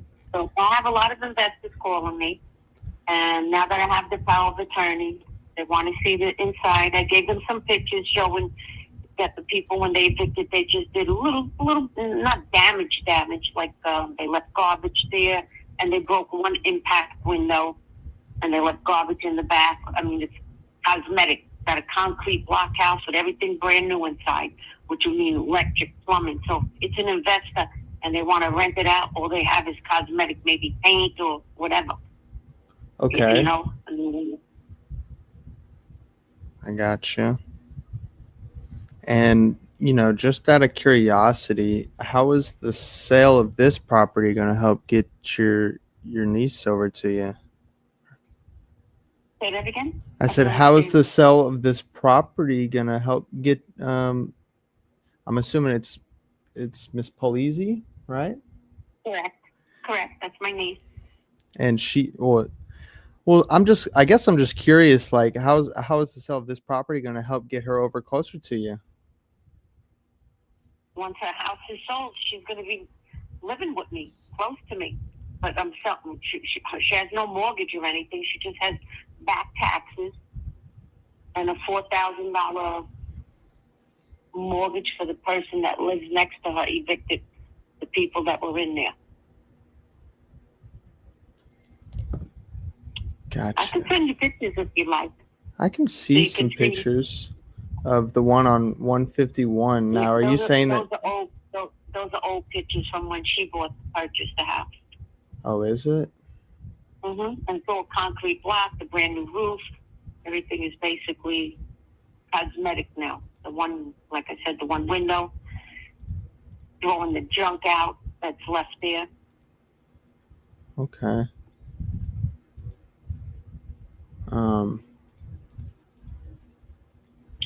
So it's fully fixed up. I mean, it really just needs a little bit of cosmetic work. I mean, I could send you the pictures and you could see what they left garbage or whatever, because I'm 3 hours away. So for me to go there, it's too much for me. I'm retired. I don't want to go travel 3 hours there, clean up, and come all the way back another 3 hours. And it's just, I'm just not into it. I'd rather just see what we could get like that. I don't want a real estate, because if I went there, I could clean it up myself and get more. It's just that I'm trying to do a favor for her because she's disabled and she has no one to help her. So that's why I'm doing it this way for her.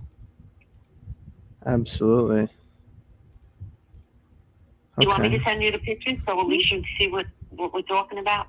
Because I really don't like wasting time. I talk to people, I'm straight out. Absolutely. You don't have to send me the pictures yet. No, ma'am. I got a pretty good idea. Like I said, everything is brand new roof, concrete block. You're not finding really, and concrete block houses, right there's a plus. And a huge, huge backyard. And like I said, new AC, new water heater. She has a garage. Yeah. And I mean, new plumbing, new wiring. I mean, realistically, like, how much are you guys looking to get for it? I mean,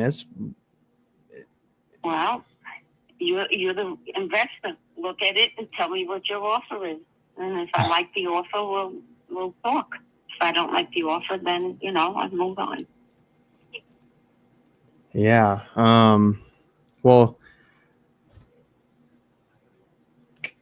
before we get there, I mean, I just wanted to try and get a good understanding too, because I got a lot of tools in my tool belt. I'll be honest with you. We pay cash, and I can close very, very quickly. And I'll pay for all the closing costs and whatnot. Right. But my numbers got to make sense in a few different ways. I mean, it looks like houses in the area are selling for, like, this one's only got 1 bedroom, right? No, it has, I think, 3. Or not 1 bedroom, one one bathroom. 1 bathroom, correct. 3 bedrooms. Yeah. And so it looks like most of the 3 beds, 1 bath. I mean, there's a really recent one that was fully fixed up, like new flooring, new paint and everything. I mean, and it sold at $250 on September 25th. Right. Needing, no work. It's concrete block, brand new roof, brand new everything. It's completely renovated. No, I'm talking about roof too, because roof is a big, Yes, number ma'am. to fix. It's got Impact windows. It's been with everything, including new fixtures and vanities on the inside. It's got a new fence in the backyard. Right. And so, and I say all of that to say is I mean, that's probably where the value of the home is at. I mean, with it being fully fixed up, I mean, you would say probably no more than 10 or 15,000 to do all the stuff on the inside and maybe add a touch up here or there, right? 10,000? Yeah. No, there's 1 window. You have to paint, clean up, and basically that's it. I mean, the structure's sound. I mean, you got new plumbing, new electric. Some people just go in and they just, they put the sheetrock, they paint and put new floors, and it's like a girl putting makeup on her face. Meanwhile, underneath there, you know what I'm saying? Everything was ripped down to the beams, Yeah. So, give me an offer, think about it, look at it, whatever you think your numbers are. You can listen. The most I could say is no. Yeah. Right. Right. I mean, I'm being honest. I'm not gonna hang out and talk and. You're absolutely right. And I mean, you've had a bunch of people calling and talking to you, maybe trying to give you a good offer. I mean, and it doesn't sound like you've accepted any of them yet. I'm assuming they're all coming a lot lower than where you're wanting to be. No, actually, there was one that was close, very close to what I wanted, and he wanted to see the inside of the house. So I didn't have the keys at the time, but I did have a neighbor that took pictures, even though it was the way it was, and he was interested. But I just needed the power of attorney to make him actually go and look at the inside of the house, even though he was interested. He knew that there was a little bit of, like I showed him with the pictures, it didn't hide anything. There's all permits that were pulled. He knows it's all concrete block, giant backyard. If you're looking at pictures, you can see it. So he was interested, but, at the end of the day, you got to talk, and of course he's going to try to go down a little bit, and I'm going to try to go up a little, and then we got to meet in the middle and make us both happy. Yeah, right. At the end of the day, if anything, I'll just take the house over, give her something for it, and because I'm not going to take no fix, and I'll go there and spend a week there, fix it up, and have a real estate manage it and rent it out and make a profit, because real estate is always good. It always goes up. And for 3 hours away, I'm not, it does go down, but hopefully. Yeah, in Florida it does. Yeah, and how that's so? A solid house. It's very hard to find concrete block houses. I'm saying they're usually mobile homes and all that crap, and and it's all updated by code. So that's a plus right there too. Yeah. That's all I could say. Well, and I guess you're willing to do all those things, even being 3+ hours away, and not really wanting to do that. What I think, if I'm not going to get what I think that I can get, or something reasonable, then of course I'm going to go there. I'm not going to be a fool and give it away because it's just really cosmetic, really nothing. I mean, I get a couple of garbage bags, get a couple of kids, come on, help me get rid of the garbage here, give it a fresh coat of paint. What else is there to do? Get a window, you know what I'm saying? Get a glazier to come in, or get a new window, or whatever way is easy, and that's it. Change the door lock. What else is there to do? Basically, I mean, clean the backyard, mold. It's nothing really. If I got to pretty it up and rent it out, if I pretty it up, then I could get a real estate and I'm going to get more. That's just the way it is. But, I know you have to make money too. You're not going to invest and not make money. I understand that. So, see, I don't want to waste your time. And I don't want to absolutely. Waste well, and I guess, too, I mean, I'll be honest with you, too. Like, my number, it's based off of a few things, but, I guess I'd probably be somewhere in the high 100s, low 200s, just because and I might be able to shoot for, again, right? Like it's math, not magic. There's not really a whole lot of things selling over 250, 260 at the most, right? And that's just the facts that I got to go by, Okay.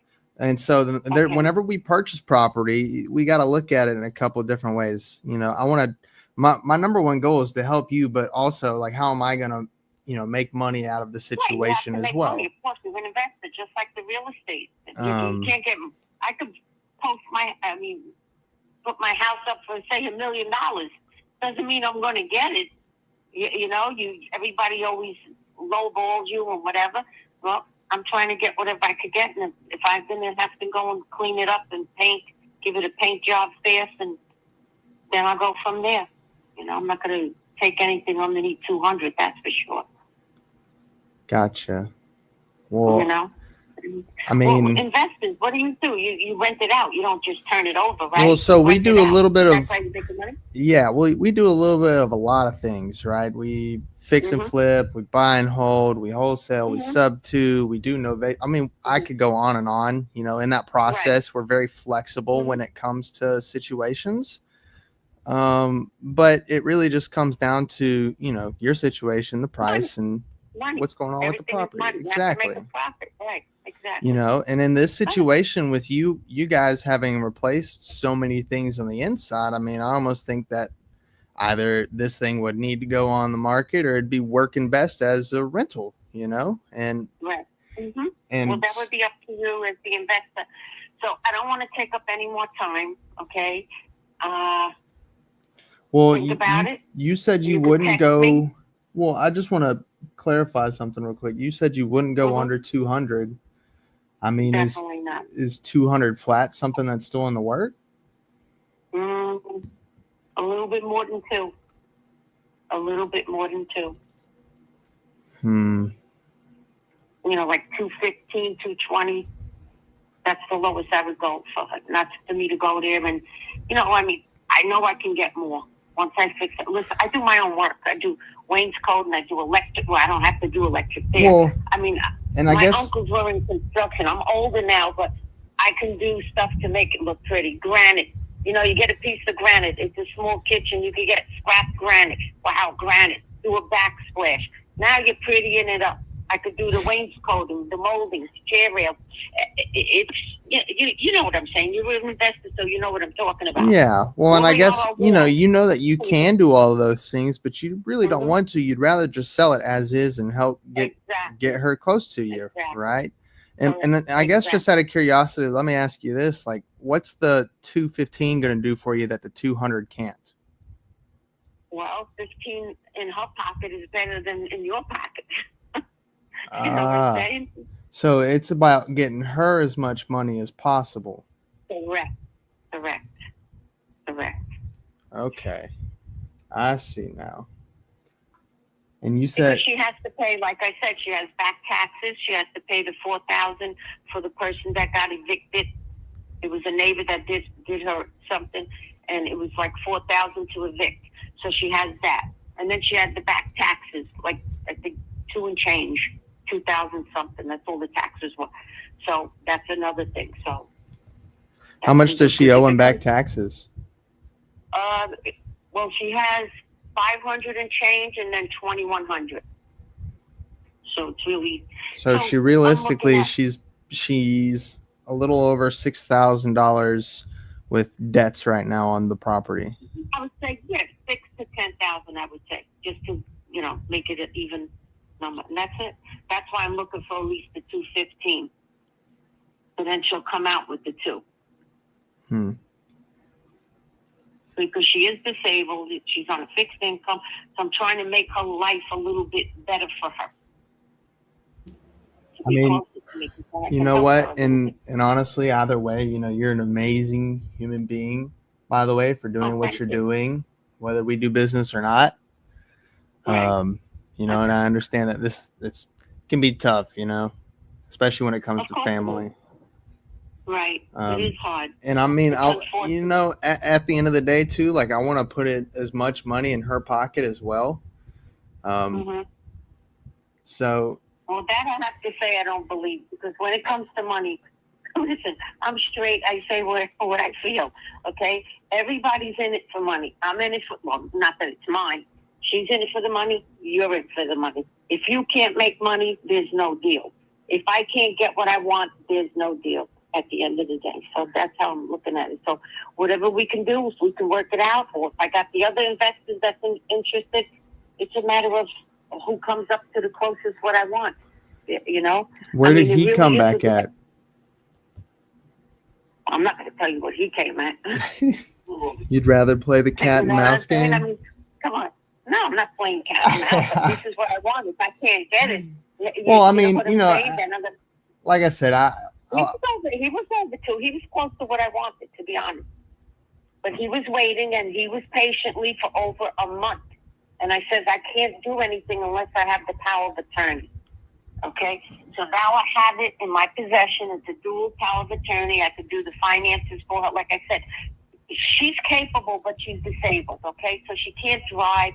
She can't do things. She doesn't know how to manage her money. So Absolutely. That's where I come in, and she did agree for me to sell it. And I told her, this is what we're going to do. If I can't get that price, I told her I'm going to go there for a week or whatever it takes me with the dogs, because I can't leave the dogs. I'm not going to pay to have somebody take care of the dogs. I take them with me, and I end up turning the electric on and do what I have to do. And, of course, I'm going to get more because I know how to stage it. I mean, I do this kind of work. You're going to put a nice lights up. I mean, you put a stainless steel refrigerator. You put a stainless steel this. Kitchen is what's going to sell it. Well, bathroom, you pretty it up. You put some tile across. I mean, it's all tiled. But around the little bathroom, you put a nice little molding chair, with the wainscoting, and you put a little tile in between it. Put a nice curtain. It does. It's going to sell fast for somebody that's looking to just move in. The yard is gigantic, and I keep saying, the roof is new. Everything is new. Somebody coming in is going to say, okay, I got a new air conditioner. You know what I'm saying. I'm not saying something that's not right. Well, let me ask you this too. Do you guys own the property outright? She does. Okay. There's no mortgage on it. Only the lien. I tell you the $4,000 because they had to evict. Well, and I guess let me ask you this too. I mean, if she can't, or if she has a hard time managing her money, I mean, would it make better sense to do something along the lines of like a seller finance? And that can be set up in a very beneficial way for her. No, that's not going to be good.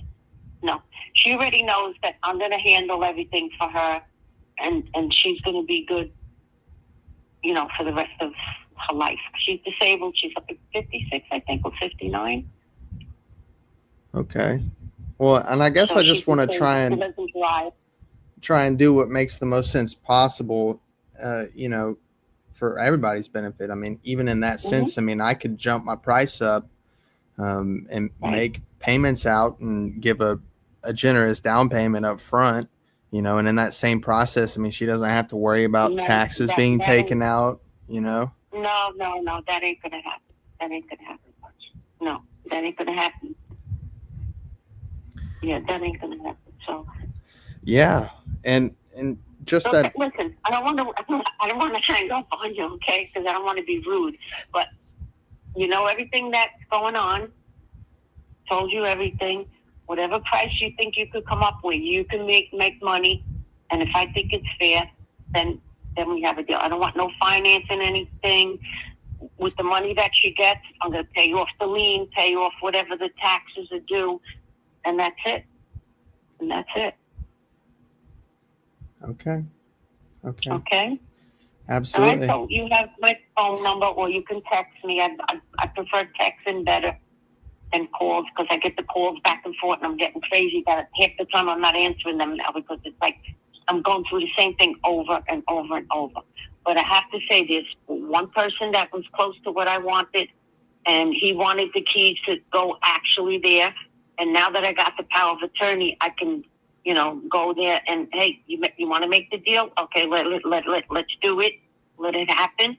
And I have the power of attorney to do it for her, because she doesn't know how would I explain it? She doesn't understand how things are going to happen for her, because like I said, she's disabled. She was hit by a Harley Davidson.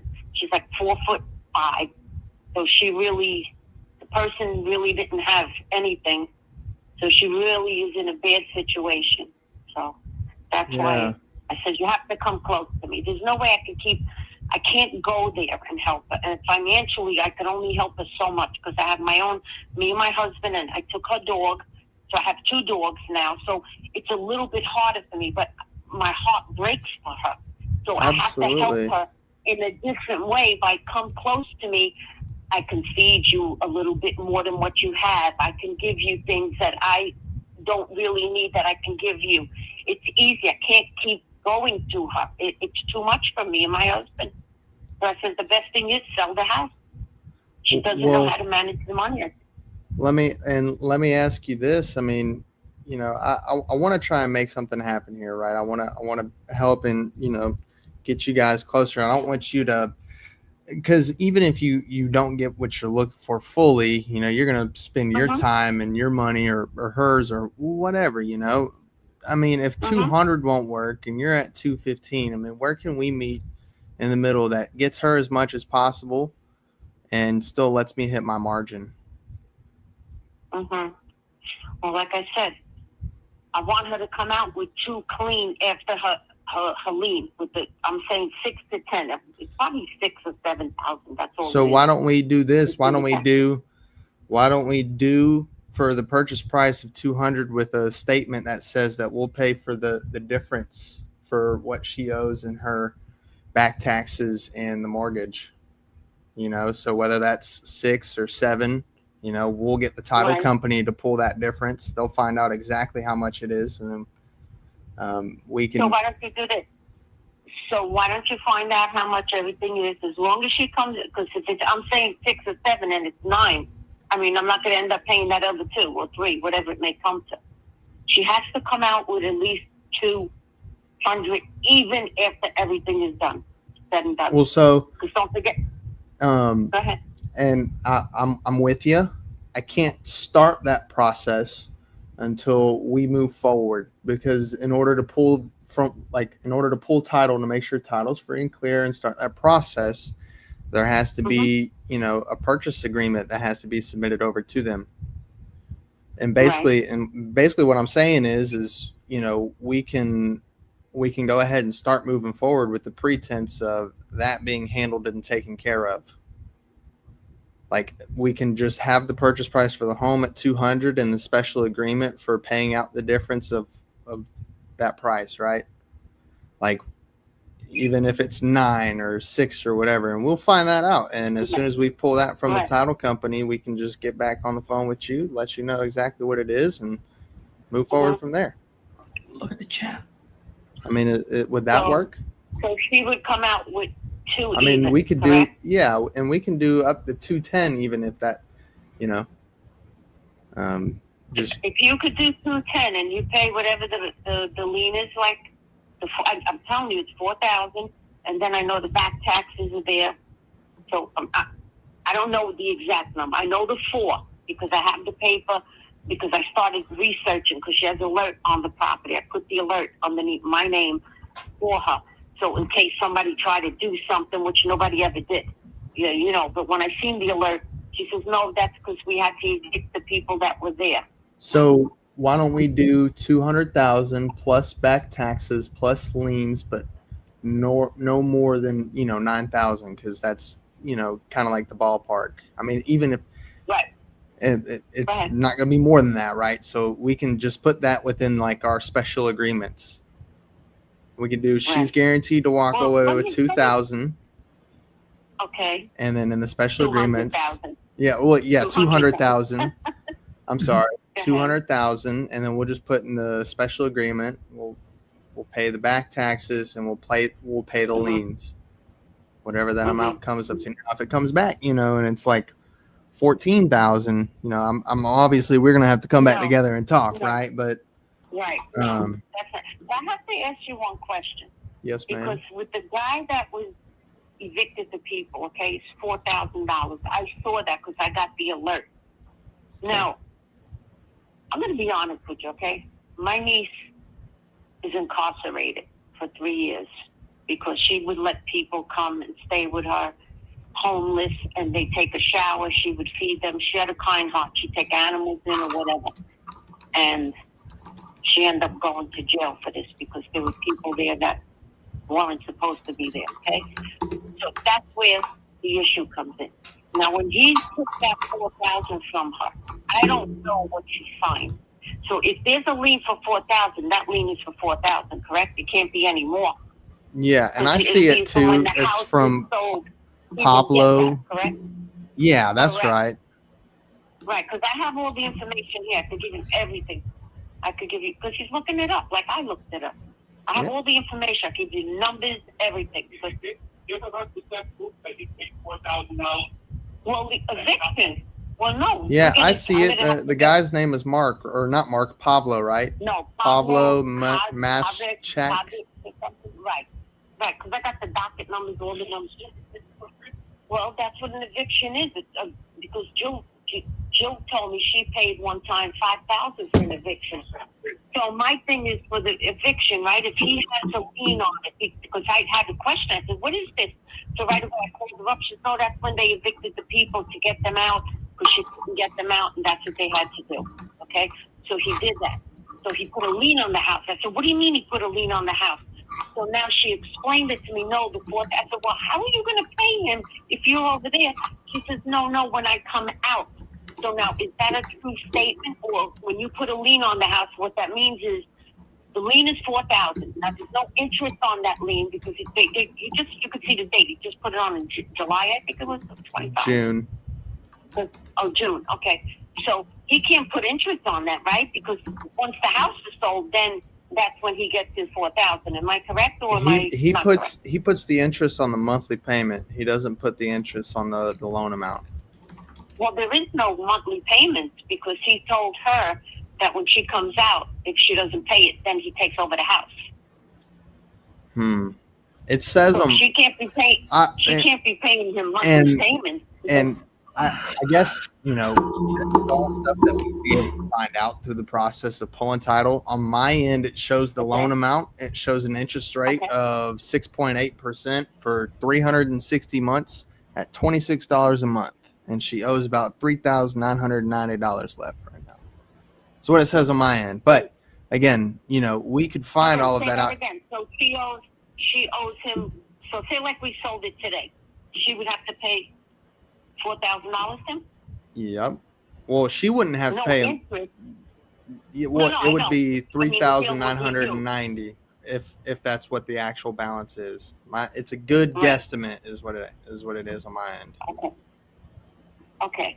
So because I don't know that she didn't say there was interest because they were verbally that she told him that he can evict the people $4,000, and then when she comes out, she would pay him, or if that house was sold, she would pay him the $4,000.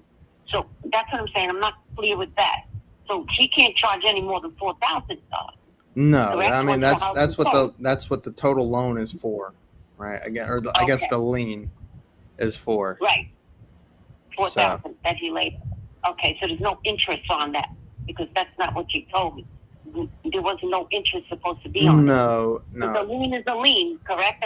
Just educate me on it. That I don't know. Yeah. Because I never had liens. Exactly. I'm not sure exactly, what it is, right? And again, our title or escrow officer would be able to inform us of everything, and they would pay that out for her, and she would just get the difference. But basically, I mean, if it's, think about it like a car loan, right? You still owe what you owe, but they're getting, money past the loan amount from the interest that's built into the payments. So, but if you paid it off early, that's what they say when you pay. The interest, the principal comes off. Exactly. Or the interest comes off. The interest comes off.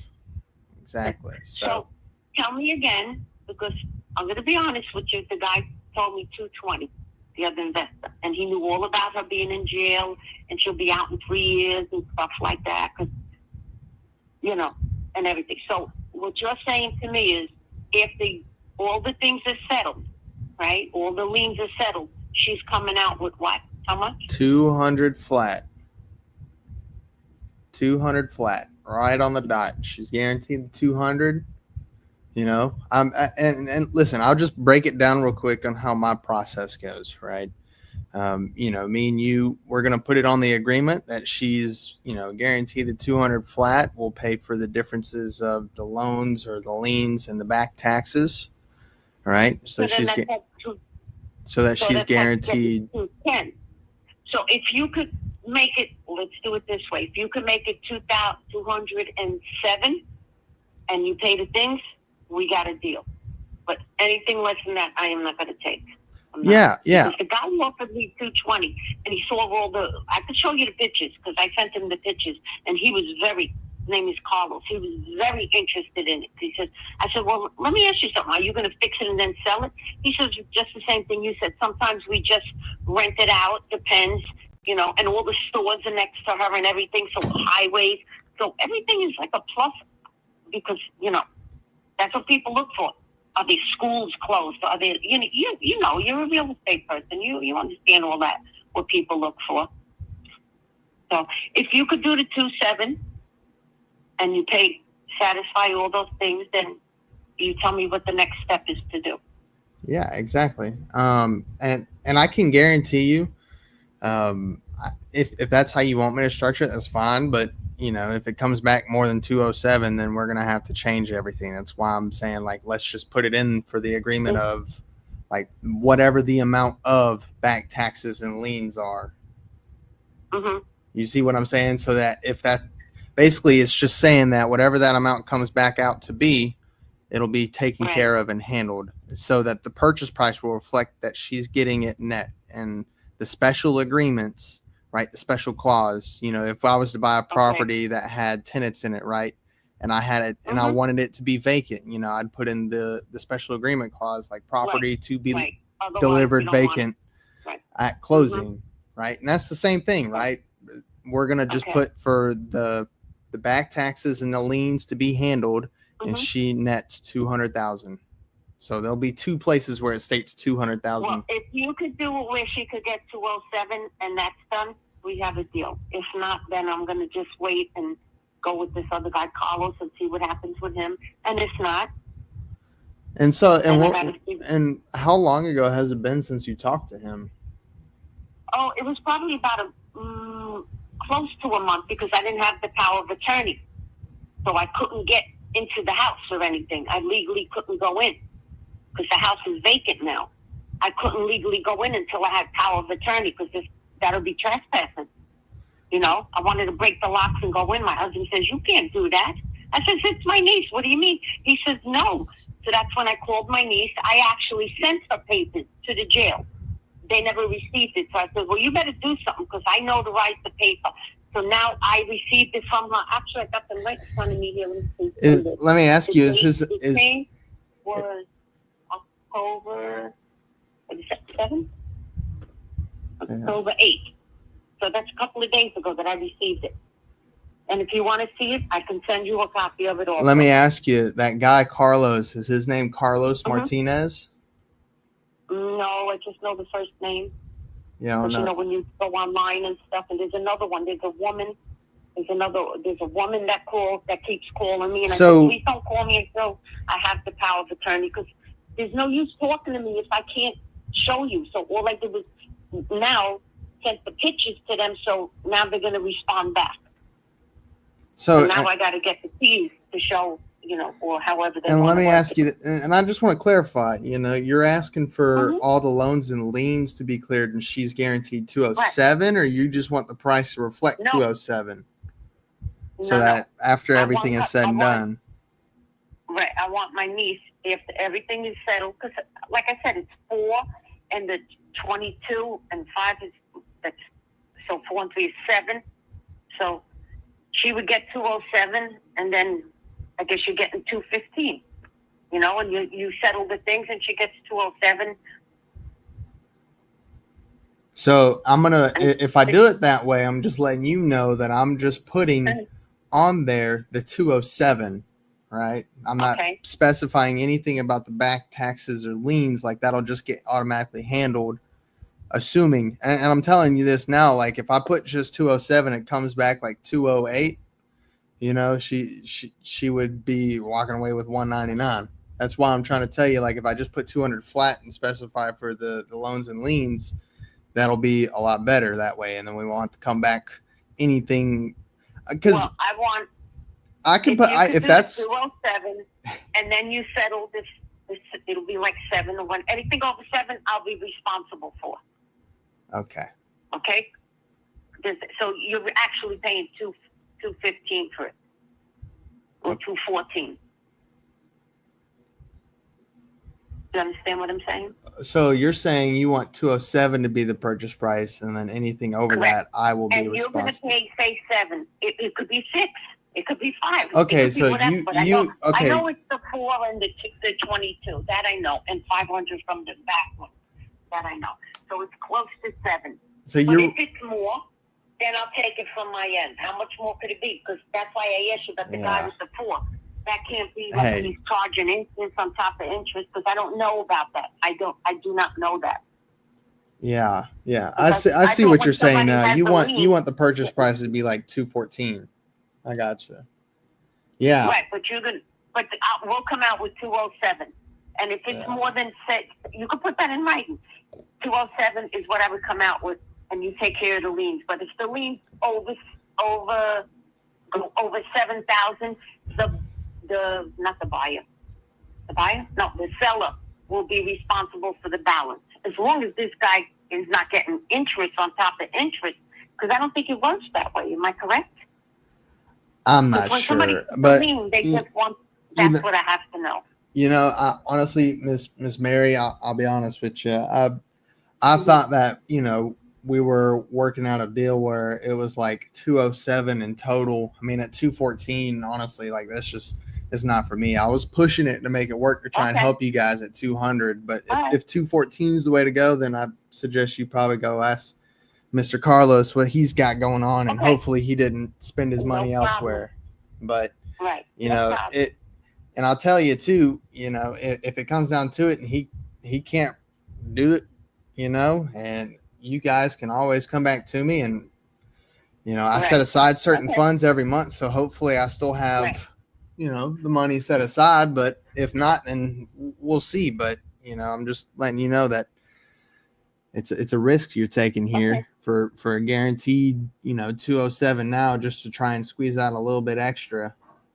So what you stated, I'm not clear with you. So she will be coming out with 207 is what you're saying? No, ma'am. I was under the impression that we were good to go at her getting 200 flat. That's what you told me in the first place, and that's why, you know, we started talking about the next steps. But then you're saying now it's 207 in the span of a few minutes, and you know, that's not something I thought you were saying. Oh, okay. I know what you're saying. That I said 2, but you're gonna because you told me that you want her to walk away with at least 200,000. At least after everything is said and done, all of her stuff is handled and taken care of. And that's something that I was willing to do. But past that, basically taking what everything, all the extras that were involved and doubling All right, it. so let me ask you this question then. So for the 200, right now, as long as there's not an interest on his 4,000, like I said, I don't know how that works. If you could definitely find out that it's only going to be, forget the rest of it, whatever it is, okay? Like I said, if I'm gonna go with you for the 2, and you're gonna pay, like we're saying, it's like 7, right? Because it's the 4, 5, 6, right? Like 7, okay? Yeah. So what am I trying to say? So if he gets interest on his, then the deal ain't gonna work. What do you mean? I don't know about liens, is what I'm saying. If the lien says 4,000, that's what he's getting, 4,000. He can't say, well, she didn't pay me in 6 months, 3 months, because there was no such thing, no contract or anything. Because he does know she's in jail, so it's obvious that he knows she ain't getting paid until she comes out.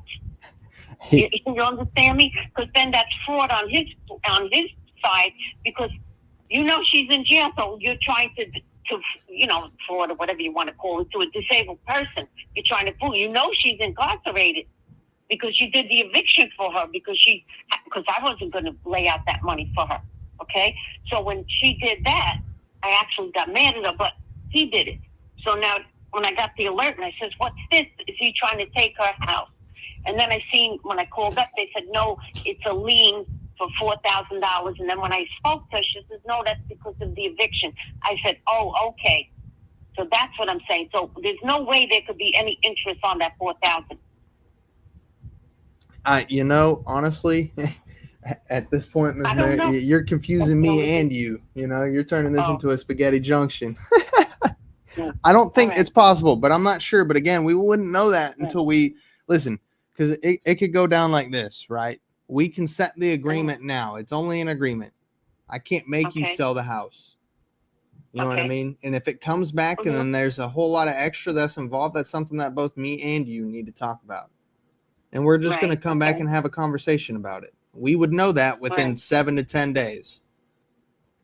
Once we start the process of opening up title, right? And we get the specifics. The title company is going to reach out to him. They're going to get the specifics, the total balance owed, and so on and so forth. So, and that's what I'm saying. Like, if it comes down to it, again, we'll just come back and have a conversation about it and then decide on what's the best steps forward from there. Right. So what's this agreement? How is this agreement going to work? It's just exactly like how I said, right? We're gonna do 200 net to her. We're gonna handle, the back taxes and liens no more than the 210, right? Because anything past that is way pushing it for me. I'm in agreement with like 207, and anything past that, that's something that's worth having a conversation with you about, right? But we're just gonna specify for the back taxes and liens, whatever that amount is. We're gonna pull title. And then we're going to figure out what that amount is. And if it's exactly what we said it was, we're good to go. And if not, then we're just going to come back and have a conversation. And again, talk about the next steps moving forward. Okay, so now there's no money that I'm laying out that you're pulling titles in on. And if it doesn't work out, I'm paying the closing costs. No, what I'm saying to you now, I have to be clear on this. When we make an agreement, now you pull titles and all and say the deal, for some strange reason, hypothetically, that the deal doesn't go through. I have to pay you for pulling the title and whatever you're doing? No, ma'am. The closing costs involves the title costs. Well, if we didn't make the deal, what I'm saying to you is if I didn't There's make nothing the deal, on my purchase agreement that states that you'd be responsible for the cost of the title. No, ma'am. Okay, so now how does this work? How do we do this? On the phone? Yes, ma'am. I'm gonna go ahead and I'm gonna put the agreement together while you're sitting here with me. Is it both you and her on the title, or is it just you? No, she owns it outright. But okay, so it's just her, but you have power of attorney. You said, right? I do. Okay. So let me do this. I'm going to go ahead and type it up real quick. Let me ask you. So you're Miss Mary. It's Mary.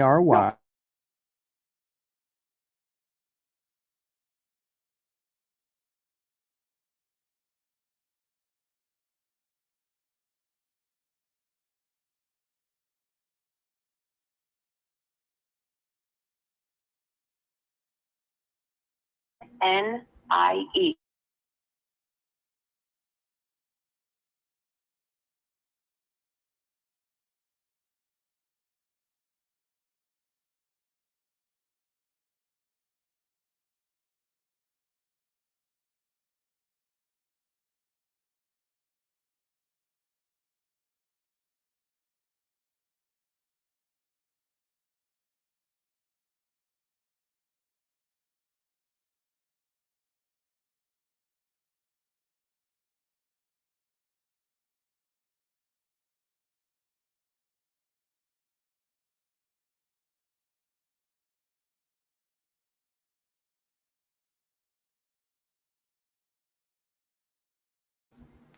Perfect.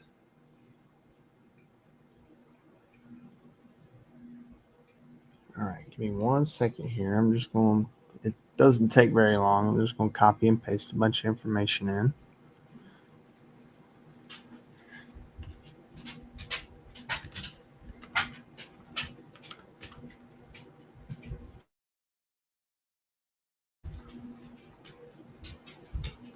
Let's see. You guys got any plans tonight? No. Watching, I guess, the baseball game. Ooh.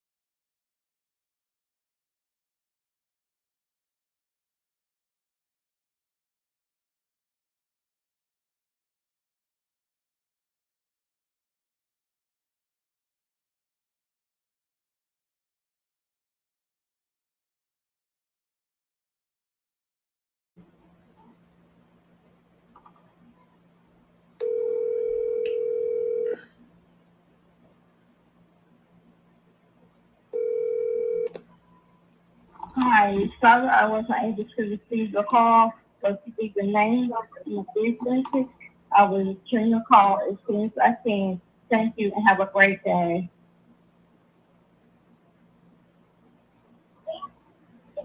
The mailbox is full and cannot accept it. Jesus, I hate that. You wait for the whole longest time and they don't.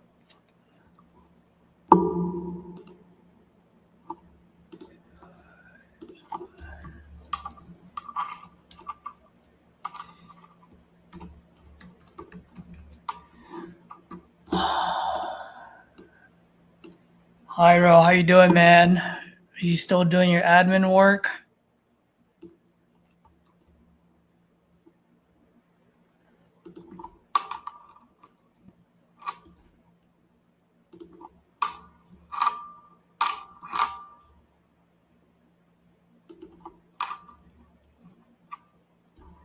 What is her name?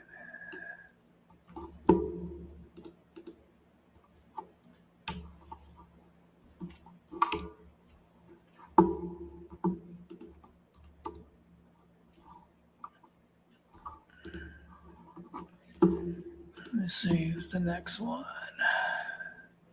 Ooh, let's go. Des Moines, Iowa.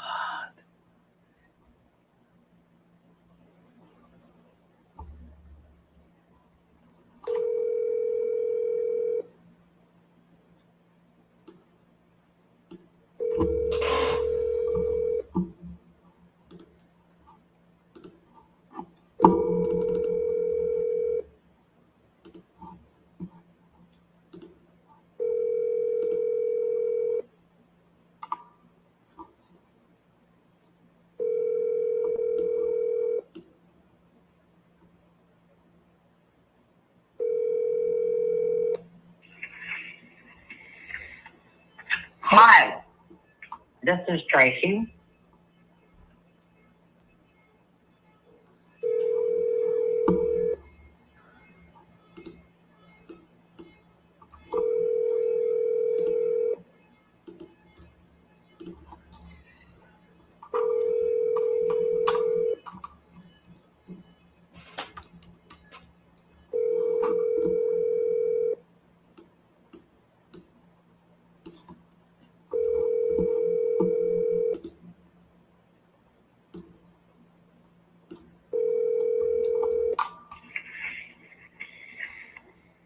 Hi, this is Tracy.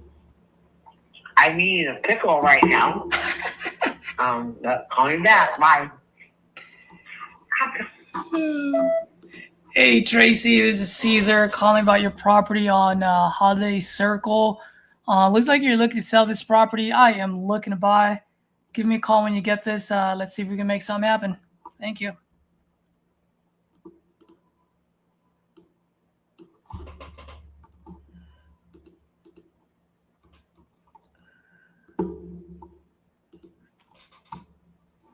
Let's go.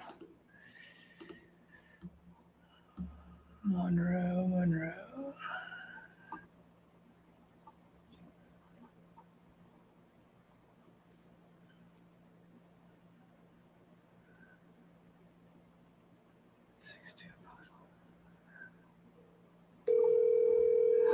I wonder if Jacob's still on the phone with that lady.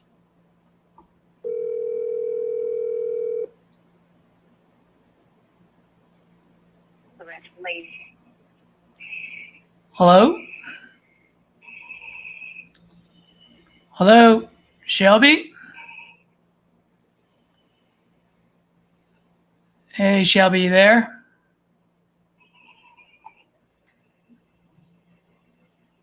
Darth Vader, maybe?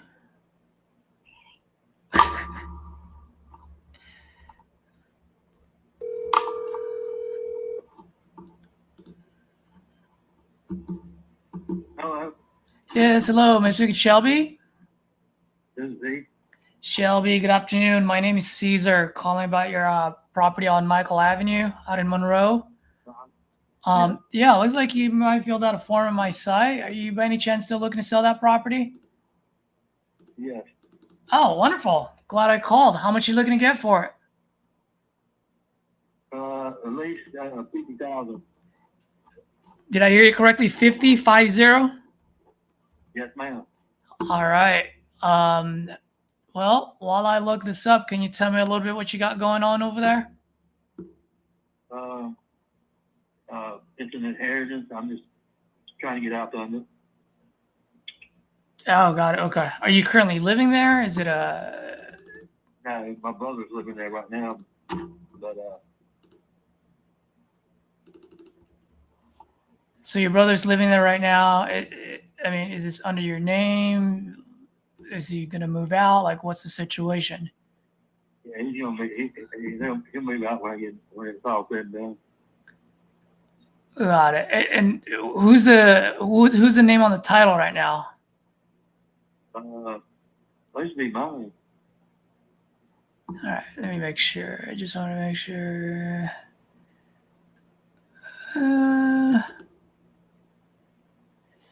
Well, I see a.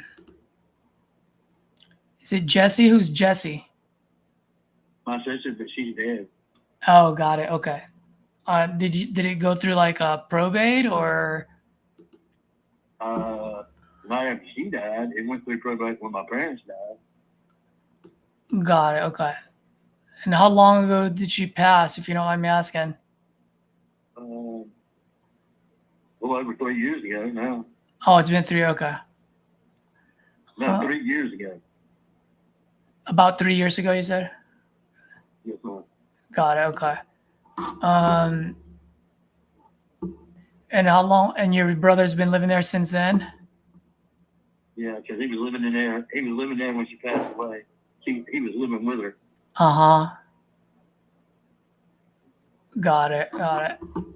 And I just want to make sure is this a 3-bedroom, 2-bathroom? Yes, ma'am. Got it. Okay. So if you don't mind me asking, I'm just looking at some of the comps in the area, but I mean, what's the ideal solution for you and your brother? I mean, I know he lives there, and I just want to make sure that if we do something, I want to make it as convenient as possible for the both of you. He gonna get a 6 of whatever I get. He's gonna get what? I'm sorry. He'll get a 6 of whatever I get. Oh, he's gonna get a 6. Okay, gotcha. And he can move out anytime. Yes, ma'am. All right. And if we were to move forward here, how quickly do you guys want to close? Me, I think possible, according to me, because I don't get to use the house anyway, so there's no sense in me keeping it. Got it. And he don't deserve it.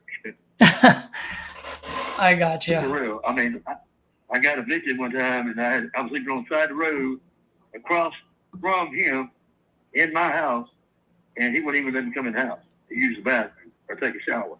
Oh man, So, no way. Yeah. So I could really care less on anything to do with him. I just know he owns a 6th of it, and I own the rest. Got it. Okay.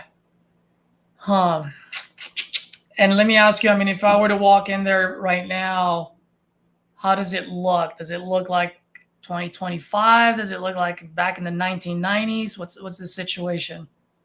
No, it was upgraded when we had that flood in 2016.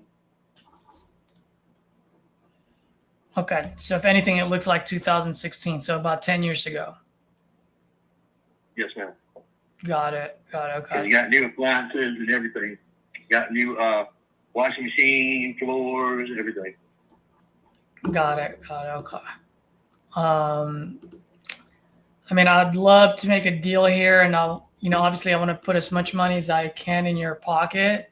That being said, I also got to be fair to my business partners and my family. You know what I mean? I got to make sure I got to keep the lights on. If you don't mind me asking, how did you guys come up with, or how did you come up with 50? Well, they say I had it appraised, and they appraised it at 70,000. So. Got it. When was that appraised, and who appraised it? Loan company. And it was a loan company. It was about 6-7 months ago. 6-7 months ago. Yes, ma'am.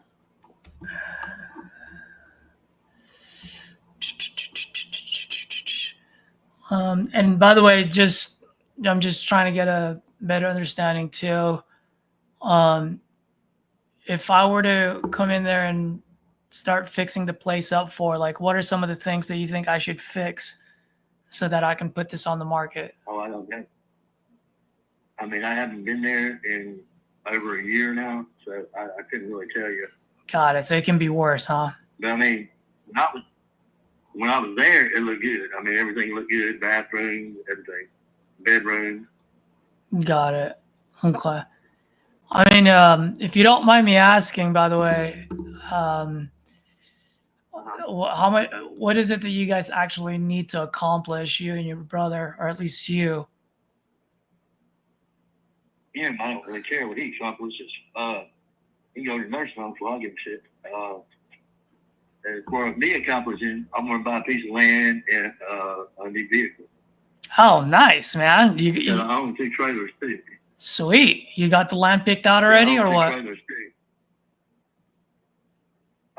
No, I'm just looking. I've been looking, but I haven't had the money to do anything with it so far. So Gotcha. I've just been buying my time.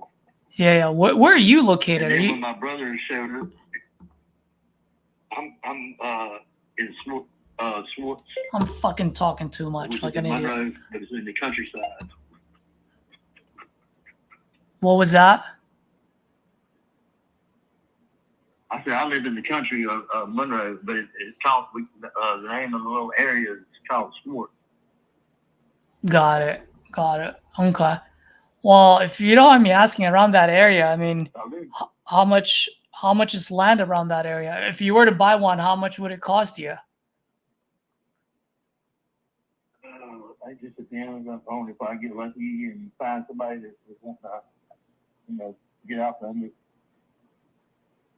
Because some people, some friends of mine, they just sold the property and a trailer and a house on the land for I think they sold it for $60,000, $67,000. But they let it go cheap. I mean, it was really worth more than that. It was about 10 acres of land. It was a nice home. I mean, it needed some work. The house itself needed work. But then the trailer, it was in good condition until they had a little problem when people go over there and broke all the windows out of the counter. But that's why the value went down a little bit. You know what I mean? It was higher, but then when that happened, they went down on it because they didn't want to fix it. You know what I mean? They didn't want to have to worry about it. They go down on the price. Yeah. Yeah. And then you mentioned you're looking to buy. Itself, I can find it pretty reasonable. Yeah. I really like to find be on a lake somewhere, really, is what my real plans are. But if I can't do that, I'll figure out something else. Might just buy one of those, what do you call it, Winnebago things. Drive, go around the country, leave this state and go around the country for the rest of my life. Yeah, yeah. I'll draw a Social Security check, so I won't be hurting compared to the moment.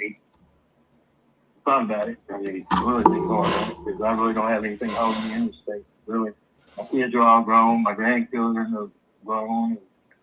My wife's passed away, so I got no money today. Yeah. I got you.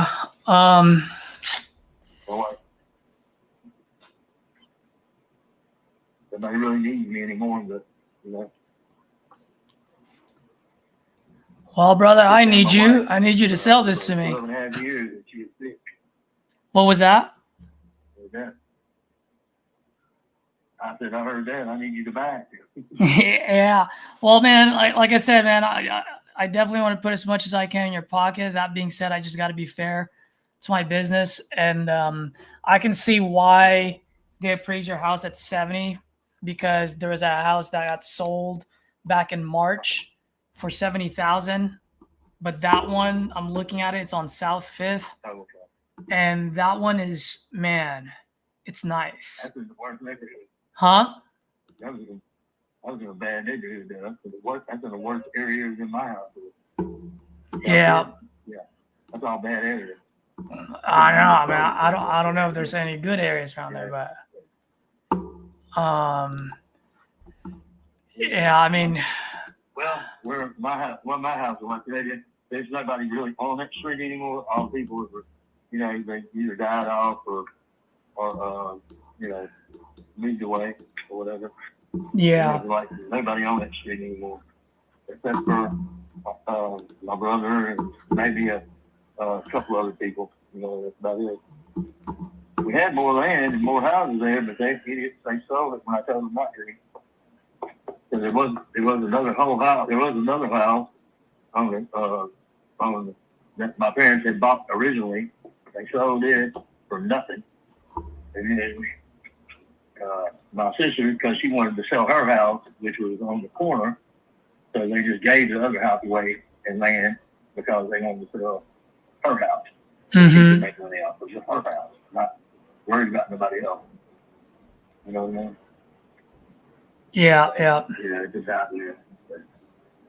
I couldn't argue too much. I couldn't afford a lawyer at that time. I couldn't really do anything about it. I bided my time, and then my oldest brother gave me his part of the house, and then he gave me, and my sister-in-law gave me her part, and my niece was going to give me her part, and so I'll own all of it. Except for his little fix that he'll own. Yeah. Now, just curious. Because I mean, I just signed the property over. I signed the property over in Arkansas to my niece just about 2 weeks ago. Which was her property, and when it was, it was her property. My parents had just bought the property for my sister and her husband, but they paid her back, but they just never swapped, just never went and did the deed. I mean, had the deed transferred over to their name. Yeah, You know what I mean? yeah. So I did her a solid. I signed for her. I told them the only way I'd sign for her, she had to sign her part over to my house to me. You know what I mean? So she's never gonna move here anyway. And I mean, she had two homes and 250 acres or more land up on the top of the mountain up there in Arkansas. But I'm pretty sure she ain't worried about that. Yeah. Well, by the way, just curious. I mean, I know you said your brother's been there for 3 years now. I mean, what got you looking to sell now versus any other time? Oh, I've been trying to sell it. Oh, you have? What's been going on? Yeah, I just never could get the people I talked to. They want me to go over there and take pictures. I never could get a ride over there because I live way out in the country with no ride, and that's in the city. So yeah, it's hard for me to move around. I don't really have anybody to come pick me up and take me nowhere anymore like I used to. Well, used to, I had my own vehicle, and then when my wife died, I went a little nuts, and I lost my vehicle, and I've been walking ever since. Got it. Well, brother, let me ask you this. I mean, how can I help you out? Like at the end of the day, if I buy this property for you, what is it that what is it that you want to have in your pocket so that you can move forward and get your truck, get your piece of land, like overall? What was that? Yeah, I mean, as much as I can. As much as I can get. I mean, you're only gonna get like I always said, because I was a delivery man for 30 years. I delivered ice, real ice. It comes in a cup. Then you put it in your cup. You know what I mean? Yeah. So selling something, you're only going to get what people are willing to pay for it. You never get what you want for it, but you'll get the highest amount that somebody's willing to pay for it. You know what I mean? 100%. That's where I'm trying to get at here, because I want to make sure that whatever we discuss. I will go lower than 50, but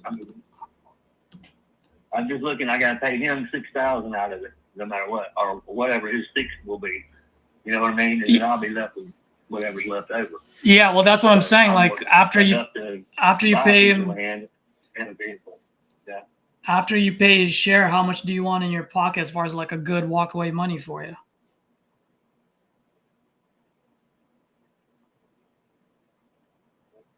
Well, that's what I'm saying. It depends on how much I'm going to get all together. And if I was getting close to $50,000, then I would be happy with at least if I could walk away with at least $30,000, I'd be really happy. I mean, overall, you know what I mean? Man, I was hoping you'd say 20. No, I can't go that low. I had another person call me earlier and said the same thing, and I'm like, well, I don't know. We can do it. But see, my ex-boss, which was my wife's ex-husband, he told me he would give me $45,000 for it. But I had to bring the paperwork and prove that I owned more than my brother, and then he would buy me out, and then he would deal with my brother. Why didn't you do that? And that was him paying closing costs or whatever. Yeah. Well, I mean, Can't move around. I mean, you stuck like way out there, hard to move. so it sounds like, and by the way, buses out here and stuff like that. You know what I mean? yeah. By the way, I mean you're in and out. So if you don't mind, I'm just gonna repeat what I think you said, and then let me see if I can help you find a solution for you here. Okay. So right now you're mentioning that if you walk away with 30, you'll be a happy camper. You also mentioned that it's out in the country. You don't really have a way. If I walked away with 25, I'd probably be happy. I mean, if it was 25, I'd probably be happy. But see, I got to give him whatever the whole house sells for. I have to give him a sixth of it. You see what I'm saying? Mm-hmm. To be fair with him, you know what I mean? Yeah. And then, like I said, the rest would be in my pocket. Yeah. And then I still got to buy a piece of land, and I got to buy a vehicle because I'm tired of walking. I'm literally sick of walking. I'm 50 years old. You know, it's really a pain in my butt. You know, I know, man. to the store or walk. You got to get groceries. Yeah, it really kind of sucks. So, you know, I really want a vehicle bad. So how soon do you want that? How soon do you want that vehicle? I got a motor. You gotta give it to me as fast as you can give it to me. I mean, geez, man. I mean, if I can close on this anywhere between 14 to 30 days, quick cash, I pay all the closing costs. I'll buy it as is. You kick your brother out because I want it vacant. I mean, I think we can make something happen here. I mean, I'll level with you, man. Looking at what's selling over there and what I'm expecting to put into it. Okay. I mean, that 70 that the bank appraised it for, I get it, but that was back in March. Market had gone down. So right now the houses there are probably selling around in the 60, 65. I still got to put in a good chunk of money on here. I mean, what if we do 25 tops with your 5.6? That's $20,000 in your pocket. $5,000 goes to your brother.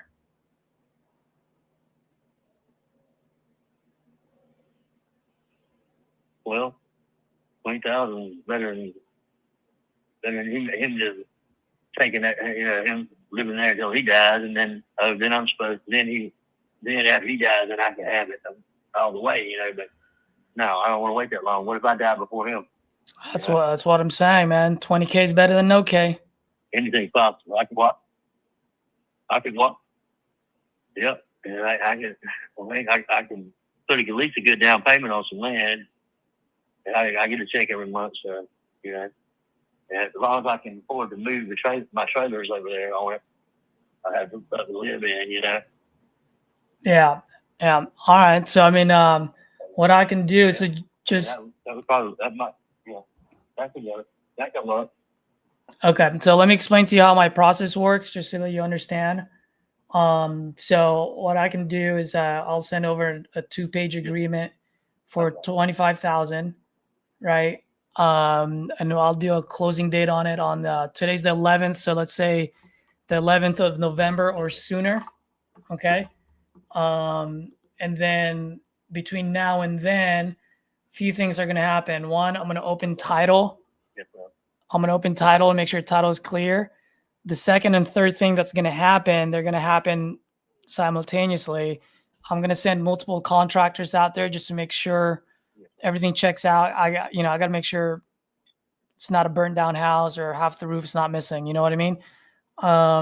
Also, I will send local partners out there as well. The reason being is whenever I buy properties outside of my market, I always partner with local partners. You know what I mean? I need a set of eyes on there.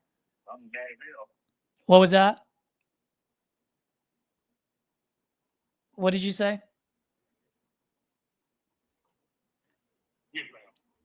Yeah. I understand all that. Okay, cool. I understand what you're saying. I understand all of that. Got it. What's your email address, brother? I said, I get what you're saying. I mean, I understand.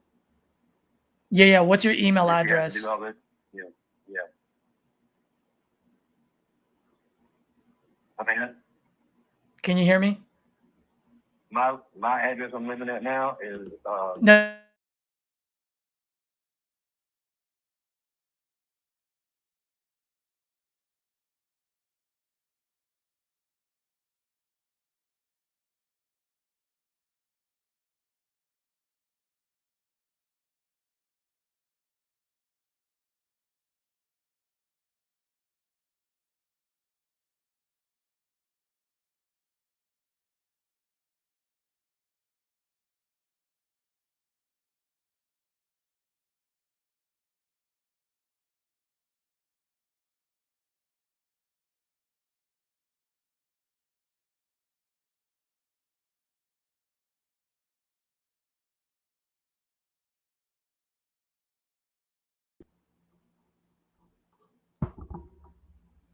yes, ma'am.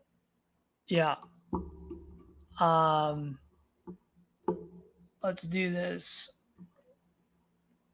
While I have you on the phone. Oh, I'm so sorry. I'm so sorry. No worries, brother. I do have a high-pitched voice. A lot of people think I'm a girl when I'm talking. It's pretty funny, actually. I can't hear very good on this mic. just for that, now I'm buying your house for $10,000 because you keep calling me ma'am. I'm just messing with you. It's probably on delay. I know, because I got a friend that sounds identical to you almost. And I mean, and she's female.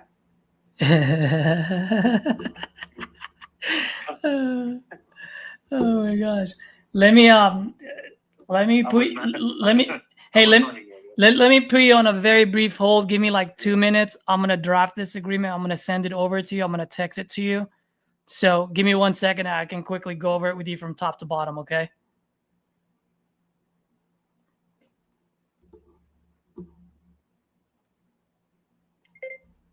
Dude, this thing is way delayed. Brutal. I know. Brutal. All right, give me like 2 minutes, okay? I'm doing this right now. Just stay on the phone with me. Hello? Still there? Yes, I am. Hello? Yo, hello. Hey, Shelby. Okay, well, somebody called and I thought it hung you up. No. What I'll do is I'll call you back in 2 minutes, okay? And then I'll go over the agreement with you. I said somebody. Yeah, can you hear me? Yes, I can. Okay, I'm gonna hang up on him. Dude, that was brutal. Rough. Yeah, brutal. That was rough. I needed it at 25 because I see a couple that's in the 30s.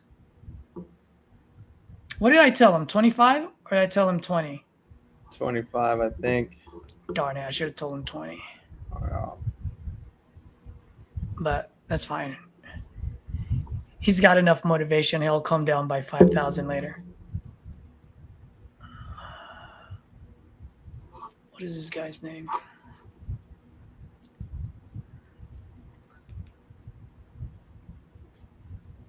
$25. He gets 20. Yep.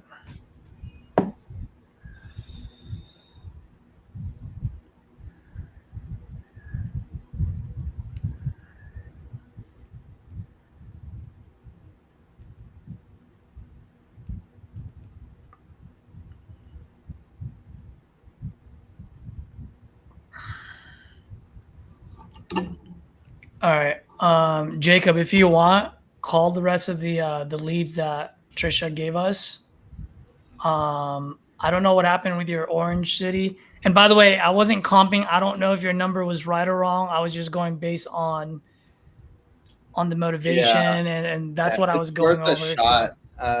I'll be honest with you. There's a few.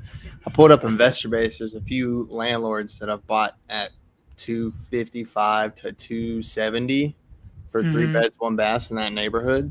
So as long as it's not as bad as as long as I refuse to put everything in stone until I see pictures. Yep. So I've got to ski deadly daddle. It is that time for me. So, yep, same here, guys. I know that you guys hung in there for 5 hours with me. Thank you very much. I really appreciate you. Hit that like button if you learned something new today. Tony, Jairo, thanks for hopping on as always. Dude, if you guys can give me some feedback before I get off this, that would be great, man. Let me know what I did well, what I didn't do well. Jairo, you're a student of the game, man. Tell me what I could have done a little better. That would be great. Jacob, anything you want to say?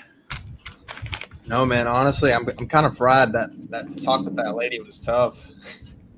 It was. Yeah. Yeah, Ira said that last call you sounded tired. Like we both were. Yeah, we bro. both were very tired. We both were. Jacob, watch this when you're on your free time. I think your talk with her, you would spot a few things in there where you're like, "Ooh, I didn't frame it correctly."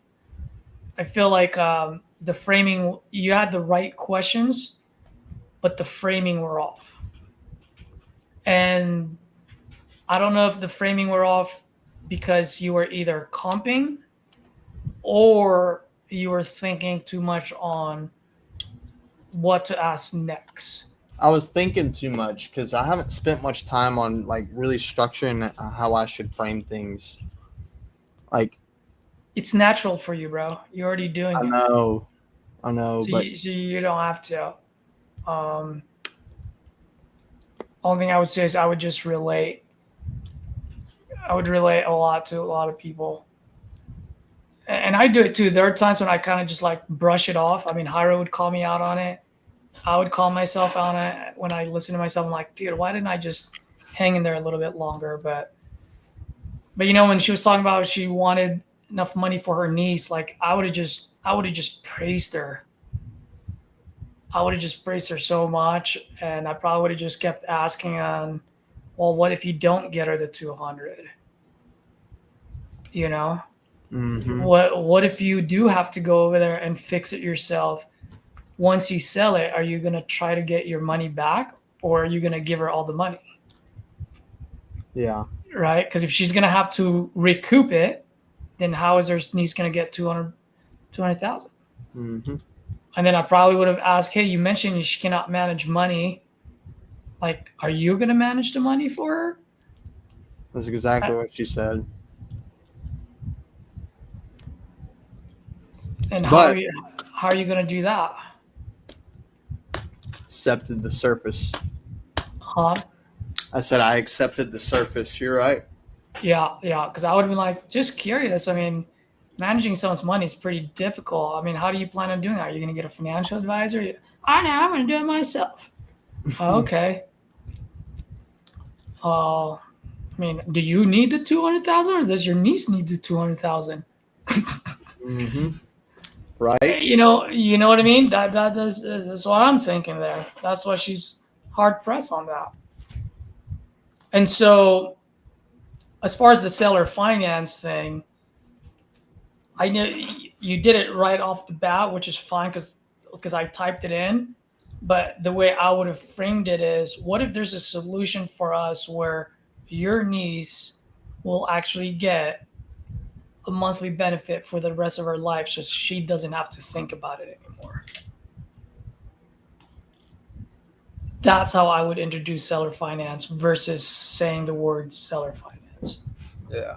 Right? Or just curious. I mean, since you're gonna manage the money, Miss Money Manager, how much are you gonna give your niece per month? Like, how much does she need to live per month for the rest of her life? Fair. You know? Yeah. And then, bro, then do that. Be like, yo, your $200,000 is gone. Like, how are you gonna do that? That's No, all. you're right. You're right. But we were both so tired, dude. I was done with it.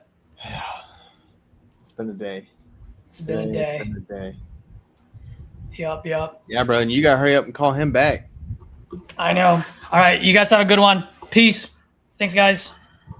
See ya.